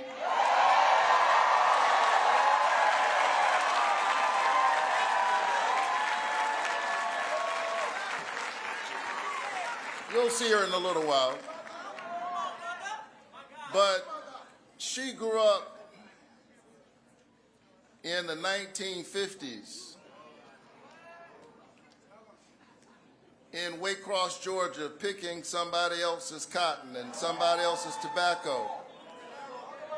But tonight she helped pick her youngest son to be a United States Senator.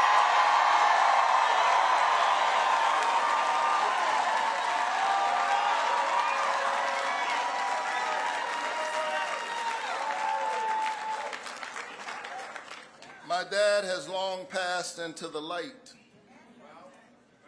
but he is still very much with us.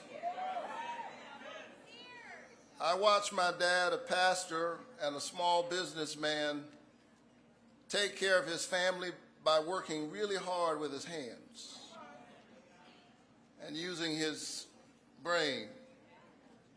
And he picked up old junk cars and loaded them on the back of a rig that the mechanisms of which he designed himself, one on top of the other. And that's how he took care of his family. But on Sunday morning, the man who lifted broken cars lifted broken people.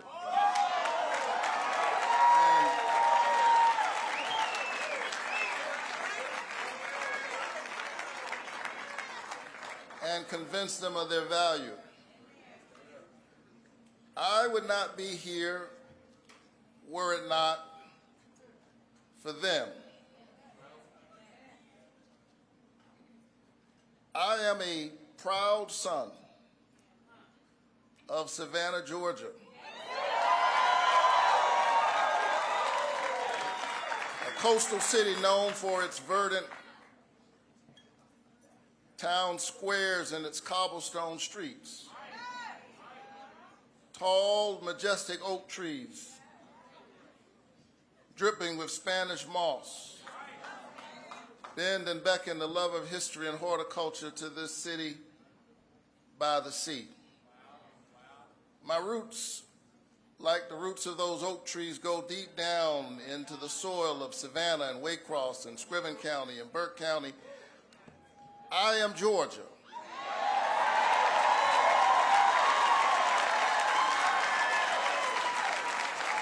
I am an example and an iteration of its history, of its pain and its promise, of the brutality and the possibility. But because this is America, and because we always have a path to make our country greater against unspeakable odds, here we stand together. Thank you, Georgia.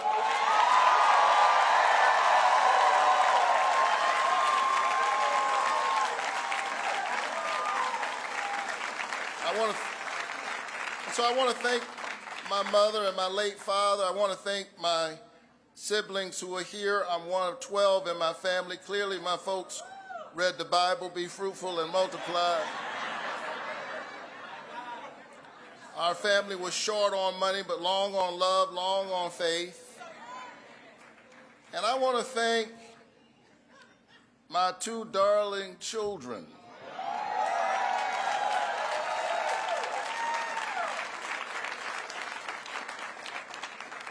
Chloe and Caleb, whose brilliance and whose eyes inspired me to work for all of our children.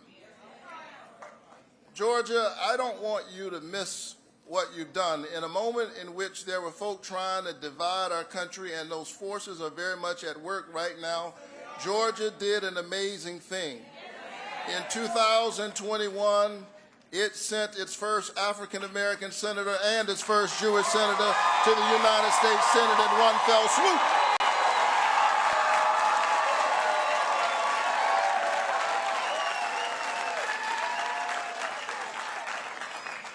And you have done it again. Thank you, Georgia.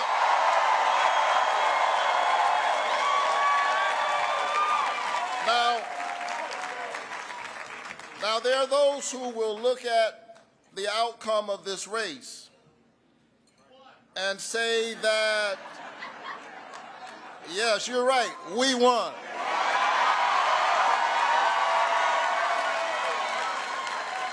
But there are those who would look at the outcome of this race and say that there's no voter suppression in Georgia. Let me be clear.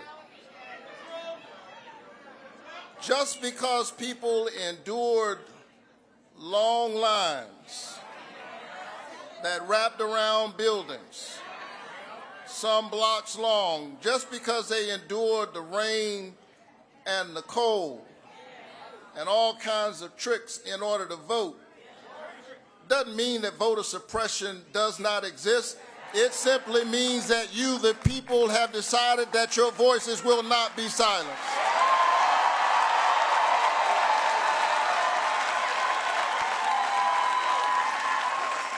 Let us not forget that when we entered this runoff, a vestige of the ugly side of our complicated American story, state officials said that we couldn't vote on Saturday.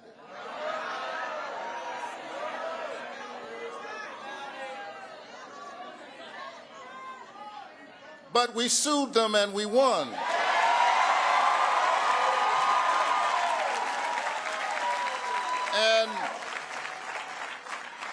And the people once again rose up in a multiracial, multi-religious coalition of conscience. You endured the rain, you endured the long lines, and you voted, and you did it because you believe, as I do, that democracy is the political enactment of a spiritual idea. This notion that each of us has within us a spark of the divine, that we were created in the imago Dei, in the image of God. And if you're not given to that kind of religious language, that's fine. Our tent is big.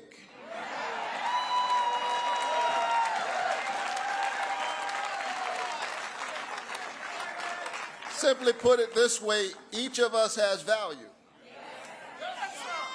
And if we have value, we ought to have a voice. And the way to have a voice is to have a vote to determine the direction of your country and your destiny within it. And so we stand here tonight on broad shoulders. Our ballot is a bloodstained ballot. We stand here on the shoulders of the martyrs, Schwerner, Cheney, and Goodman, two Jews and an African American who lost their lives fighting for that great American right to vote. Viola Luiso and James Reed, a white sister and a white brother who also lost their lives. Fannie Lou Hamer, that indomitable Mississippi sharecropper. And my parishioner, God bless his memory, John Lewis,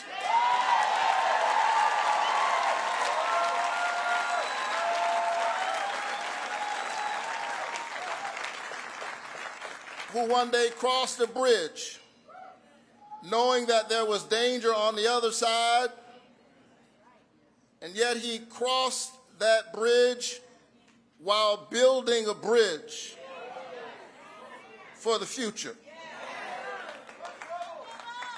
And now it is on us, the latest generation of Americans and of Georgians, to keep building that bridge, to keep walking that long walk, pushing the nation towards our ideals. And so, Georgia, this is my promise to you. The work that we must do is difficult. The issues are not simple, they're complex. But here's my promise to you: I will walk with you even as I work for you.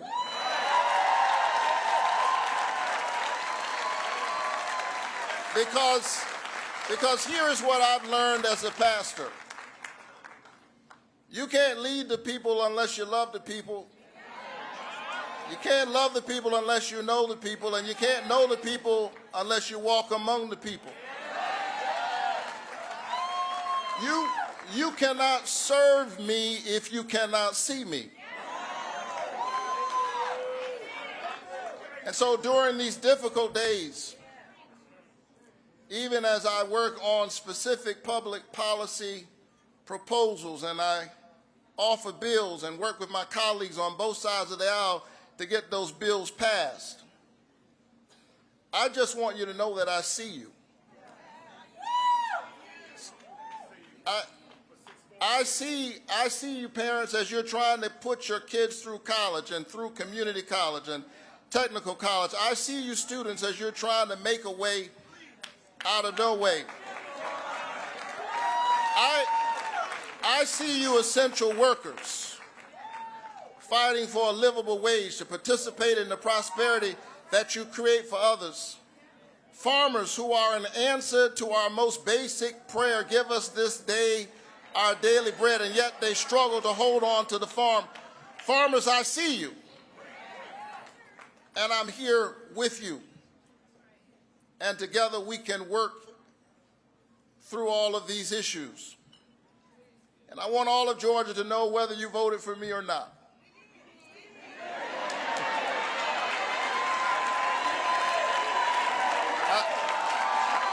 I get it. But I want all of Georgia to know, whether you voted for me or not, that every single day I am going to keep working for you. I'm proud of the bipartisan work I've done, and I intend to do more, because I actually believe that at the end of the day, we are all Americans. I believe in that American covenant. E pluribus unum. And it is that covenant that drives me to work to lower costs, to lower the cost of prescription drugs, to create jobs all across our state, to address the issue of criminal justice reform. Because I believe that you can have justice and safety at the same time.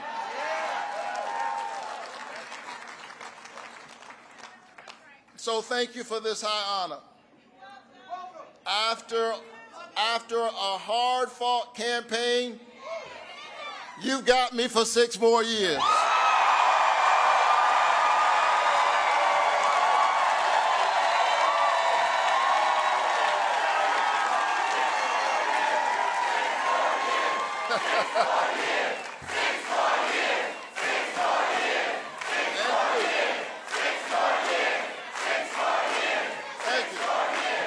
So let me quickly do a couple of things. I want to thank my amazing campaign staff.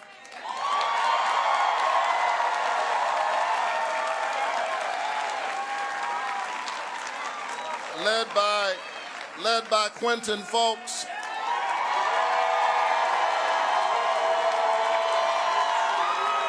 I want to thank my amazing Senate team led by Mark Libel, and my state team led by Meredith Lilly.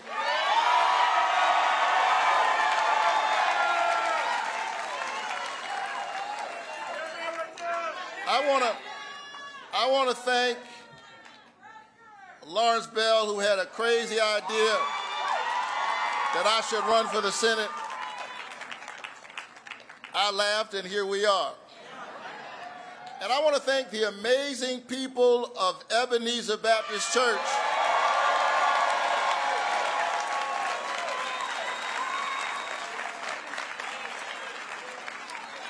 who, amidst the attacks, stuck with your pastor. Thank you, Ebenezer Church. So let's celebrate for a little while on this mountain. Let's dance because we deserve it. But tomorrow we go back down into the valley to do the work. I know that the days are still difficult. The times are dark, but the light, the scripture says, shines in the darkness, and the darkness overcometh it not. I'm ready to keep doing this work. I can hear my dad of blessed memory say, get up, get dressed, put your shoes on, get ready. Are you ready, Georgia? I'm ready. Stand up for workers, to stand up for women, to stand up for our children.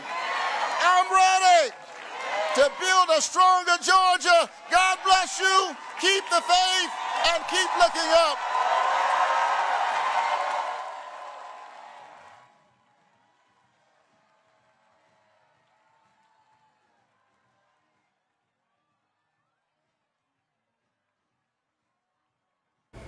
The Abbey box.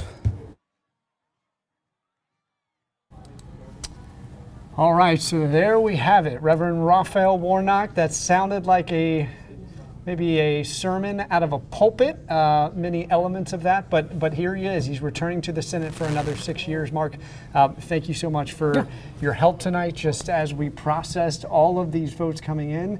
It teeter-tottered there for a little bit, but overall your analysis of Warnock's victory and what this means for the state moving forward. Well, I think what it means for the state going forward is kind of big picture is that this is quite literally the #1 swing state in the entire country now. You have Republicans getting elected statewide in every single election statewide. Just 4 weeks ago and tonight, a Democrat wins statewide. So both parties have to have, if both parties are unified, that would be a battle royal. I'm not sure the Republicans were quite unified. There were about 10% of Republicans that we found in the landmark polling. We polled this race continuously, and we found that 10% of Republicans were supporting Warnock, which is an unusually high number. 2.5% of Democrats were supporting Walker. Interesting. Yeah. We're looking into the future at this point, but 2024, I know it's so early to talk about. I feel like we're talking about the NFL draft, and they do this all the time. On draft night, they go ahead and they look at the next year's junior class, and it to me always feels just a little bit too far-fetched, but let's go ahead and do it. 2024, what does tonight say about what we could see in what obviously will just be a very significant, high-stakes presidential race? Well, Georgia might play, depending on if there's a realignment of states holding a primary. Georgia has traditionally gone in a March presidential primary, probably still will, but if there are proposals to possibly accelerate and bring some of the southern states in earlier, that might be interesting and probably very helpful for Governor Ron DeSantis if that were to happen. But as for the general election of 2024, there wouldn't be anything that would affect the U.S. Senate in Georgia, but there would be, nationally speaking, there would be a lot of Democrats that are considered vulnerable on the ballot in 24, and literally 0 Republicans currently. The only, out of the 10 Republican seats that are up in the U.S. Senate in 2024, the only one that's even really debatably vulnerable right now is Senator Rick Scott from Florida, and that's a pretty safe seat. Yes, okay, so we'll have plenty of time to kind of focus on that race as it just is now going to start heating up, good God. But I want to ask you, as we're watching Warnock on stage celebrating, there's Atlanta Mayor Andre Dickens standing right next to him. Why did Warnock win? Why did Walker lose? You know, if I would ask everybody that's watching this to give themselves this question: what was the main issue, policy issue, that Herschel Walker ran on? Name one. He ran on a series of issues, but all of them kind of were disconnected. It was a little bit of, it was a little bit of, should males be able to compete in female events and sports, and there were different issues that they talked about, but nothing that was dominant. And I tell you, I think the Republicans nationally made this mistake. They should have had, instead of just assuming that the Democrats would implode over gas prices and inflation and the rest, Republicans should have come up with at least one main policy issue, and this would have been the killer if they had run on the balanced budget amendment. Okay, a lot up for debate. I'm told that you're actually now needed back on TV. Oh, wow. Okay. So your night is not over. Okay. Thank you so much for joining us Always. here. And yeah, we'll continue to talk and dissect everything that has happened tonight, everything that's still coming down the pike. It has been a whirlwind of a night. We're going to just check back in as, yes, there's Warnock still on stage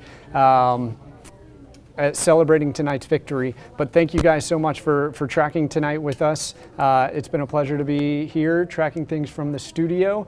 And I know that we will continue to look into this race, the consequences of it, and what this means for Georgia moving forward over the course of the next few days. So be sure to stay tuned to Atlanta News First. Thank you so much and have a great evening.